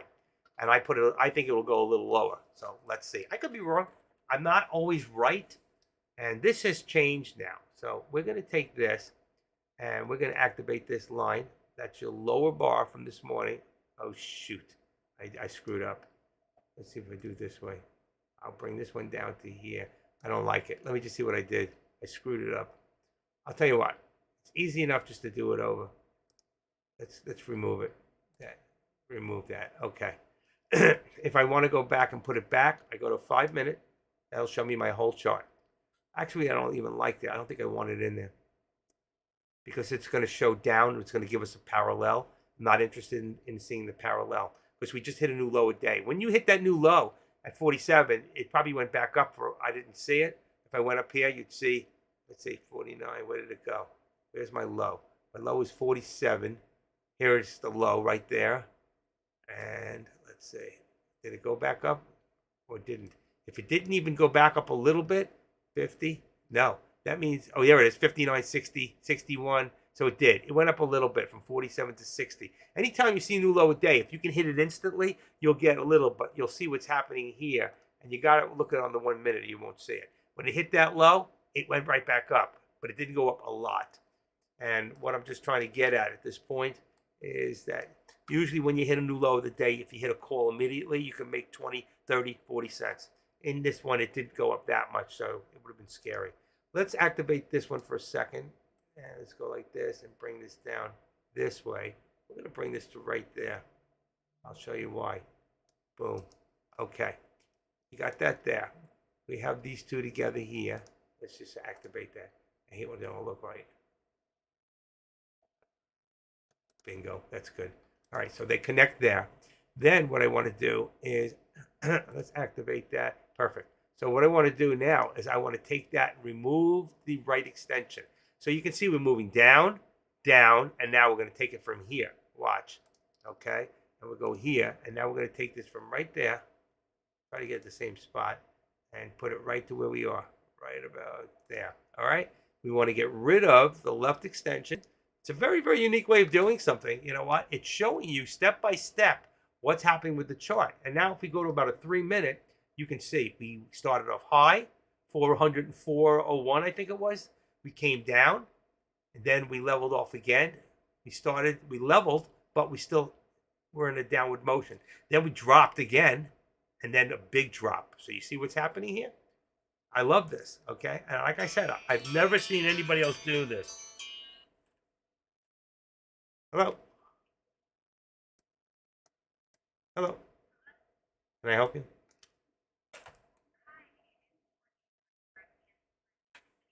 I have no breasts, thank you. That was Courtney from the Breast Association. I don't have any breasts. Leave me alone. This is the second time they called me. I'm going to have to start lactating. You know that men can lactate? Let's get back to this. Okay, so anyway, I learned that in Lamaze class. I still remember that. My first kid was born in 1979. So 79, 80, 81, 82, 83. He's 44 years old. That's 44 years ago, and I still remember my Lamaze class. And in my Lamaze class, there was a group of people, and I became friends only with one guy and his wife, Nancy. And that was Joe Galdo. And you can look this up. Joe Galdo was the drummer or the bass player for the Miami Sound Machine with Gloria Estefan. And we became friends. We stayed friendly for about a year. And then he got famous and I lost track. But that's a real story. He was in my Lamaze class. All right. Joe Galdo. Look it up. Joe Galdo, Miami Sound Machine. Anybody know the Miami Sound Machine? Very cool. Gloria Estefan, very cool people. Her and her husband, very active in the community still. Beautiful lady, beautiful children. All the Cubans from Cuba. So anyway, good people, man, good people. All right. I love all people. I do. I don't judge people by their religion. I don't judge people by the color of their skin. I judge people by their character. And I love a person who's got a good character. I really do. I love a jokester. You know, somebody who's real, not just their whole life being a joke. But I do like people who are funny, like George Carlin. I love George Carlin, you know. I'm still looking for my stuff. I hid it. I love the guy who does the, don't put me in the box, he farts. The guy with the puppets. He's the best. What is his name? That guy is the greatest. I looked at some oldies on the Johnny Carson when they had the original guys. They don't even compare to the people today. They have come such a long way. My father was a professional magician. He actually invented the magic that other magicians did. He's still on the internet to this day with tricks that nobody's ever even figured out. He was an inventor of the magic. I met a lot of people. Houdini's assistant was a friend of my father. I remember when the phone call came through the Associated Press, and back then everything was on the phone. I was listening. They wanted my dad. And they interviewed him because he knew Amadeo, and Amadeo was Houdini's assistant when Houdini died in the tank. This goes back years. I mean, we're talking 40 years ago, like 50 years ago. My kid's 40, so it has to be at least 50 years ago. So, Jeff Dunham. I love Jeff Dunham. Now, thank you. Thank you. You obviously love him too. What's his name? Walter. Remember Walter? Don't put me in the box with him and the suicide bomber. That is the best. You talking to me? I kill you. I love that. I need a good laugh once in a while. I look at some of your losses and I get no, I'm just kidding. Hysterical laugh. No, I look at my own losses sometimes. I've been very blessed lately. I've been winning. You know, I'm not winning a lot, but I'm winning. I'm not going after it. And I have a system that I can teach people on the spy that if you have more guts than I do, you can make so much money. And I teach people when I do the one-on-one. It's not as fun doing the one-on-one as it is selling the application for the Squeeze Pro because it takes up a lot of my time for a little bit of money, but I love helping people. So the $35 that I get from you, I end up giving you more for your money than the $35 for an hour. You usually get at least two. I gave somebody yesterday, he'll tell you, I forget who it was, I gave him an hour's free time yesterday. I got to stop doing that because my time is worth money, you know? And I don't get really paid for this stuff. I get paid as a moderator, but I don't get paid for this. And I did get paid this morning. I got money this morning in my account. Deck said I did a great job yesterday, and he said he wants to give me a bonus. I'd like to take that bonus if it's enough. Like I said, I want to do Webinito for a year. If I can talk them into it, I think that I can get Webinito, then I can do trades, and you can see exactly the trades I'm doing, exactly when I do them. I cannot do that to you guys. I won't do that to you, you know, the other way. And I can't type it fast enough. I'm not that good. Remember, I'm 68 years old. I'll be 69 this year. That means I might get a little. 69, Jesus. I still feel like I'm 38. Besides, I have more energy than Deck and AK-47 put together. I go longer than the two of them put together, you know? Deck always says to me, you know what he says to me? The hell talk to me this way? Hold on a second. All right, we'll talk, Heath, we're going to talk later. All right? Don't do anything till you talk to me. Sean says to me, he goes, hold on, he goes, busy day, you earned it. Actually beat AK. I said I beat AK-47. I had more people in my room than he did yesterday. He goes, you earned it, putting in that massive work. After this month, let's work on a bonus. Let's give me a bonus. All right, I said I just finished 4 calls after hours. I did 4 calls after hours last night. I didn't get finished and have dinner till 7:30. He goes, well, take a break. Don't burn yourself out. You know how long he's been telling me not to burn myself out? He goes, you do so much, but don't let it take over your life. I really appreciate you. And then he says, ha. I go, I'm done for today. He goes, ha ha. He says, good. Eat some pizza and get some rest. Bonus coming soon. Keeps pushing that bonus at me. I go, ha ha, love it. You are the man. No, he says, no one else does what you do. And nobody else does do what I do. And once we figure out what that is that I do, somebody please let me know. Doc Savage, how are you? How is my brother Doc? Is there a Doc in the house? I asked him when I first met him, I go, Doc Savage, who's Doc Savage? He goes, don't you remember? I go, remember? He goes, yeah, don't you remember that comic back in the 30s? Doc Savage. I go, holy crap, I wasn't thinking on that line. You got to think out of the box. Doc thinks out of the box. Too much CBD. You need any good CBD. He actually owns a CBD business. He never talks about it. I didn't either. Don't tell him I said anything. Anyway, he's just a silent partner anyway. So anyway, here we are with a new low, 394, 44. 44 is my lucky number. But is that the low of the day? Are we still going to go lower? What do you think? If you were a guessing man, what do you think? Where is this? Okay. The SPY, by the way, we have the SPY at, let's see, 399. So you have a 400 on the call and 399 on the put for the SPY. And for Tesla, okay, Tesla has 192. I'm going to change mine. Oh, shoot. I just lost the whole thing. What happened? I lost it. I lost it. Come on. Let's see if I go back to yellow. It won't give it to me. Shoot. All right, give me a second here. I got to go into products. And I got to go into Tesla. I lost it. I touched it too fast. Okay, so the call is, that's the one I was on, is 192.50. Yep, that's what I was looking for. So that one there, I'm going to put to 192.50 on Tesla for the call. That makes the other one 190. So I had the before at 187, but now it's 190. If you put in 19 at the end, it'll come right up. You just click the thing underneath. So I got my Tesla, 192.50 on Tesla. Remember, Tesla is always on Friday's date, okay? And that's it. Anybody have any questions? Anything you want me to go over? Anybody have any lunch? I lost 2 pounds this week. I need to walk again today. I've been walking a lot, and it's starting to work. I need to get down to 172 pounds, and I'm going to be sexy.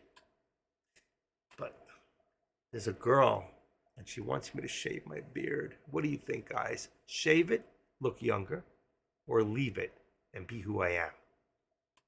She says it's going to itch me. I'll itch you. I'll itch you. Not hit, itch. Anyway, it's itchy. No, baby, it's a French tickler. Okay. Cut it out. You're supposed to be a Christian.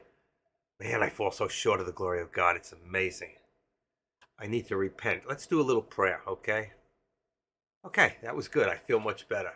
Oh, you didn't get the prayer. I don't want to talk about that. Anyway, what do we got here? What do we got here, folks? We seem to have settled down a little bit, but I don't think we're done. I think we see 399. I think that put, you know. What did Doc do? It says, Doc, awesome work. Yeah.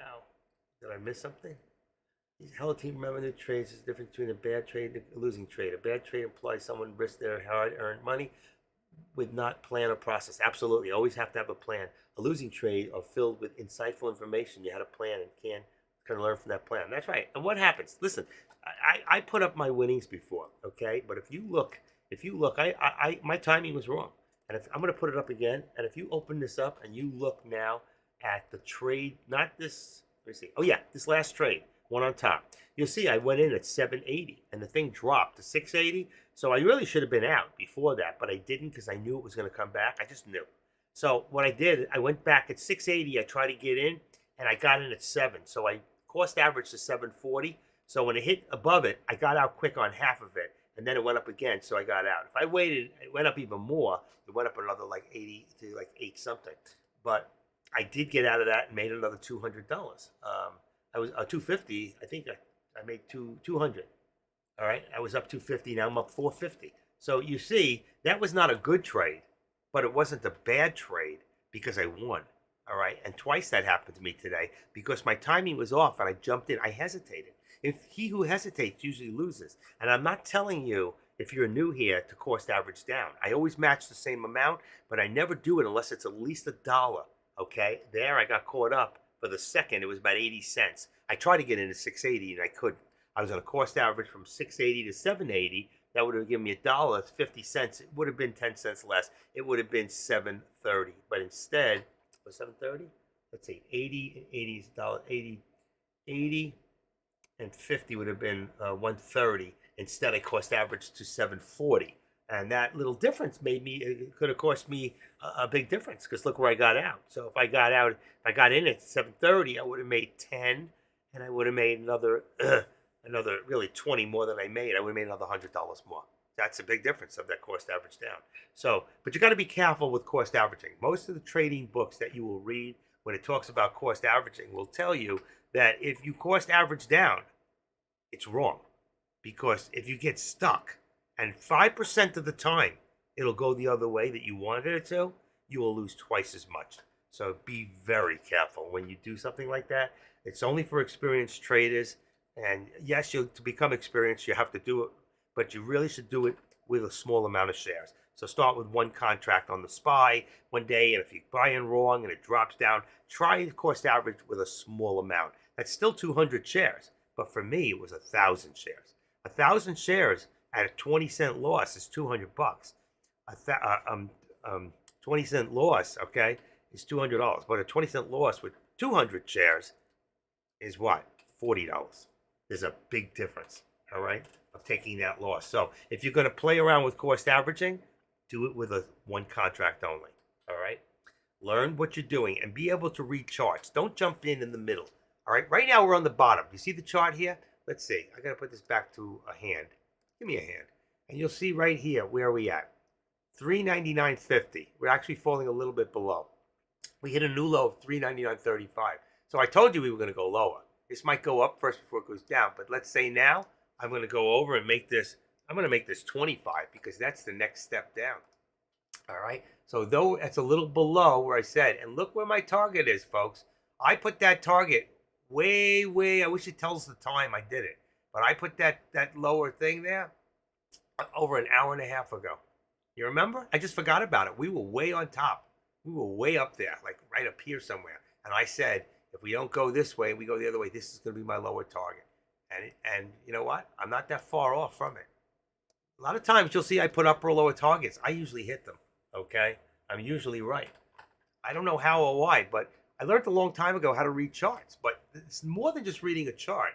It's knowing the algorithm. If you can feel a part of the algorithm, and then you got to think into the minds of somebody who's a multi-millionaire with 50 to 100 million and say, what are they doing?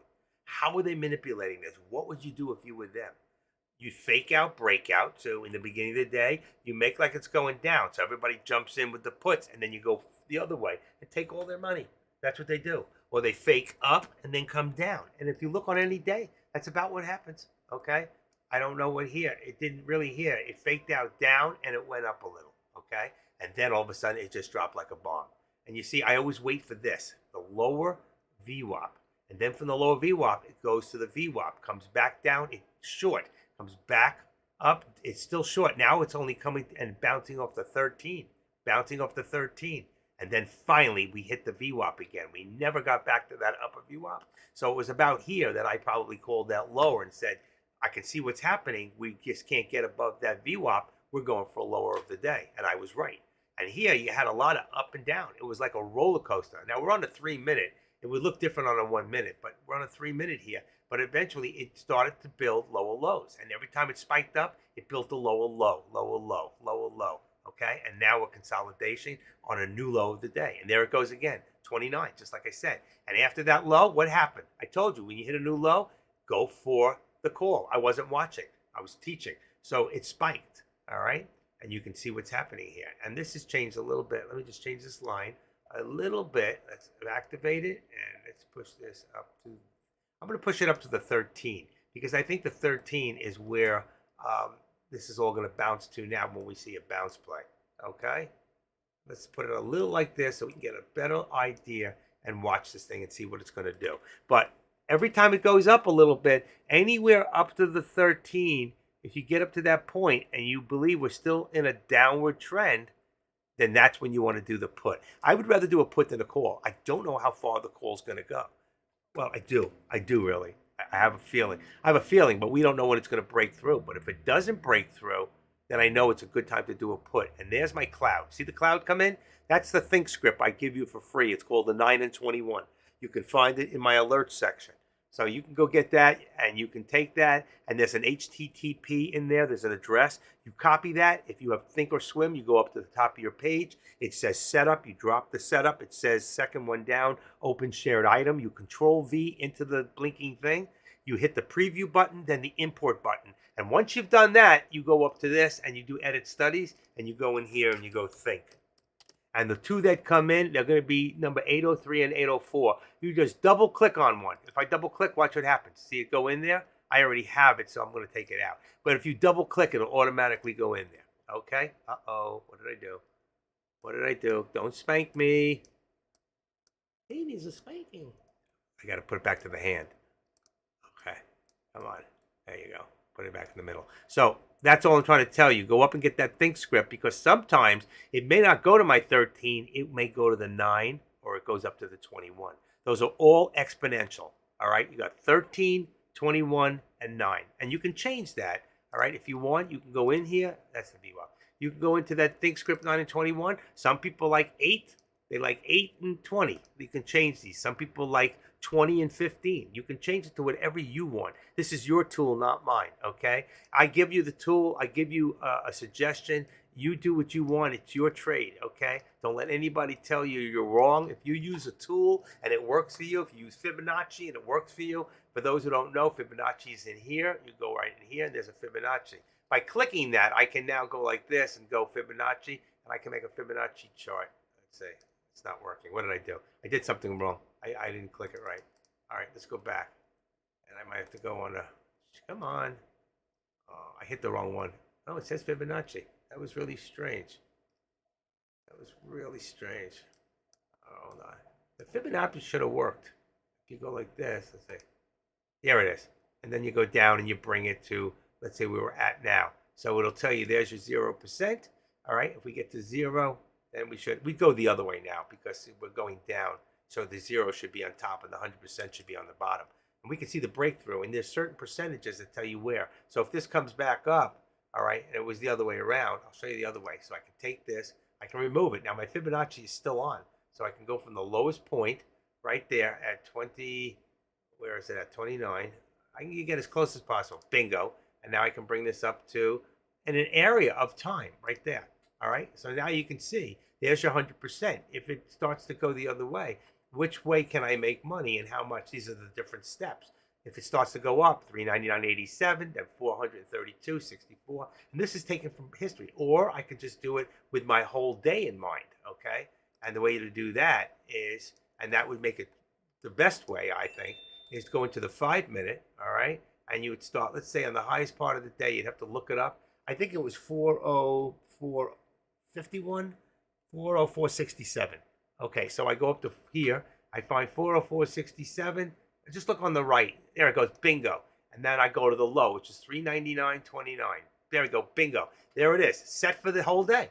There's my Fibonacci. So now, even if I go back to a 1 minute, my Fibonacci chart is 100% correct. All right? And some people swear on Fibonacci. I actually got very good at Fibonacci with doing stocks back years ago. And I taught Adrian from music how to do it. And then together we kind of perfected it. And we could call things together. It was amazing. We were such a team for a long time. And that was during the COVID time. And it was really simple because we could see history. And it was just an amazing time. You could have really got rich. Problem was we were so new as day traders at the time. I didn't do options back then, but we were so new as traders that everything was a chance, you know. We didn't really know why we were doing a lot of things. We were just learning a lot of things and trying a little things. What's lagging on yours? Oh, sweet cat. Okay, so anyway, that's your Fibonacci chart. Whether you're going to short a stock and start from the bottom up, or if you're going long on a stock and you start from the top down like this would be going long. So here, if we know this is going up, we know that the next leg up would be 456. And that's why you hear a lot of people calling that stuff out. This is where they're getting it from. And it's the idea is learning how to do the chart and put it out correctly and knowing how to set it up. That's the whole deal. But you can go onto YouTube and write YouTube, Think or Swim, setting up Fibonacci for going long, setting up Fibonacci for shorting stocks. And then you can apply that to options if you want on an options chart. All right, you can do it. All right. But I choose not to use it anymore. I have found a different method for myself that works, and obviously I've been winning. Okay, I'm doing good. I really am, and I've got a system now for SPY and SPX together. That if I teach you my system, you probably become a much better trader than I am because you're younger. You're willing to take more chances, and you'll stay in longer, and most of the times you'll make more money. Listen, the one thing we teach you is patience. Patience is one of the most important things in doing any trade, okay? If you have patience, it'll pay off. It's not patience, it's patience like P-A-Y. Capital P, capital A-Y, then I-E-N-T-C-E. Patience pays off, okay? And if it didn't, then Warren Buffett wouldn't have said it. And I love that guy, and he's got a lot of great sayings, okay? But that one in particular, he says, and it's true, he says, how many times do you get into a stock and you say, you get out because you're scared and you're losing, and all of a sudden it comes all the way back up and you would have won $1,000, but you lost 500. He says the stock market is a device for transferring money from the impatient to the patient, okay? And you know what? If you look at Hathaway, one of the most expensive stocks there is in the world, okay? And you go and you listen to some of his tapes when he does his quarterlies, he speaks for, like we hear the Feds, he speaks for the Hathaway stock. And when he talks, man, you can hear some stuff. Go back and listen to some of the old speeches he's made. When Warren Buffett speaks, people do listen because the man is brilliant. And if he wasn't, you know, let's see, he's given a lot of money away. But let's see, Warren Buffett, net worth. He could have been worth a lot more than most of them, but he gave a lot of money away. He is worth $108.6 billion. Berkshire Hathaway, that's the name of the stock. So you can see there's a reason that this man, okay, the reason that this man is so wealthy, okay. What do we got? Top rated firms. That's good. Thank you, Silverback. Good to see you. Silverback is really a neighbor. We live about 3 miles from each other. He's east of me. I'm west in Pompano Beach, Florida. But neither one of us is going to tell you where we are. Hey, Bud, question. Do you have TTM Squeeze Pro or just the regular? Why don't you talk to me on the side, okay? Let's talk. I have the Pro for you, okay? We will talk. Don't bring it up in here, but I have it. Okay. So there you go. New low of the day. $399.26 on the 1 minute. All right. $399.22. We are dropping, folks. What is the actual? I will talk to you, Silverback. I'll call you a little later. Right now, you got 190. Well, that's Tesla. Let me go back to SPX, since that's where I make my money. SPX contract should be 39.90 and 39.95, so they have changed. All right, so I'm going to drop this one from 4,000 to 39.90. 90, right there, 90. Only $6 a share. And this one becomes, instead of 4,005, becomes 39.95 for the call. All right, so it did change. Change it accordingly. And let's see, if I do that, my delta is 41, and my delta on the other one is 49 on the put. So as you can see, actually it changed again. It just went back to 39.95 and 4,000. 39.95. I'm going to raise it up, as I like the delta better. 39.95 on the put, 4,000 on the call. All right, and that's it for right now. Oh shoot, 400. I got it, 4,000. Perfect. All right, perfect. So right now, look at this, 399.24. Do you think we're going to hit my low target today? I could probably wait one more time, let it go up here to 13, buy a put, sit back, come back after lunch, and cash in. What do you think?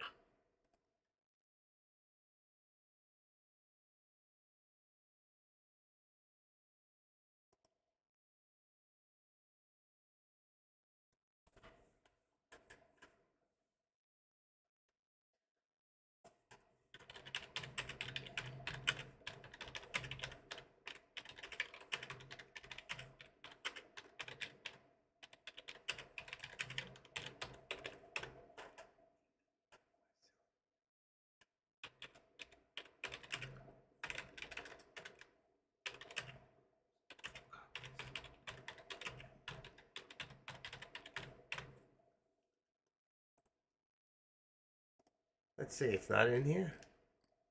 I'm looking in the, what do you call it? Just give me a second. Everybody, give me 1 second before the drop. I just want to see something.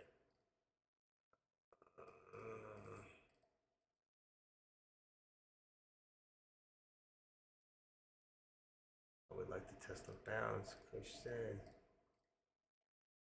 Yeah, not the pro. Yeah, no.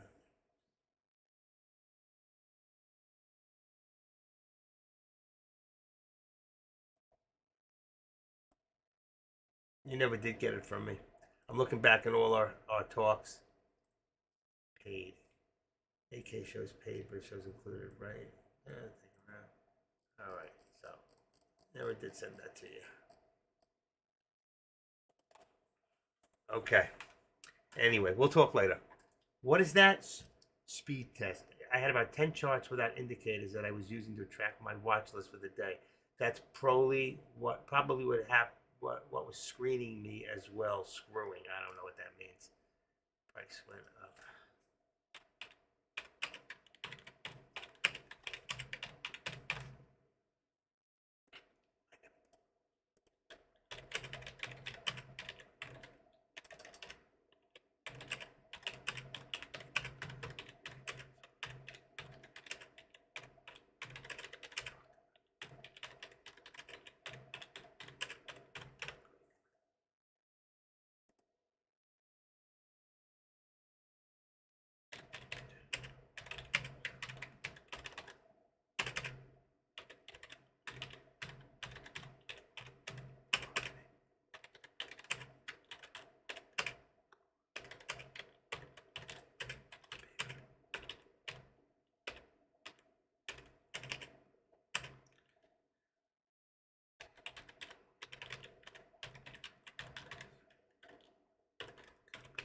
Give me 1 second, folks.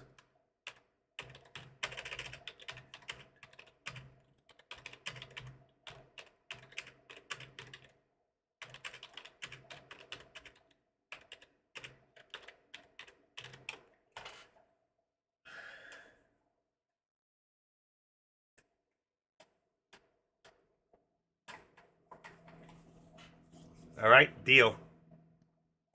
Anyway, gotta go back to work. Look at this, $3.99. Did I tell you you could just take a put and sit back and relax? All right, so now we got $3.99. Do you think we're going to hit my low of the day? Do you think that this is going to break? Will Active Trader be right? it might even crash through there. I told you a couple of hours ago that I believed that we could see, if it broke under 400, that we could see 395 within a week or less. I said by Friday.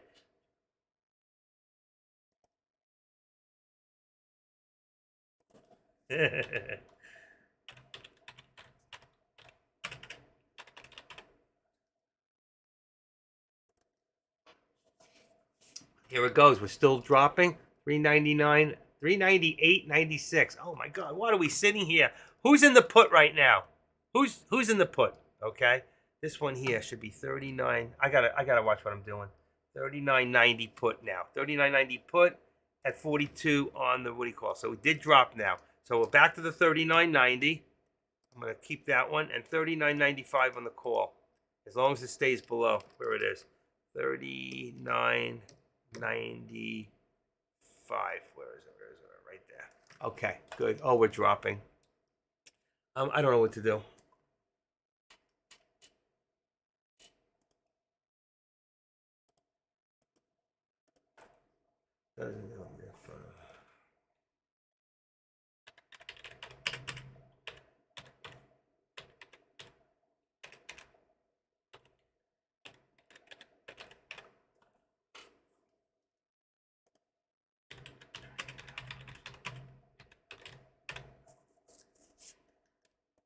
Okay. Oh my gosh, look at this, folks. Who's in it? Who's in it to win it? Who is in it? Spy. Gap fill of 398.69. Maybe. Spanish Fly. Wow. I haven't seen Spanish Fly in a long time. The last time I saw Spanish Fly was in the back of a comic book for 49 cents for a trial. Let's see what's happening here. $7. I'm afraid. 81. Look at this thing. It's going. See, this is the difference. I think Active Trader was right. I think we're going to see him see that lower target, folks. What do you think? How much? I don't like the idea that the actual this is low. 80,000. They're watching. 89. Oh, 229. That was nice. 220. Oh, yeah. Okay, we got plenty of volume. Look at this thing go, folks. The contract just went $1.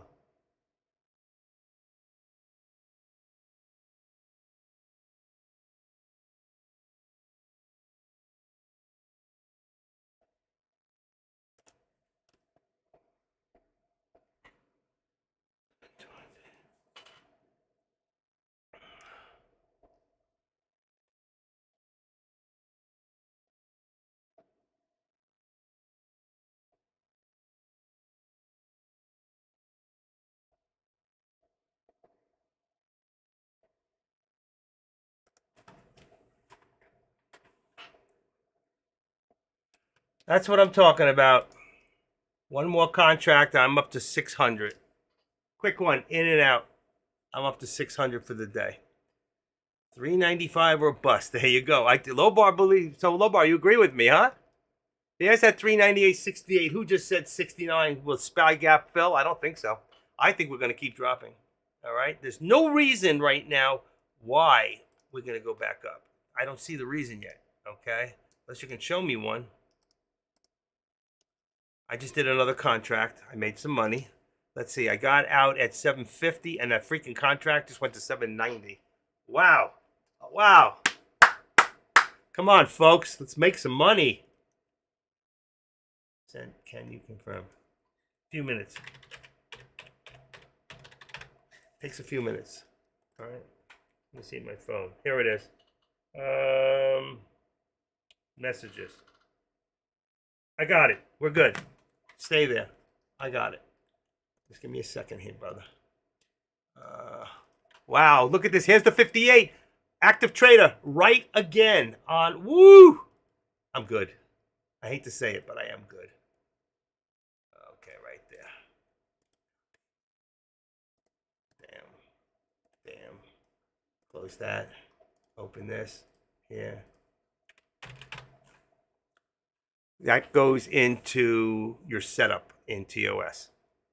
Open shared. Open shared items. Put it in there. And then I'll help you from there after. I got to do what I'm doing right now. And there we go, folks. New low.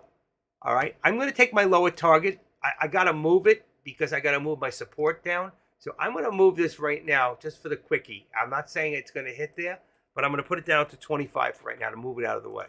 All right? We are going to hit it. You know it. I know it. I told you before, the lower VWAP. Watch the lower VWAP. Let's activate this. Bring the support down. And we got it right there at, we're going to make this at 50. Actually, I can leave 55. What did we hit? 56. So there it is. There's your support. We're going to take our resistance now, and we're going to bring this one down, because I've been doing something else in the background. Let's go. I don't think we're this high, but I'm going to put it this high at 399. Wow, is that perfect? Look at that. That was sight unseen. Really, we're back down about here. We have to stay above the 13 at 399. Let's see. Perfect. 39. Okay, we're going to take the resistance and we're going to bring this down to 399. Well, I think I'm right. Let's say 25. It's got to be above the 13, and it is. There's your 13. We want to stay above. All right. And as far as this, we're still good on this. I'm not pulling a lower one. We almost. I called it within 6 cents to this point of the actual lower target. I'm 6 cents off so far. That was a good guess. I put that in there 2.5 hours ago. Okay.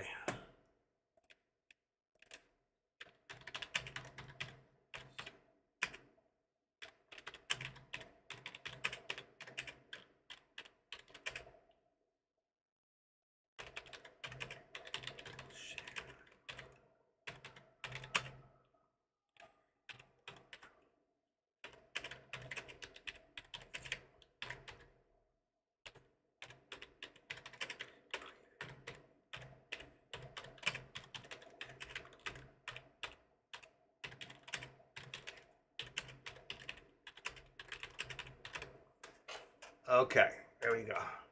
And I passed it like I said it would. Active trader. That's me. I did it again. There's your third alert of the day. I'm 3 for 3 on alerts to you, and they've all been right on. So I always try to give you at least 3, and sometimes as many as 5 alerts a day. I figure one alert that I give you one alert that's correct. I'm 3 for 3. That I'm right in a day, you can make enough money to pay for TradeCaster, for Deckmar Trades. You can pay for a whole year. Okay? That's really what this is about. To show you the benefit of the worth of TradeCaster. You got it? And for you folks that are getting a free ride today, who have never paid, shame on you. Well, no, it's not shame on you. Welcome, okay? But make sure next month, when it's time, don't be a cheapie. Pay for it. Pay for the next 6 months in advance, or get the best deal, pay for a year. Because you know what? I came here January 2019, January 2nd, and I have not missed more than 10 days or less in the last 4.5 years. That's a fact, Jack. And Deck knows it. Okay, I want to welcome Miharan Zafa, also truck driving ape. We got an ape in here. And Paul Kozak, welcome. And Sarith Puzzaville, he was new. Got a lot of new people coming in through YouTube. Thank you. If you're new here and you like what you hear, don't forget to give me a hands up.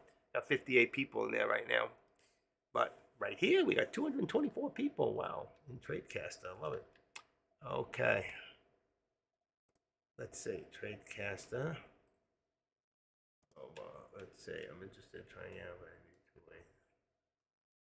Okay, that takes care of you. Pull that off. And let's see, I'll go back to the lobby here. Just the 3 of us. Very nice. Okay, let's see where we're at now.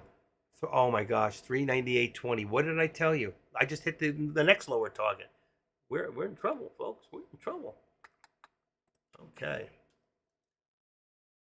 Okay, so again, we can see right now, if we drop below this, we're looking at another lower target today. And I'm going to say, for right now, if we drop below the 398, all right? So for right now, if we drop below 398, we're looking at 397, about, let's just say 75 for right now. But we have to drop below the 398 to get there. As far as my support now is right where we're at right now, which is 25. Oh, I messed that up. 25. 398.25 is your support at the moment, which also is going to bring this down. All right, I'm going to activate that and bring it down here to about, let's say, 398.75. We're really not there yet. I think we're good right there.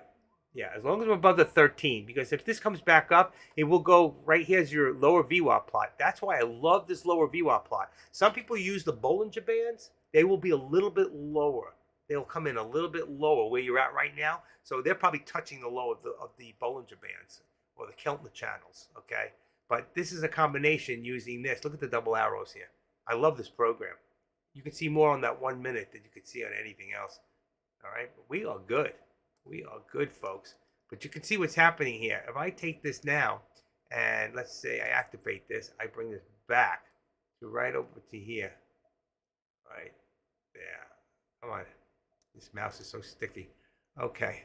And then what I want to do is I want to take this and I want to cancel the right extension. Then you can see what's been happening. I've been bringing you in steps all along. We come back to here now, right there, and we bring this to here. Bring it down a little further. Boom. And what do we do now? We get rid of the left extension. And then if I bring it to a 5 minute right now, we know we're in the downward. That's what we really use the 5 minute for.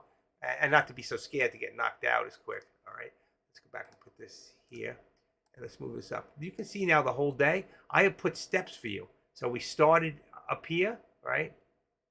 We started on the top here. It came down. It leveled off on the downward motion. Came down. And then we broke that apart again here. And now it's down. So it was 1, 2, 3. Look at all the steps. And we just hit a new low of 398.19. Do we really need these lines anymore? I just put them in to show you the steps, to be honest with you. Okay? So if I take this one here, which is nice. Let's see, this one here. What I could do is I can draw one line. I can take them all out. Let's remove them. You see the steps. I just did it as we went along to show you. Okay? See, there was another step in here. Remove it. Let's remove this one. Let's remove this one. Come on. All right, let's go back in here. Let's take this, come from the high of the day, right about there. We'll take it on the red, right on the angle, and bring it all the way down to, let's say, right there. Hold on. Okay, so now you'll see what's happening here. Let's go back to 1 minute, and let's get rid of this. Go to here, do this, and now you can see we went through it a few times. So let's say it went above it. This is below. I can adjust it. But you can see what's happening. The whole day has been a downward trend. The big thing is where do we bounce? Where do we bounce? Okay. Activate this. Where is it? Uh-oh. Uh-oh. I can't find it. I don't see it. I don't see it. Let's try 3 minute. Okay. Let's activate. There it is. Okay. I want to bring it down a little lower.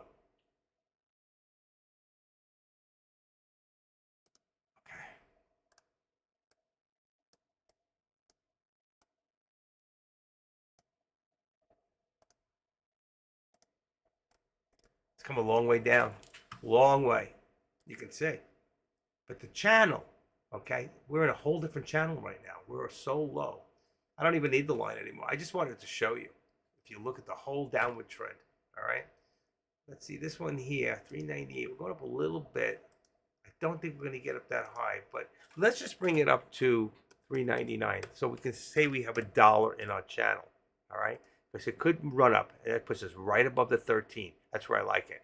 And then here we have, okay, we're going to edit this one, and I'm just going to make it 20. This was at 19, right where the low was. All right, there's our channel. We're in a new channel right now. So if I had stayed in before, okay, I got out of that contract, and I got out at 750 on a 39.90 contract, I would be at 990. I would be up another $2. I'd be up $1,000 if I just sat and was patient. Do you see how much money you can make? But instead of being up a couple $1,000s right now, I'm up 650. What did I make yesterday? I don't even remember. I don't write it down anymore. All I know is my count keeps going up and up and up. I love it.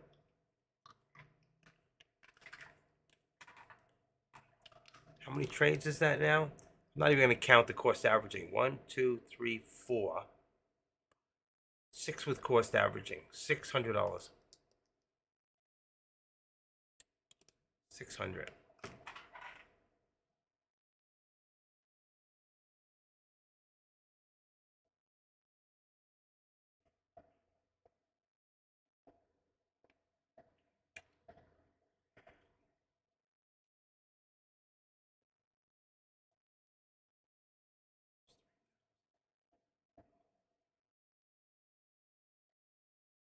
A second. Love the new low.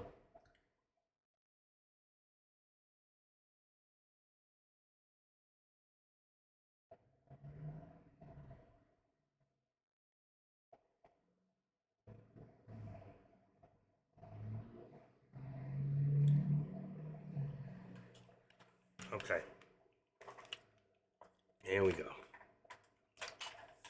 Somebody asked me, did you eat lunch yet? We forgot lunch. Oh, it opens a new screen. No.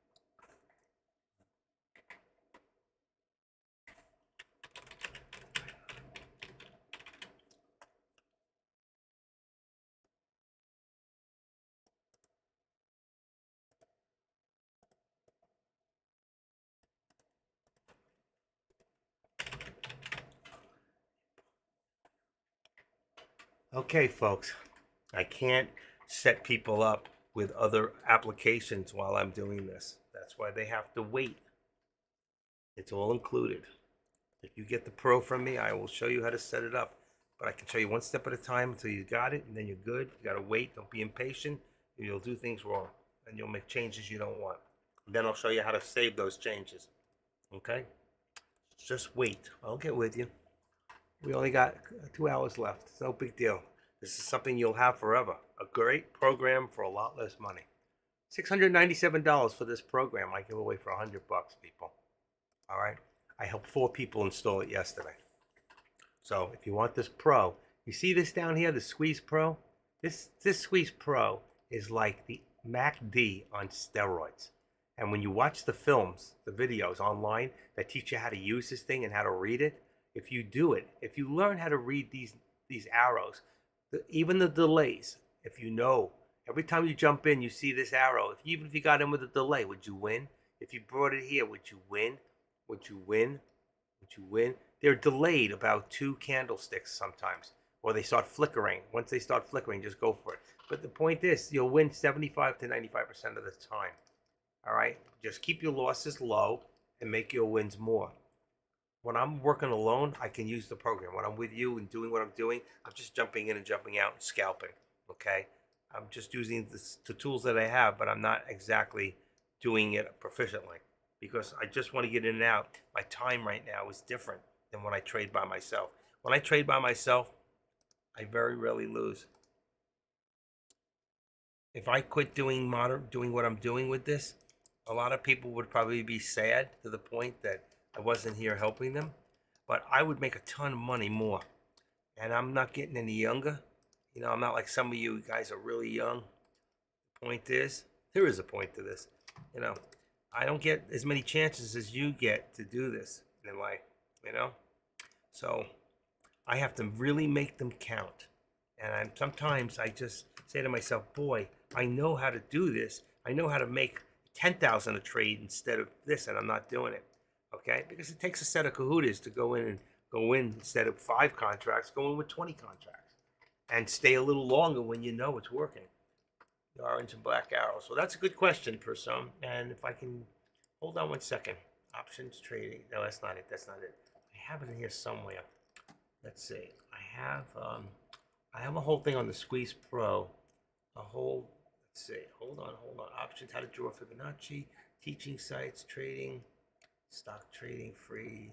Squeeze Pro. Here it is. I have it in here. Let's see. Indicator. Let's see if this is the one. Summary. Volatility based on TTM. This is really good. That's one. Oh, shoot. What did I just do? Don't tell me I closed it. Here we go. Setups.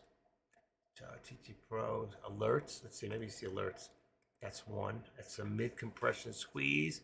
Not that one. I'm looking for another one. Let's see. The docs. Here we go. Here's one.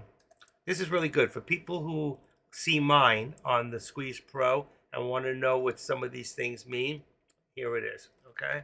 This is for the Squeeze Pro. There you go. Everything you need to know on those what you just asked me. All right. I have it all. I give it to the people usually who get my program. If not, just copy that and save it. You can use mine if you want. I'm here every day, or you can buy it from me for $100, and I'll help you set it up after hours, usually at 4 o'clock. I'll call you up. Takes about 10 minutes. I'll set you up, make sure it's all right, and you got it. I did it with 4 people yesterday. Actually, one, there was a 5th one, but he gave me a phone number, and it was wrong, or he didn't answer. So I don't even know if he's still in here right now. Let's see. CY. Yes, he is.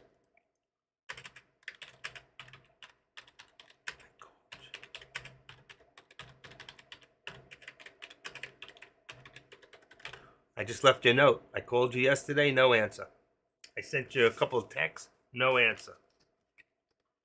So I don't know if he gave me the right number. You better check again. Let's see, what do I got here?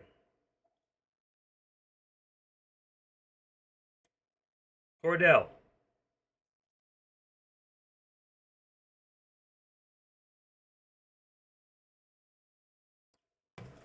So this was somebody who wanted the actual program, never answered the phone. They gave me a number. So I would have had 5 yesterday, but I took care of 4.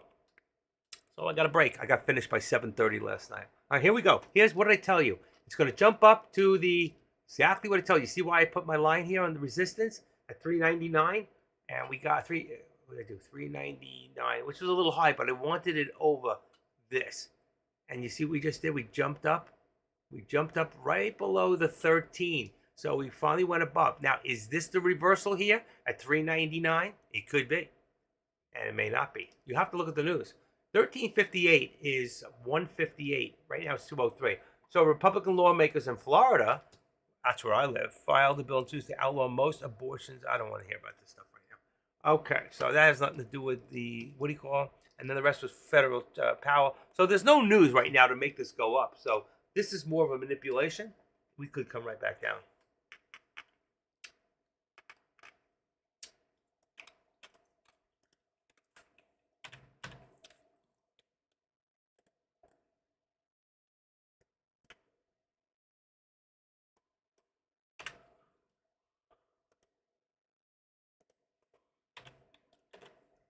What happened to this guy?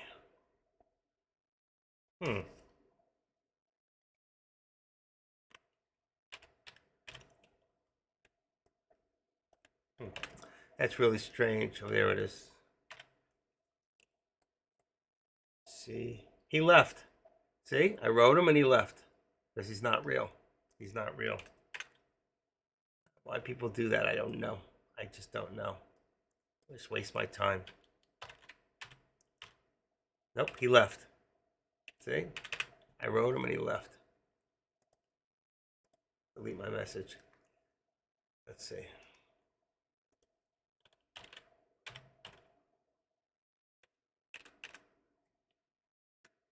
Just give me 1 second, folks. I'm doing a little research here. That's really something.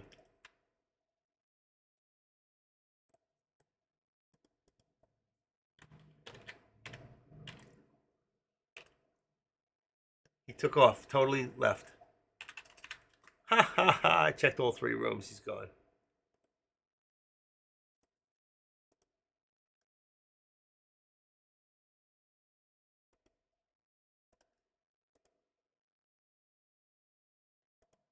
It only opens a new screen if you put open on the bottom.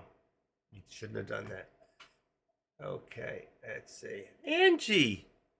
Hey, Angie. He left. Let's call him up and see why.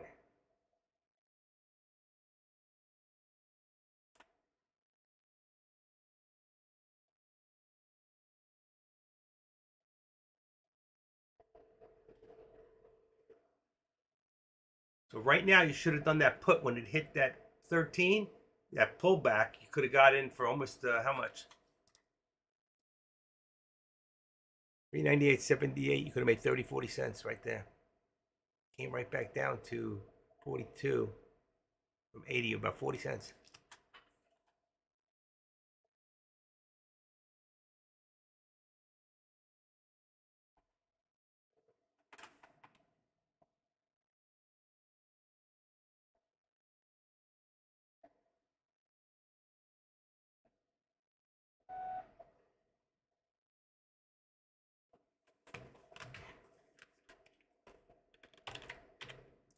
That's so funny that this person gave me a number, definitely not connected to him, and then gives me a name, sends me something, and then he disappears. And then when I call him in the room to ask him, he goes, he's gone. All right, I see people have put in has strategy 1000, good short play. I don't know what that is. Azo, Walt strategy 1000 gain. Please don't put anything other than what do you call it in profit check. Just profits, losses, anything like that. And I see some people did put. I'm going to put mine in there for the day. So SPX 650. I'm sorry, $600, and I'll even put a copy of my my P&Ls.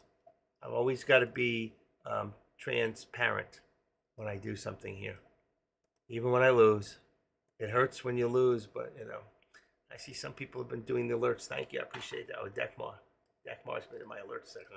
He's in my alert box. It's all him. I didn't tell him he could spam me. He's spamming me. He's going to get a spanking. I'm just kidding. Recession might be coming. Here's what it would look like. Hey, didn't Active Trader say that this morning about the recession that we're really in, but they say is coming? That's a joke. Well, it has to do with a lot because of the unemployment. That's why they're saying we're not in one, you know?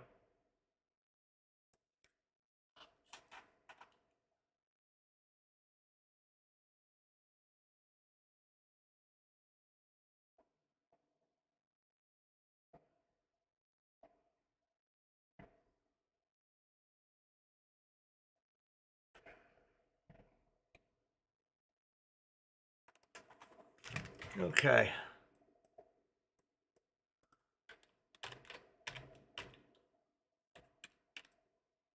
Can't believe he took off. He probably changed his name. Why do people do that? You know, if you don't want something, then don't say you want it. Do.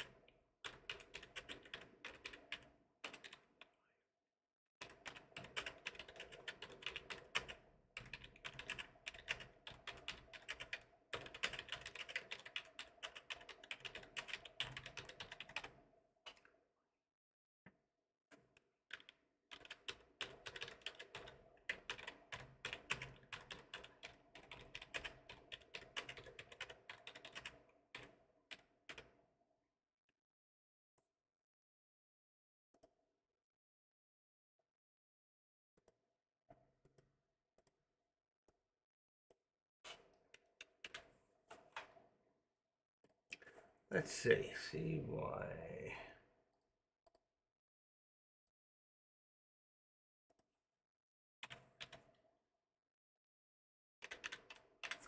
Playing games. Wow. Playing games with me. Well, we got a way around that.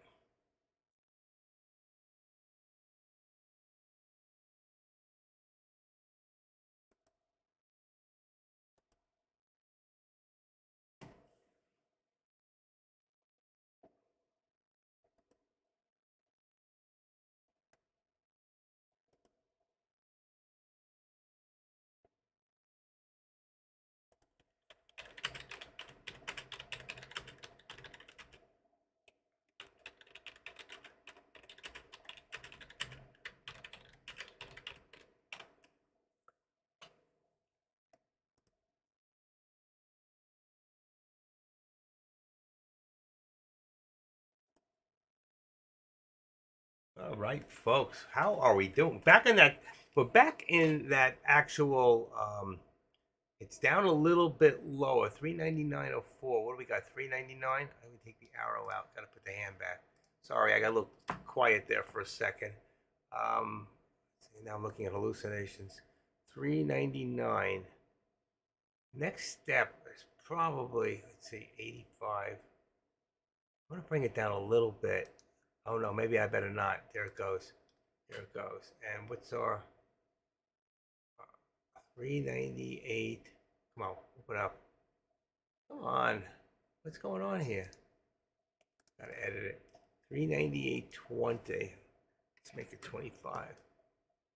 Probably a little bit higher. 325. Right there. 335. Let's bring it up a little bit. We seem to have hit that bottom for right now. The question is it going to hold? It is 2 o'clock in the afternoon. Okay, I haven't eaten. I hope I'm losing weight. I'm staying away from bread, carbs. All right, I don't know if I'm going to eat that pizza.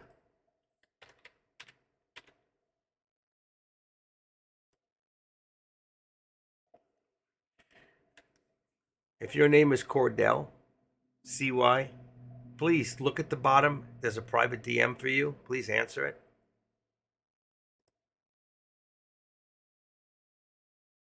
C Young 5, answer the message. Thank you. I know you hear me.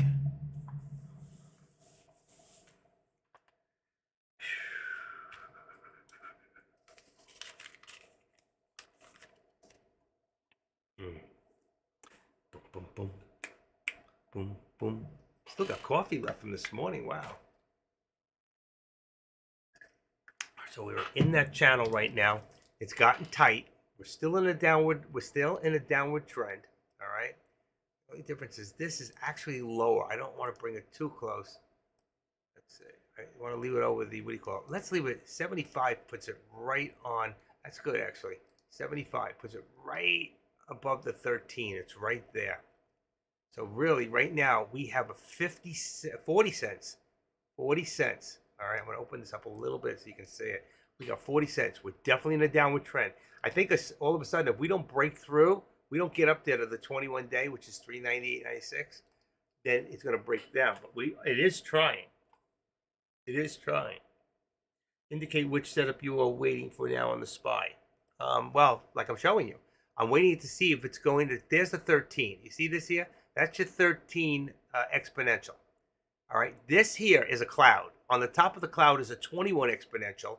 On the bottom is the 9. You can't really see because it's covered by the candlesticks. So we're right now between the 9, 10, about 10 or 11 day on the exponential. All right, because your 13, your 13 here shows 401, but we just passed through. So we just broke through. Okay, for the first time. That's going to bring us up a little bit more. Let's say now we've got an 85. All right, let's see. We're trying to push through that 399 again. All right, that 399 is going to put you about right there. That's 398.98. I don't know what those lines are. What the heck is that? I don't know. It's just a. Oh, that's why I like this thing, because this chart has the crisscross lines. They're boxes. That's what you don't have on SPX. But there it goes. It's trying to push. The question is, will it push? It's got a lot of volume. We're on 3 minute. Let's go to the 1 minute for a second. We're going to get another look at this in a different aspect, okay? We already know we're in a downward trend. That's what the 5 is going to tell us. But this is what the 1 minute tells us, all right? We have a low, 393.16. There's our lower VWAP, so we've already come up from there. Let's bring it up a little bit. There you go. I want to be able to see it, all right? So we're trying to push up to higher lows. See, we're doing higher lows, going up, higher lows, higher lows, higher lows. It comes back down. It comes back up here, all right? It didn't give us a higher low, per se. Actually, it's right on, but it did here. So there's a higher low, but there's your pullback, okay, the 54. But that's okay. A lot of times it doesn't get to, it pulls back and then springs forward, and all of a sudden, boom, all right? And a lot of times I wait for the setup, and the setup that I look for, okay, is when a stock is all the ways up there. Let's see, I have to look at this on at least a 3 minute.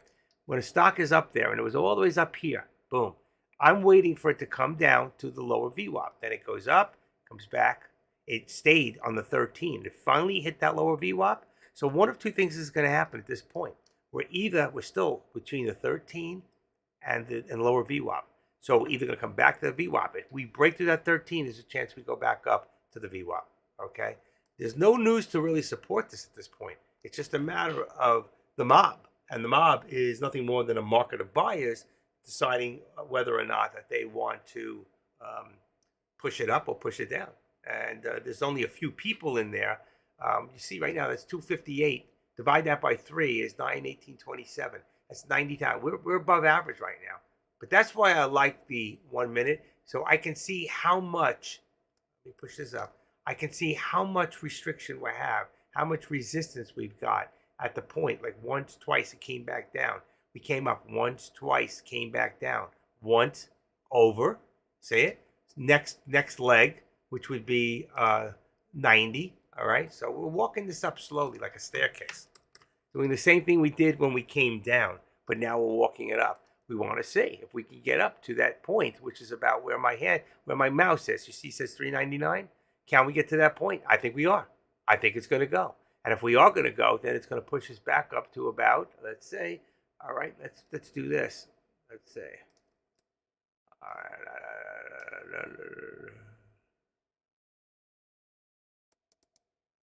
oh shoot, I hate when that happens. Why does it do that? Screw with me like that. Mess me up. Okay. What did I do? I had the wrong one? Okay. 398, 399. Okay, let's do that. We're almost there too. Look at this thing. Edit. So we want to say that this is target now. Target now. That's what we'll call it. It's going to be in the red because it's above where we're at, correct? Oh, we're going to go put that in there. That's good. 0. We're going to show this on the right. We're going to zigzag the lines. And we're going to put it about 399, let's say in 20 cents. I don't know if we'll get that far. But let's say that's our target now. Here's our resistance. Resistance is at 399. So I got to put this back now to the dollar sign. I mean to the hand. Hand allows you to do anything. See, 390. Oh, that was 398.90. So we haven't pushed past there yet. The idea is, will it push? I think it might. Okay, we're starting to move and climb up slowly.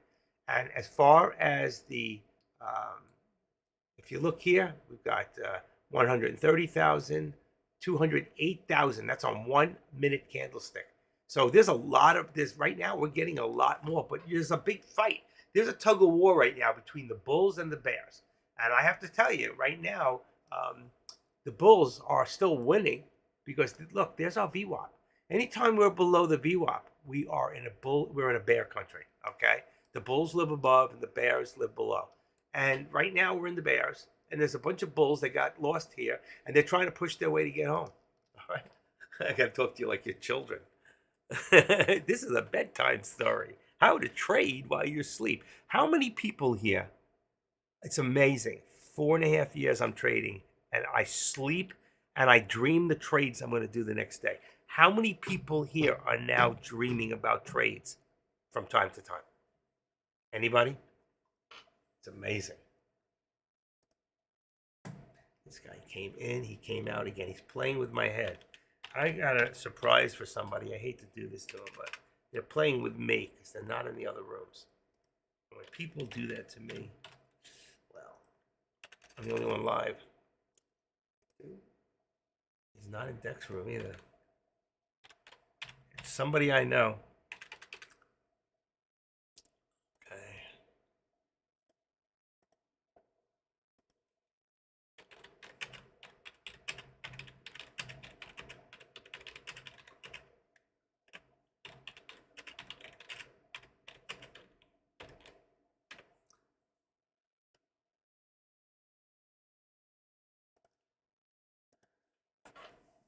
All right.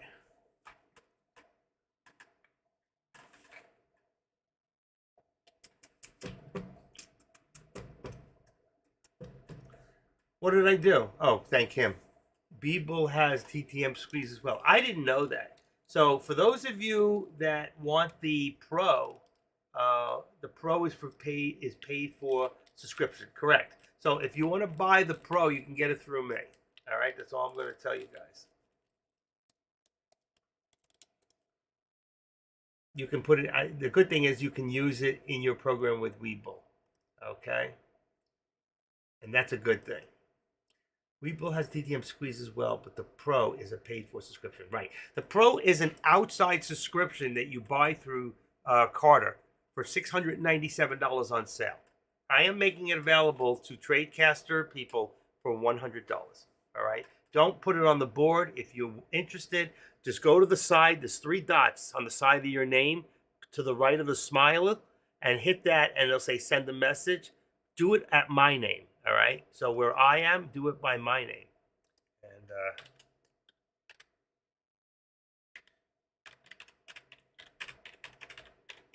in my personal DM. So the board doesn't have to see our business. There's 3 dots to the side of my name. If you're interested, just write me, send me your first name and your telephone number, and I'll get in touch with you after 4 o'clock. All right? Fair enough? I helped 4 people put it in yesterday. I got 1 more I'm doing today. So I'll do 4 a day. That's it. And this is the way you help me. And we're going to take that money that I'm generating, and Deck's going to help me, I'm sure, to somewhat, to hopefully get Webinato. And here's your pullback. This is what I thought was coming. Okay, here's your pullback. Right now, the 39.85 on a put. 39.85. I'm only 5 off. 39.85. Give me a second there. 39.85. Okay. Put your name in there. I know somebody's coming in for a landing here. MMTC. I need first name.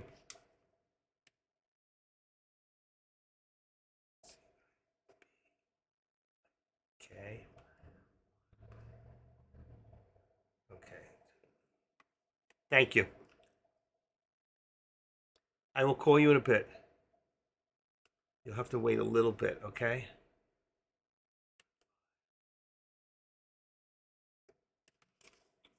Did you give me a name yesterday? Was that you?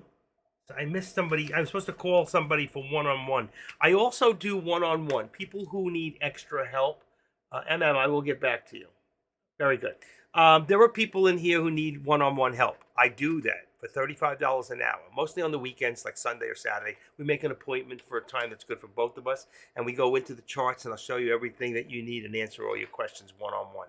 $35 an hour. I haven't had one person who's done it with me come back and complain, and most people got more than their 1 hour per hour. Okay, one guy did 3 hours and got 5. One guy did 2 hours, got 3. Somebody yesterday got 45 minutes extra, but he also bought a program from me. Squeeze Pro, yes, Squeeze Pro. I don't know. I don't know. If you don't have the squeeze, the TTM squeeze in IBKR, then it's not going to work. That I know of. I don't really know how you add programs in there. You're going to have to ask people. You know what? You can actually, let me find out. What's $35? I don't know what that is. I don't know what that is. Please don't put monies in here on there, and just put anything that means nothing. It means nothing to anybody. Okay. What you can do, I'll find out right now. Quick second. All right. Let me just finish this real quick. Activate. Let's bring this back down to 398. 25. Boy, that was a good way to make some money. We missed a put. We missed it. That was a good put down. Should have known. Will TTM scalper alert work on IBKR? That's International Broker. Is that what it is? John Carter. See how the squeeze indicates performance. John Carter webinar. Learn. Hold on. Simple Trading, Interactive Broker. Simple Trading explains how to plot the license studies. Simple Trading into learn more. It can be done. Yes, sir. It can be done. I found it. It can be done. Plotting the simpler trading. Hold on. This is a video I'm only going to give to those who have internet brokers. I'm really not interested. Under license, John Carter. Yeah, I understand, but there's a way to do it. All right, yes. Oh yeah, I'm sorry. $35 an hour. That's right. I am the cheapest in you can get the same thing from AK-47 for $65 an hour. RBank, does it work with IBR Broker? Okay, so for IBKR, here's the video that says it can be done. Okay, I found it for you. Just have to think out of a box, people. Just think out of the box. I don't know what you did there. I know you sent me something so bad, got it hooked up. Okay, great. Advertising. I know. I know. I got you. Thank you. Silverback, thanks. Okay. Let's take that stuff off there. I don't want to talk about it on here, but it does work. All right. I sent you something that you can look at. Okay. Right. It is under license. Okay. That's why we can't talk about it. All right. That's it. There's only a couple copies left anyway. That's it. They were purchased in advance. Okay. All right. You'll get with me. You'll let me know. Other than that, let's not talk about that. Let's go back to what we're doing. Okay. That's why it's all side talk and it's not talk inside the room. Thank you. Like I said, there's only a couple left anyway. We're done. 720. And where was my... Oh man, I closed him up. I didn't want to do that. Shoot. I didn't want to do that. I closed something. All right, I'll get him again.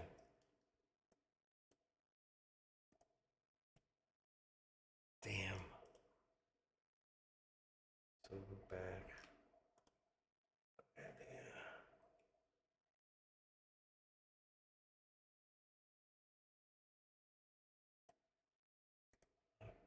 No problem today.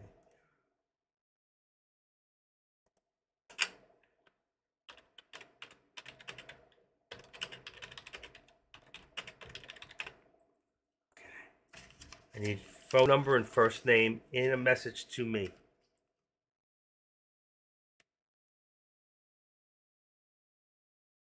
Okay?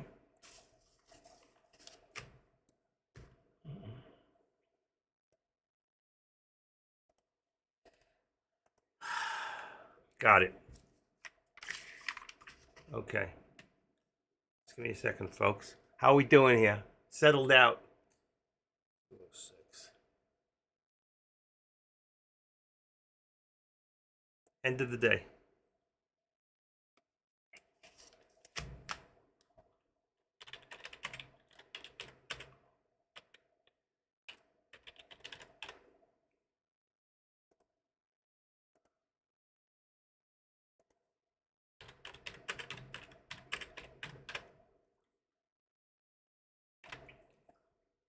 See why.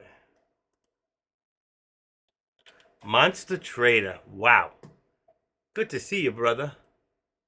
We used to talk all the time. Wow, he's in the other room. Okay. Here I go.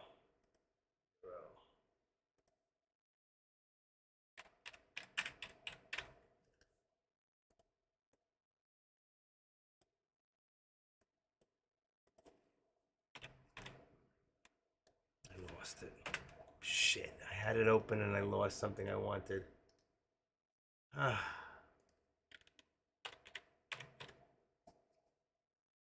Should I quit my job so I can do this full time? No, you don't quit a job until you're successful at doing this. Change your job hours. Call in sick one day. See if you can really do this. Just one day doesn't make it happen. Learn how to do paper trade first for a while. Be successful at that. Make sure you can be successful because you can lose a lot of money and then you have no job and you lost the money you had. Okay? Unless you're a millionaire and you got enough cushion, okay? If you have enough cushion, that's different. But if you're young and you're new, I know this looks exciting and you think you can make a fortune and become a millionaire, you absolutely can. There are guys in here who make $1 million a year for real, but can you be one of them? That's the big question. All right, we got 189.50 on Tesla. 189.50 is my support at this moment. Okay, what do I got here? What's going on here? I don't know why this keeps buzzing on. Okay. Trader J. Thank you for all that, brother. I would like to squeeze one. You got it. Trader J, we'll talk. I put your name in here. J, you're the last one. 985.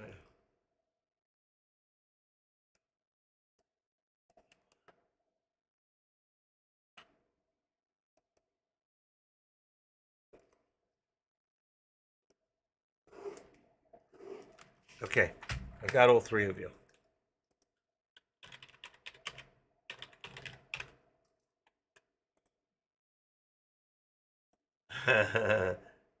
There is only one play, Kush. What are you talking about? Nate trades. There is only one Kush. Kush almost $1 million a month. No, he's not. That's not true. Kush made $3 million, he said last year. It's not $1 million a month. So his father maybe. His father's worth over $50 million. So he had a lot of money behind him. But I love Kush.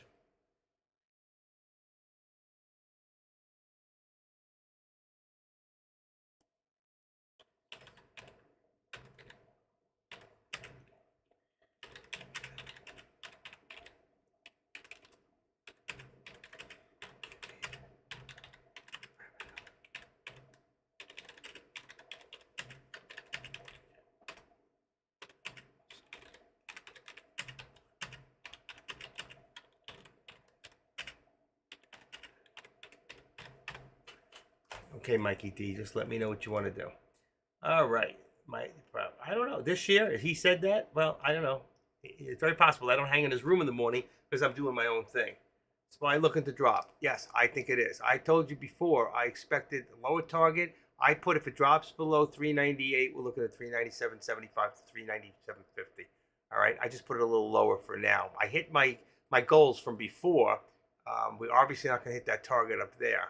I don't know. I'm going to leave it there for right now, but let's go right there. I'm going to center everything. That was my target before, so it's not going to. It didn't hit. It didn't make it. So that was. Let's take away the now and say before. Did not hit target before. Now it came back. So you see, we hit a high here, 398.90, and it never made that 399, which is very unusual. It just didn't have that oomph, you know.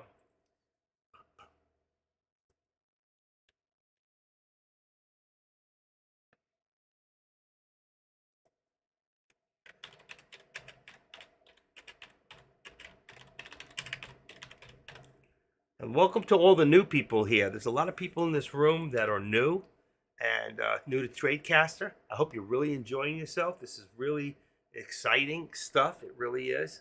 And hold on 1 second. Take that off. All right. It's really exciting. Okay. That's for the book. And you know what? We welcome all new people here. I'm new and I love it here. Day 2. Excellent. You know what? I remember when I first found TradeCaster, I was so excited. I never knew there was anything like this. You know, I never day traded. I was a long-term trader, you know, into certain stocks that I held, and not even that long, but, you know, when I learned how to day trade, I just was so fascinated by the way you can make so much money. Here's the drop coming. We really need to see now. I do not chase this, okay? I'm telling you now, do not chase this. We want to see first if it's going to break down below the 398, if it's going to hold. If it does break down and it goes down 398, 90, 95, 85, 90, back to 92, I'd probably go for it. But you got to be careful because it could pop back up at any time. All right? Remember, it's manipulated, and then you'll get scared and you'll pop out and lose money. Okay? And then you'll say, oh my God, it dropped again if I just held. Well, that's where Warren Buffett comes in when he talks about patience. All right? This is where money gets transferred from people who are patient to people who are impatient. But on the other hand, we must all have a plan, okay? We cannot just go in recklessly and buy a stock and think that, you know, I'm going to hold it because it's going to come back, or, you know, I hope it comes back. You know what? Just remember this, and this is so important, and I plaster this up there a lot, you know. Hold on 1 second. Hope is not a strategy. We must have a plan, okay? You have to decide what's the max that you're willing to lose. What is the max that you're willing to lose? And trader, we'll talk later. What's the max you're willing to lose? And you got to get out. And it may only go 10 cents more.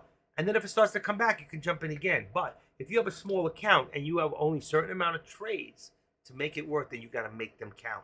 then you better be right. All right. So like right now, okay, that channel has changed. Right? See this 398? I didn't bring this down before. 398.90. Let's say now we're about 50. 398.50. See how far down we just came to here? Now we're in a new channel. We were there before. We tried to break out. We came back into the channel. We tried to break out again. We came down hard. That was a great put. And kudos to anybody who got in there. I was too busy doing other stuff, or I would have been in that. I would have been in that play. I'm 3 for 3 today. Okay, they're not big ones, but $600 is $600. You know, if you made $600 every single day, right? If you're new here and you were able to make $600, there's approximately 250 trading days a year. That would be $150,000, 600 a day. Okay, so I'm just letting you know. A lot of people are making a lot more than that. All right, so we'll go down. Let's say now. Let's just say right now that we have support. It's a little lower than it really is, but let's see. We hit 07, so let's just say 398 and see if it's going to hold that. I have a feeling that we're going to break through. And now look how far down. Look what happened here. All right. Look where our lower VWAP plot was here. Look where it is now. So I told you before 397.75 to 50 to 75. This is at 61. All right. I'm really willing to say that it's very possible we come back down. Let's see. I'm going to leave it there for right now. Let's just see if I'm right. If I'm right, then it's twice my target was hit in a day. Well, you'd be happy making that, but once you start making that, believe me, you want a lot more than that. I made so far the last 4 weeks just in my crypto, not even talking about this, I've been winning every day too. I won 12,000, let's see, as of tomorrow morning at 8 o'clock, I'm up $12,858.48 in my crypto, leaving me a balance of 58,800 and change in there. And then I'm going to go to the next level, all right? I'm going to put up 100,000. And that's going to be for 8 days. And I'm going to walk away with 22,000 profit again. So 22,000 and my 12 so far, 12, 8, and 22 is 32. That'll be $35,000 profit in less than 2 months. How's that? And I'm doing it. And I had a setback. I would have been there already. I had a $55,000 setback. Binance held my money, but I got it back. Oof, I was scared. I could have lost, but everything said that it was a real company. They must have thought I was money laundering, which I'm not. All I did was move money from my bank to them, to crypto, and then to DBX. And then somebody said, "Can you get your money out of there?" And I go, "Well, I never tried," so I did. And they just the moving back and forth like that. They got nervous about me. I don't know. So it shouldn't have been that way. So I read up on Crypto.com. Some of their fees are a little higher. But it's real. It's American. They say it's the second largest, one of the top 2 largest crypto exchanges for money in the United States. So I'm good enough. That's good enough for me. Is there any chance of this jumping up? I don't know, Proby. I hope you're not still sitting in some sort of a call. You know, you have a habit of doing that, so I'm not sure. Listen, just look at the chart. Let's go to 3 minute. Okay, let's go to 3 minute. All right, and let's bring it in here, and let's do this. Hold on. Okay, let's bring it to 5 minutes. Oh, let's see if I make it a little smaller. There you go. There we go. And let's go like this. All right. Now, when I go here, and I go into this, and I go to up here somewhere where I can see it, boom. I don't know where that is, but I can see it. And I go this way. I go even right there. Right this way. Boom. Okay? You see this? That was the high of the day back there. And let's just say, in case you want to really look at it again, let's get rid of the left extension. Okay, now let's go back to 1 minute. Ready? And let's put this up. I may have to correct this. I don't know yet. Okay. What do you see? Let's go back to a little more positive. I like to see the charts. Okay, let's do this. And then we're going to take this and activate the trend line.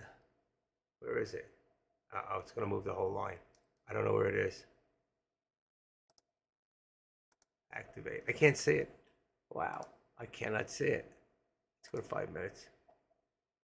Where's my line? Let's activate it. There it is. Okay, I want to bring it down. All right, I want to bring it down to about, oh, it's moving the whole thing. I don't like that. Right there. Okay, I gotta stop that. Then do it again. Watch. Let's activate the drawing trend line. Then I can do it from here. There you go. All right. Boom. Now let's go back to the 1 minute. I hate to do all this. It creeps me out. Okay. Look at my line. Put a plane on that. What do you see? Do you see it going up, going sideways, or hard, going down hard? Okay. That tells you the direction we're going. And on a 1 minute, I have to activate it a little better. I can't see it. That's the problem. I don't know where it is. I don't know where that thing is. I don't know why I can't see it. It stinks. Let's go to 2 minutes.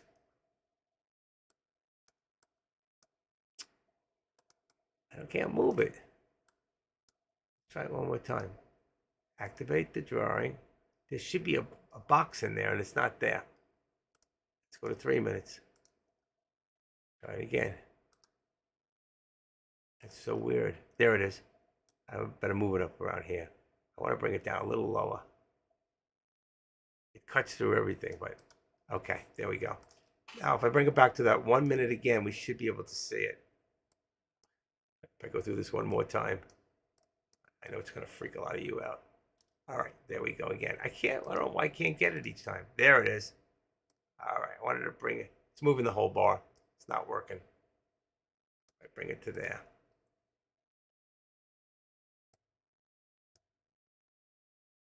Look at that. I don't like it. Forget it. But you can see from the time, from the day, okay, all that, I don't even like the way it sets up. But even from right now, everything is down, down, down, down. We keep hitting low lows. Why would you be talking about a chance of jumping up? Didn't you see the thing I put up there, moving down slowly and will continue? Absolutely. So why do you say, is there a chance of it going up? Is there any news that was substantiated to go up? At 2:28, this was the last news. McConnell says, Biden tax plan on Medicare will not see light of the day. Thank you, Lord. I guess they're not going to take money away from me. You know, I get Medicare. I get money a month. My wife gets money every month. So between my wife and I, we get over $50,000. Let's see, not even. Let's see, 8, that's 30, 43, about $45,000 a year from the government. See the two of us. But we paid into the system for so many years, you know. I wish I had paid in more. Now that I never thought I'd live this long, to be honest. But now you guys won't let me go. You keep me here hostage all day long. It's already 2:43 in the afternoon, and I have been here. You know, I've been here since 8:52 this morning. Looking forward to Gerald. All right, so I got Gerald. All right, I got you. Let's see. I got you. I got you. I got you. And I got you. I'm just getting rid of all these chats on the bottom. Okay, sounds good. And we took care of you. Nice. And, oh, shoot. I just lost the whole page. Okay. And that's an @ sign. And he's gone. I'll find him again. I think somebody took their account out this time. All right. You're not going nowhere. You're not going nowhere. Do you primarily trade SPA? Yes, I do, Mickey D. I primarily trade it because it pays the most, okay? Once in a while, I'll go for Tesla, all right? If I can get quick in and out, nothing's happened with the SPY. All right, where's my mouse? And look again. Here we go. There's the breakthrough. What did I tell you? What did I tell you? All right? So now we just broke through the 3. I wasn't even watching. Every time I do something else, that's what happens. So let's say, what do we hit the bottom? I don't even know. What does it say? Oh, 398.06. Oh, did we hit? Is that what we hit? 398.06. Let's just put 398. Leave it on 398. I thought it went lower. 397.88. Why is my other chart's wrong? That's so weird. I have to refresh it. It does that to me. It's slow. I don't know why that chart is slow. All right, so this one here, we're going to edit it down to 397 and 85 cents. There you go. It should be a little higher, maybe 90. I love those. I love that 90. That's just tweaking it out. If you add 85, it doesn't mean it's wrong. Okay. So it could even be 95, really. 92. But that's okay. That's perfect. So you can see we're going down and down. Like right now, would it be a good time? We're right by the 13. Look at this. We just came above the 13 a little bit to 18, 20. Do you think we're going to climb up to our resistance, which is coming down? Let's see, where are we at on this? 50? I'm going to bring it down to 45. Let's tweak it a little closer. It is going up a little. Let's see how far we get to resistance. And my target from before, I don't see it happening today. I'm going to remove it, see if I'm right or wrong. And let's see what we got here. 250. Who's here? Dak? Trader J. Mickey. Okay.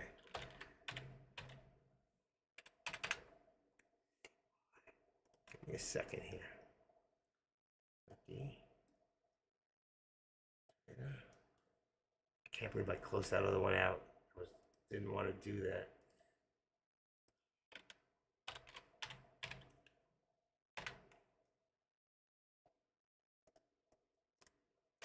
So we are still live.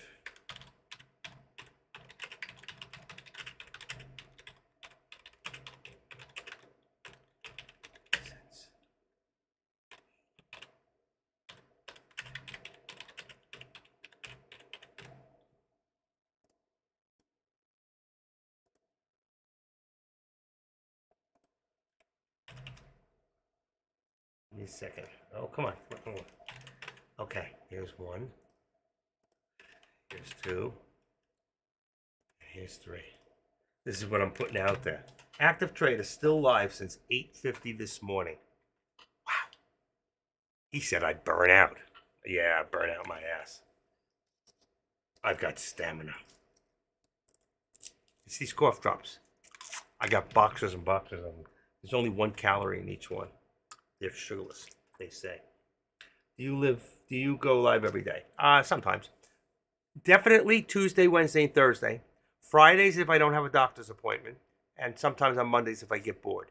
I did go this Monday because Deck wasn't here. My biggest day here. Over 425 people in the room at the time.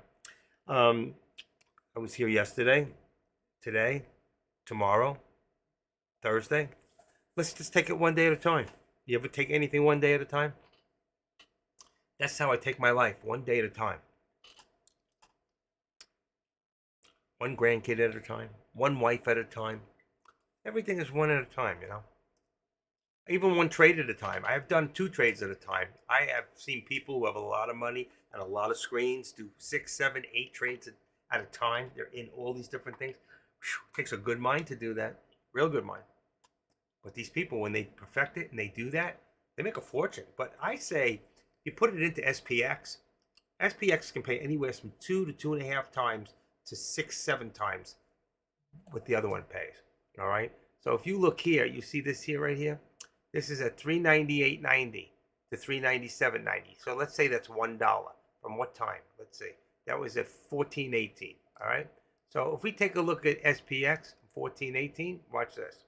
14.18 right there. So that one there is at 92.93. Here we're at 82. So this is $10. This is $10 right here for the same amount that the SPY just went $2. So which one do you want to go in? So if I go 500 shares and I was in here, I did a put and I stayed to here. 500 shares would have just made me $5,000. If I did it on the SPY, 500 shares would have just made me $500. Or was it $2? 98, let's see, 98, 97. $1. The other one went 10. So $1 would have made me 500, or 10 would have made me 5,000. Which one would you rather do? That's right.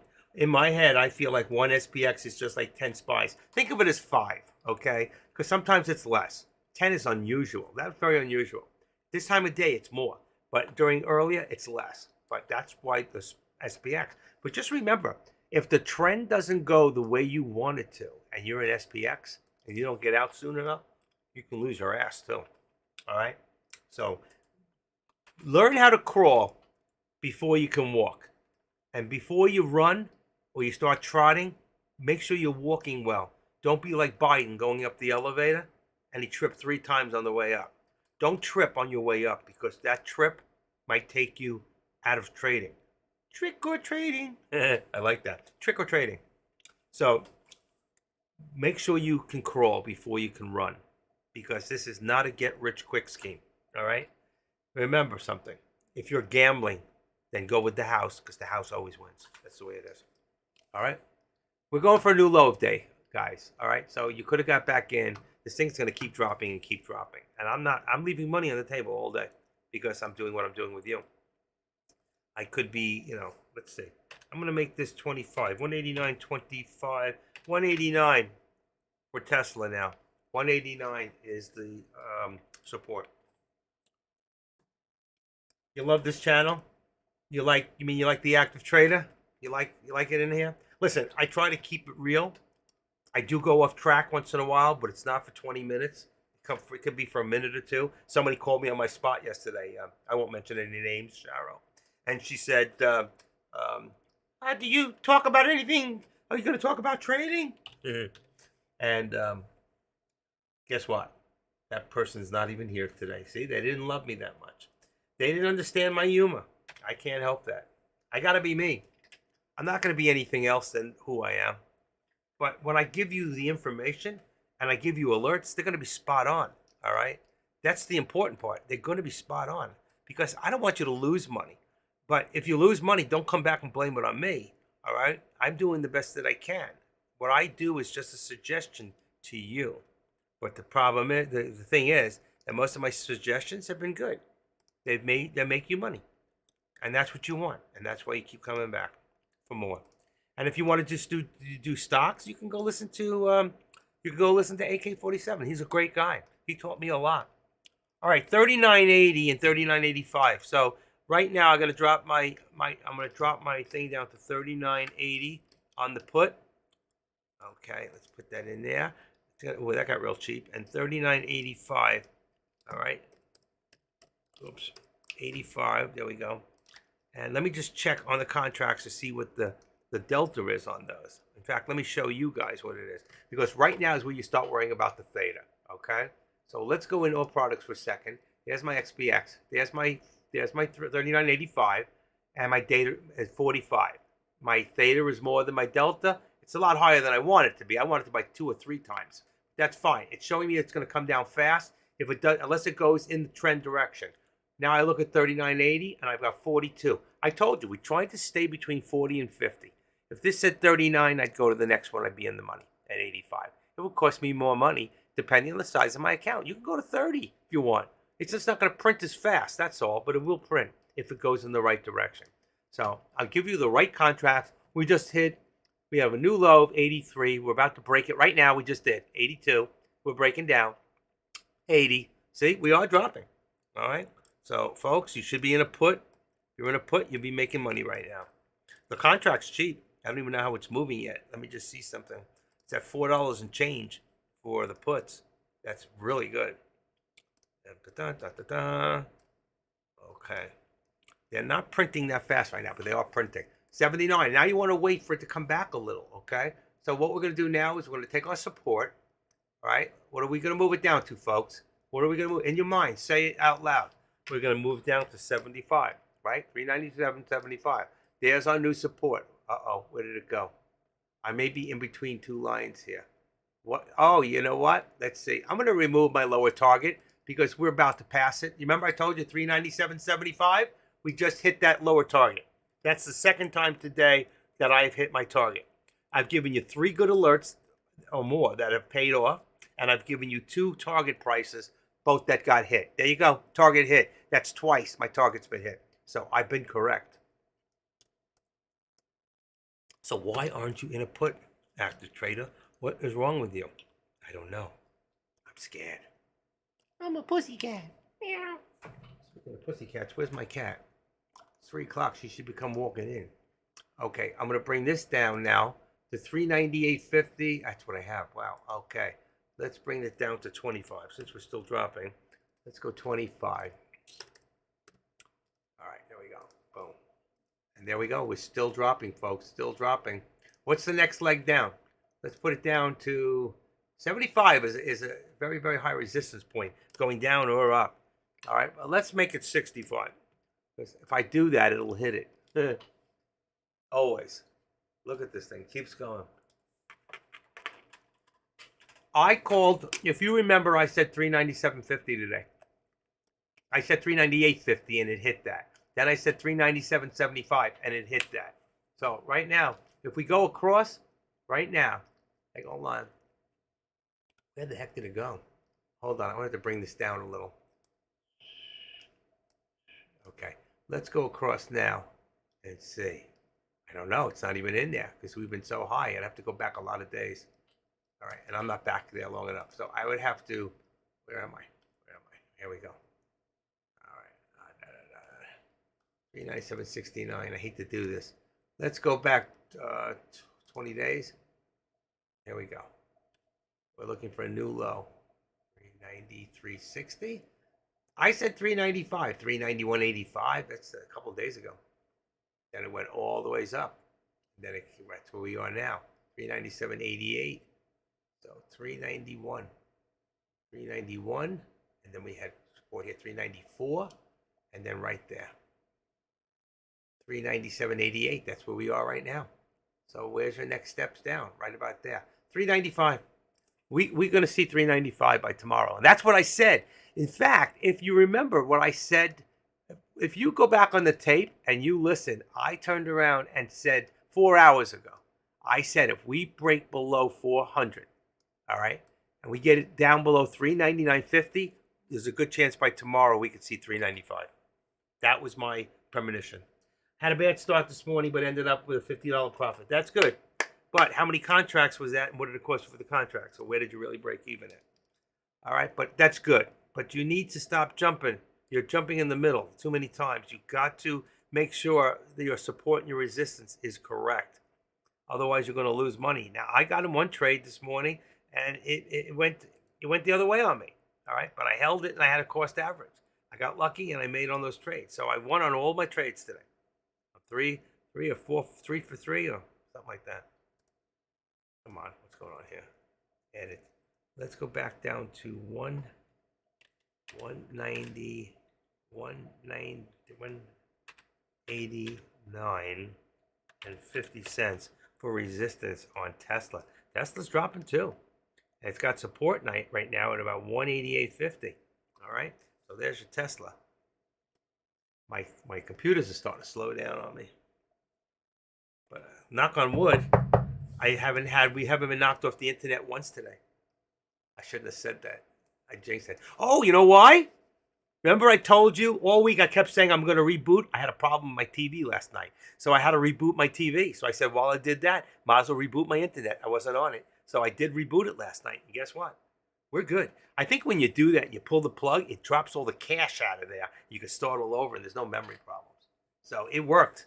It worked. I'm going to do that once a week on the weekends. I'm just going to reboot it. It's worth it.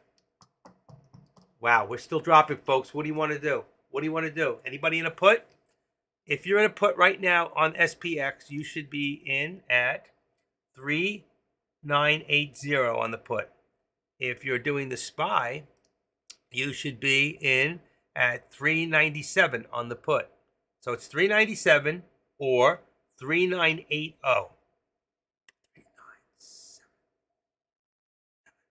3978. Yep, I see how that works out. Okay. You should get a little Geekum PC supports 4 monitors. I have 3. I have 1, 2, 3. I have 4 monitors. I'm using 4 now. A Geekum. I don't know what that is. A little Geekum. I was in a put, a SPY. Okay, Geekum PC. Let's see what the heck are you talking about. Oh, shoot. I see it, but I have to go out of here. Geekum. I'll have to do it in here. Geekum PC support. Okay. Geekum. Hold on. Geekum. Geekum. Mini IT gaming mini PC with Intel i7 generation. And I have Intel i7. I have an Intel Core i7. The mini common features that you expect, but I'd say better return. I'll look at that later, you know? All right, that's interesting. I'll check that out. I have a whole thing with IT core over here and computer stuff, so I will definitely look at that. Thank you. Let's see, put that back on. Let's get rid of this. Squeeze Pro, we don't need right now. Deck more trays, I don't need. I'll close the envelope here. Anybody need any help with anything? Let's see. I'm going to take Deck off of Webanito right now. I don't think he's coming back. Surprised. Nobody's back. Just me. Active Trader. Holy moly. I spent the day with the Active Trader. Deck's coming back in less than 2 minutes, so you can either stay here with me or you can go back with Deck. It is 3 o'clock. I usually do end around this time now. I think that since Deck is going live, I think you guys have had enough of me. How many of you want me to stay? How many of you want me to go? Tell me. How many of you want to go? I'll watch the numbers. If the numbers stay, I'll stay. Yeah, there it goes, Spy Proby. Good thing I got out. That's right, you had that put. Me too. Good thing I didn't get in. You know? Anybody want me to quit? We ain't going nowhere. Okay. Does that mean I can't go anywhere? Then those people I was supposed to call are going to have to wait a little longer. Okay. I got 3 people to call up. That 4th one, he disappeared on me. He won't answer his calls. If I catch him again in here, I'm going to bounce his ass. I made up my mind. I just hate when people lie to me. I do. I hate when people lie to me. Don't do that to me. Rather, you, like one guy said to me today, he goes, listen, I want to get with you on Friday with that. I can't do anything till then. I said, listen, no problem. That's fine. I respect that. You know, or next week or in 2 weeks. I'm interested. Can you remind me? Blah, blah, blah. Here's my number. Call me in 2 weeks. I really want the program. Blah, blah, blah, blah. Lobo wants me to stay. Okay. Let's see. He's probably in the other room at the same time anyway, so it doesn't matter. And he is. I see you, Lobo. You're in Deck's room. That's okay. You should be doing that. You know what? You can listen in 2 rooms. 15 seconds for Deck.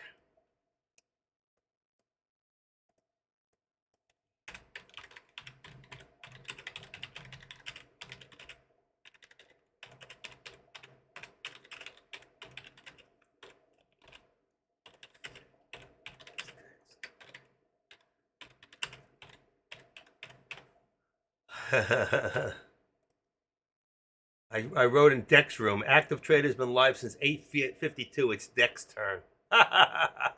You like that? Okay. Let's see what he's.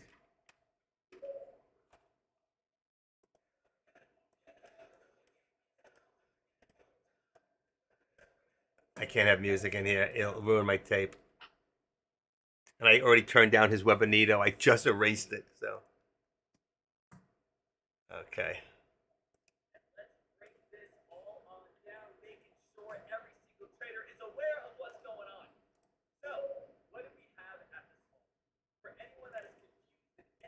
All right, let me get rid of Deck. How many trades do I average? Usually I average, I usually average 8 trades per day. Today, oh shit, what was that? Spy Proby. Why do you do that to me in the middle of typing? You just messed me up. Okay. Today, if you see what I did 1, 2, 3, 4 trades. So I am not over trading. I made $600 today. I think I made more than that yesterday. Oh no, yesterday. Yeah, yesterday. I don't even know. I'd have to look it up. I save my, my positions every day. So like right now, what does this show? This is my position here. Is this the one that has the 4 trades? 1, 2, 3. No, I got to copy one more because I don't have all 4. So I'm going to get rid of this one. That was 3. And then I'll get the 4th one. Okay, I'll show it to the room. I showed it to you guys already, but I'll put it up there so you can see what I've done. Let's see, I'm going to take a screenshot since we're still going up there. Let's see, screenshot. Take a screenshot. Let's save and call it number 4. 4th trade. Number 4, that makes sense. Goes there. All right, go get that out of there. Go back to the chart. I got Tesla back. And you can see right here, I'm going to put it on the right now. Boom, boom, boom. This is my trades today. Active traders trades. Up. Okay, and I made $600. Okay, there you go. So I'm very transparent. I won each trade. Some I didn't win by much, but I won. That's the point. I won every one today. I had a cost average on the first one. I had a cost average on the third one, but I still won. And that's what counts. I didn't lose any trades. Okay, you think you'll have time later to call you over like this? Today. All right, yeah, we can talk later, Bobby. All right, let me make those other calls first, and then I'll call you after. What's the latest I can call you? Just put it down this way I know. Okay, yeah, we'll talk. All right, let's see. We hit my resistance point. Look at that. What did I put it at? 398.25. You remember before? I wasn't sure. I looked across. I saw this high point here. I brought it here, and you can see I got it at. Come on, why does it come up? I hate when it does that. Let's see. There you go. 398.25. Look what we just hit. 23.25. There we go. Bingo. Right to my resistance points, and it's going to break through. It's going to break through. Why are we turning around here? But I'm going to tell you something. You got to be careful, especially it's after 3 o'clock. And there's a good chance that this can come tumbling back down again. All right. So we're going to see what happens here. I'm not in any trades right now. I was going to do a put before. Something told me not to, and I missed the ones I wanted to. So let's see. 740. That's good. Perfect. Okay. Let me put that down so I don't forget.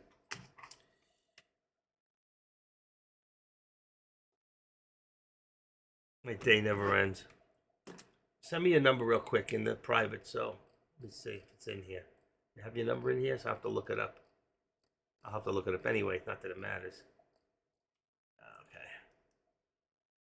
I got it. I got it, Brady. I got it.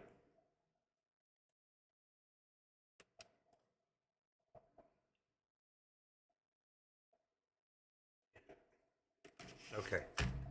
Got 4 calls after. Are you one of them? It's latest, but it's a problem. I can wait another day. No, okay. Let's say so. It's before then. Let's say be before that. Before 7. Okay. Gotcha. We're good. All right, folks. Waiting for that pullback. You see the pullback now. Since we hit the resistance, we seem to be holding. We did hit a high of 29, but our resistance is still at 20 to 25. But remember, our pullback, so the 13 puts us at 398. See what happened? See when it hit there? See that big doji? That was your put. That was your put. You knew it immediately. I always tell you those long puts. Think of them. If you scalp TF out of these positions, what's TF? If you scalp, I'm not sure what TF is. I probably know it. I just can't. I can't think. So you gotta give me an idea what you're talking about. TF. Scalping positions, easy scalping. TF. Crypto scalping. Wow, 5-minute scalping strategy. Oh, I like that. Let's see. How do I get to that? Oh shoot! I just lost my box. Okay, I need to put that there. And let me go back here. I lost you guys. I can't see you. I know you can still hear me because I got you in another computer. All right, let me go back. Lobbies. Active trader. I lost you. Amazing. Okay, I'm back. Anybody miss me? Did I get thrown off at all? I was in the other computer. And I grabbed that, something I want to see was like, it's called scalping, 5-minute scalping strategy, scalping, I think it was crypto options. So let's see. I got to look at that later. That's very cool. Strategies for that. All right, I need to open up another one of these. Okay, and go to Tradecaster, back into the lobbies, and go for Dex. Okay, I can keep an eye on him. I always keep an eye on all the rooms. You don't even know what I'm doing in the background, you know? Okay. Let's see why he's not there. Guy's really playing with me. I'm going to catch him again. I just hate, I told you I hate when people lie to me. I got a surprise. change his name. Yeah, not here. Okay.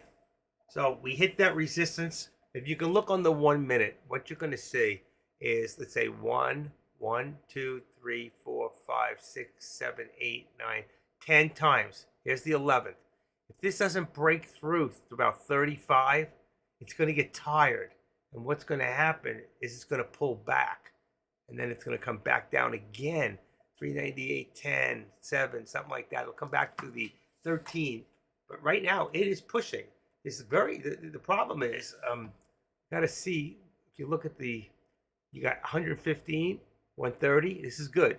200, 170, 62 is low. 175, and this one here we're at 45. So you see every one of these candlesticks is above average, which means we're about to push. And we're going to push to the next level at 35, okay? So let's just edit this up and change this 25 to a 35. We're really at 30, but we'll make it 35. Give us a little incentive to where I think they're going to push. Over 398.50 long, okay? You scalp out of the freak. You scalp the freak out of these positions. Okay. I used to be a freak. Then I lost my hair. Anybody see me when I used to be a freak? I don't want to lose. Hey, let's see. You want to see the freak?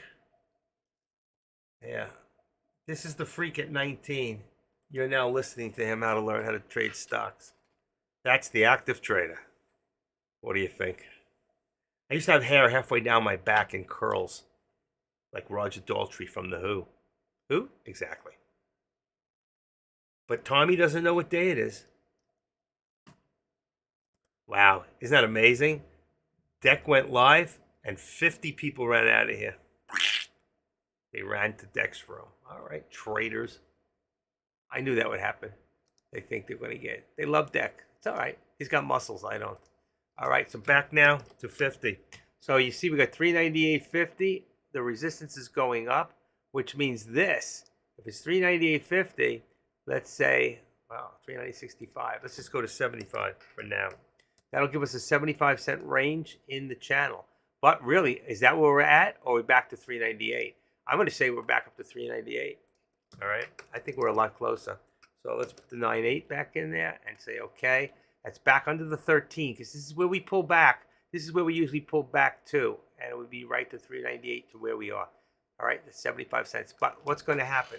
We're still moving. So our contract's going to change at the same time too, right? So if I go back into my contracts real quick, just to see what's happening there, I'll do it on my end so I don't have to bust up the screen. We should be in a 3990 and an 85. So 39.85 will be the put for right now. 39.85, and the 39.90 will be the call. 39.90. On the SPY, it would be 399 on the call and 398 on the put. For Tesla, it would be 190 on the call, and on the put would be 187.50. You can listen to the tape again if you missed it. I'm not typing. Jim Croce, I saw Jim Croce. I could put time in a bottle.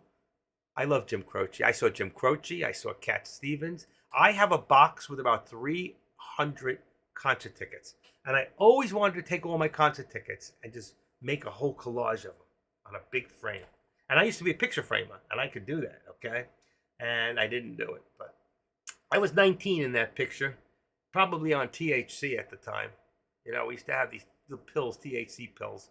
I used to get them in Grenell's Park down in North Miami Beach. It was a park. You should walk in the back, and there was a lake, and you go down the path, and there were guys just selling drugs. And I was a crazy dude, so, you know, they didn't take me for a narc, and I wasn't one, so I got what I needed back then. I was in high school when Croce died. Yeah, that was a bad thing. That was back in the 70s, I think. Late 76. When did he die? He was an English professor. Let's see. Jim Croce died, let's see, in 1973. I love Jim Croce. He was great. Go. Oh, Leroy Brown. There you go. You know what? Do I look like him? Hold on a second. Yeah, a little bit, I guess. He had darker hair than me.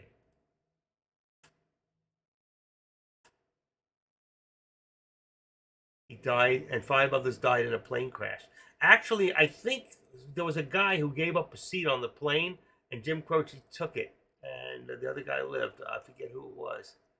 His music, his death, of course, it's an incident. They had Leroy Brown, 73 plane crash. Wasn't that in like Louisiana or somewhere like that? Where was that? Man, it was George Stevens, manager, booking agent, and the road manager. They all died. Others killed. They all his friends. How about John Denver? He built his own plane and he died at 53. Rocky Mountain High in Colorado. Look at that right there. Wow, we're getting up there, folks. Look at this. We're getting up there. 65. Bang. We are moving up. We are moving up. I don't know when this thing's going to come back down and bite us.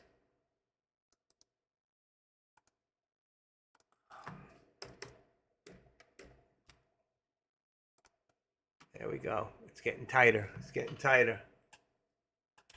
Getting tighter. LA. Yeah, it was, right? It wasn't Los Angeles. It was Louisiana that he died. I'm older than I realized. How old are you, Kuchupa? Kuchupa? 77? No. I wrote down what it was, 73. How old are you? Let's see. I guess I talked about music. 9 more people ran to Deck's room. They think they're going to make a fortune over there. Come on, Deck. What are you talking about anyway? I guess I talked about music.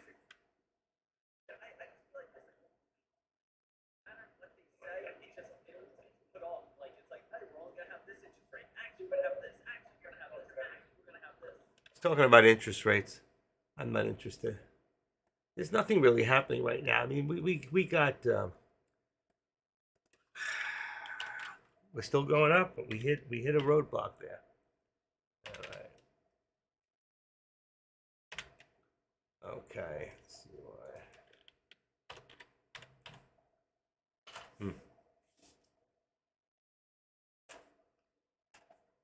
We get to 75, we can get back to 399. But the question is, if we got there, we got over 398.75 and it held, then we go to 400. That's exactly right. That's exactly what I was saying. I think we're going to push the SPY to 400. Isn't that amazing? Good minds think alike.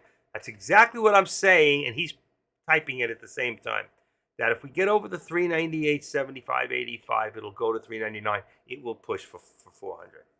And that'll bring Tesla back up to about 192. But that's if. There's a lot of ifs here, you know. If the sun doesn't come out, will we see the moon again? Wow. And there it is. There it is, folks. Do we see the 75? There it is, 75. We did see it. Look at the time in sales. See it? There's your time in sales. Hit 75. You got a lot of resistance at 75. Is that where I put it? I put it at 70. Yeah, see it. Let's put it to 75. It's the only way it's going to get over is if I do that. The minute I hit it, it'll go over. Okay. Lost my light again. Oh, wow. What happened here? My light died. Did I touch something? Hit a switch? No. That's really weird. Hold on a second, folks.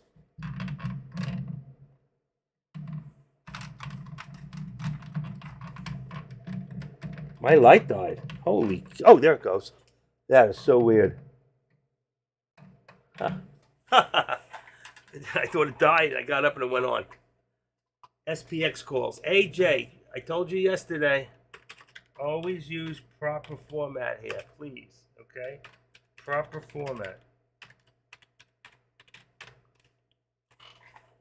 All right? Always put that in there. SPX in proper format. I am a stickler in this room. And if I catch it in Deck's room, I trade it. The only rooms I don't correct is my other people. I don't care what you do there. That's on them. But if you do things right, it makes it easier for everybody else. When somebody new comes in and says, oh, SPX, let me click on that. They click on yours. That's okay. Listen, I'll train you. You guys are new.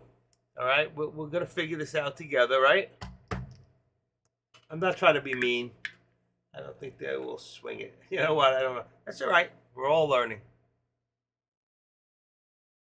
You're learning how to be a better trader to do the right thing. All right. I'm wearing my Deckmore Trades hat here at Deckmore Trades. I gotta go soon. 3:20. I don't know if I'm gonna stay for the whole 3. I'll leave the thing to run in the background. I won't change it, and I'll keep it going. But I'm getting to the point. I'm losing my voice. Do I swing? Depends how many ladies are involved. No, I mean, oh, you meant swing trade. Oh, no, I don't. Let me tell you something. 35% of all traders are swing traders. I don't know what percentage are really good, but you can become a very successful swing trader. But I would just tell you, if you're going to swing trade, I would not do it with SPX. SPX can wipe your account out. It can wipe you out overnight. It can really cost you a lot, depending on how much. But just remember, I mean, you can lose your premium. I don't think you can lose more than your premium with options, but the fact is, it just can turn so fast on you that even a couple of $1,000, I wouldn't want to lose it. So 100 shares of SPX is still $3,000. You could lose $3,000. 100 shares of the SPY would be about 200. Well, I don't know what the 398. I don't know what the cost of the actual is on those. I have to look it up. If I look at the SPY right now, that's the wrong one. If I look at the SPY of all products, okay, you can lose, if you had 1,000 shares, you can lose $3,000. It's $3 a share. So you can lose, it's a lot of money you can lose if it turns the other way. It'll go to zero on you tomorrow. You don't have to worry about the theta. If you're going to swing trade, you don't do today's date anyway. You go out a day or two.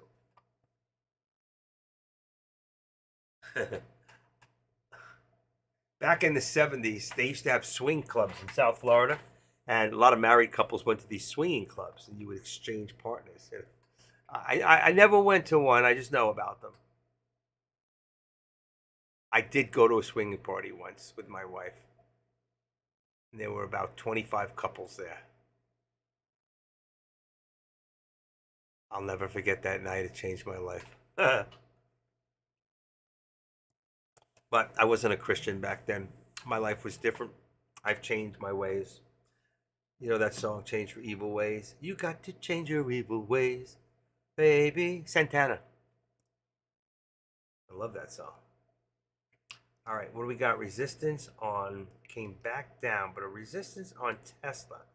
Let's say, edit. Let's put it up to 189.75. Let's see how that works out. It's better. I think we're a little higher. I'm going to say 189. Let's say 190. 190 for now. Come on. 190. Like, this computer's starting to really slow down on me. 190, and then the other one becomes 189. Yeah, I'm going to have to shut this down. My other computer's starting to slow down. It's been a great day. I have to say, you know what? It's been real cool. We've done well. I was successful today. I gave out some really good alerts. There's been some good questions out there, which is what we want more of. We want more participation with the people here in the room, because it helps the new people that don't know even what to ask. So really, even if you know something, just ask a question about it anyway. It doesn't make you look stupid. It makes you look smart. It does. People who ask questions, usually, you don't step on Superman's cape. No, I can't get this out of my head. That's right.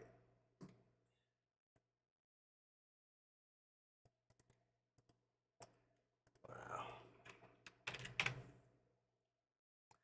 Nope, you don't mess around with Jim, do you?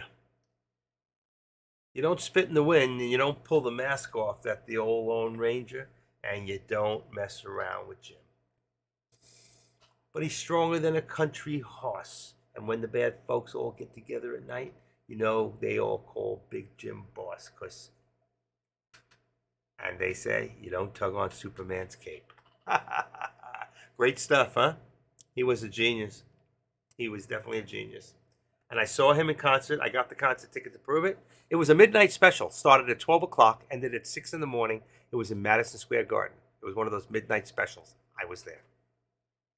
About the 30th row, dead center, 40th row. I also saw Eric Clapton there, 26th row, dead center with backstage pass. One day I'll show you. I'll put my concert tickets out. I'll take some pictures. You'll flip out. I've got them all. Allman Brothers, Grateful Dead, Jethro Tull, Charlie Daniels, Marshall Tucker, ZZ Top. I mean, you name them. Emerson, Lake and Palmer, The Who. You name them, I've seen them. Bob Dylan. Those were the days, my friend. I thought they'd never end. And I never saw the Beatles. But I did. This is a true story. I used to live in Nassau County, New York, in Valley Stream. And we had to go towards the airport. And one day we pulled up to a light and a limousine pulled up. And the window went down and the Beatles were in the limousine. And they just waved hello. And my sister, I was young. I was about 7 years old. I never forgot it. I knew who the Beatles were, but my sister was, I don't know, about 6'13". She was freaking out. But they were funny. They were laughing and they were just waving. And then they pulled away in the limousine. And I never saw them again. I never saw them in person. A friend of mine works for the drummer, Ringo Starr, like an idiot. He asked me once if I wanted, he was in here at Rock. He was playing at the Rock Cafe and he asked me if I wanted to go. I said, I don't really care for Ringo, but I was an idiot not to go because he goes, but he's a Beatle. He's a Beatle. I go, he got mad at me. Ringo was his best friend, still to this day. So we don't talk anymore. He hates me. So anyway, I realized the other how stupid I was because I would have met the whole band. And his band is really what makes up Ringo today. And it's always the top musicians out there. So that was the stupidest thing I did. All right, we got 179 people left in here. I better leave before you all leave before me. I hate to shut the door behind me. It's 3:27. I think we're done for the day. We got the pullback here. It's probably going to come back down. All right.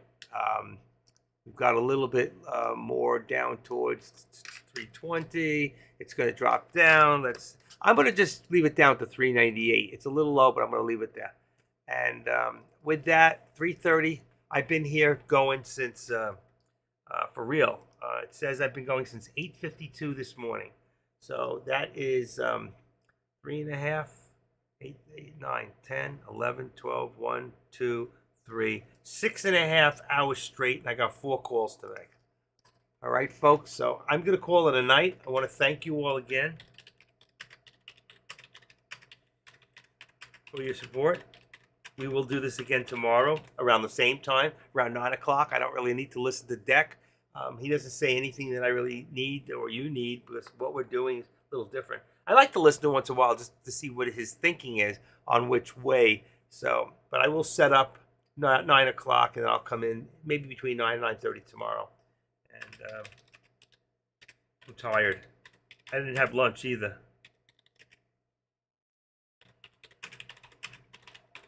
And to those of you in YouTube, just remember, if you're not a member, it's free this month, okay? You can actually come into Tradecaster and you can join for free, okay?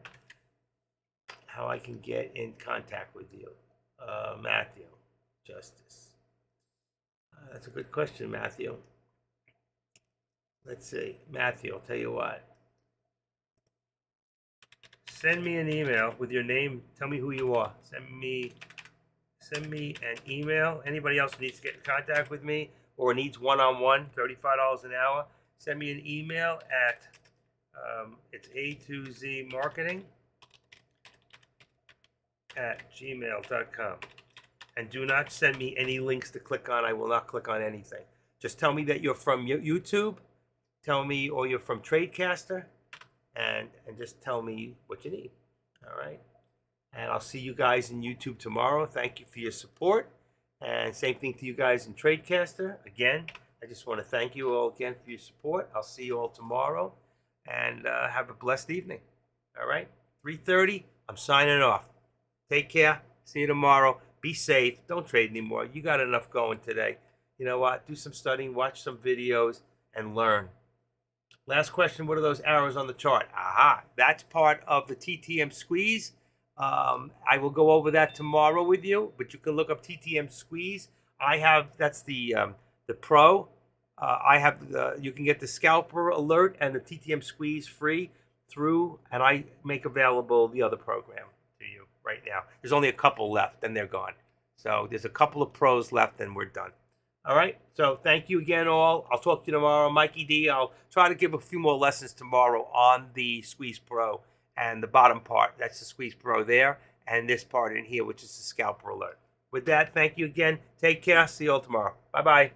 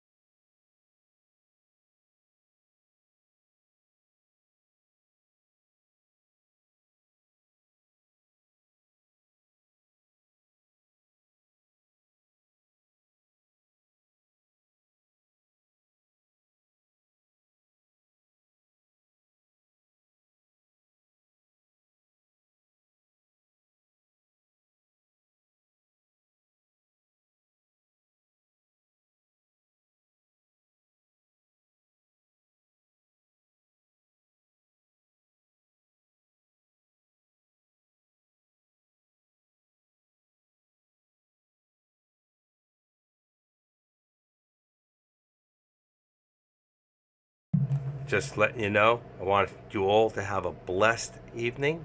If your microphones are still on, you'll hear this. I just want to thank you all for today. I had fun today. I really did. Sometimes I walk out of there feeling really, really good. So I hope you all felt the same way to you new people. I'll see you all tomorrow. Good night.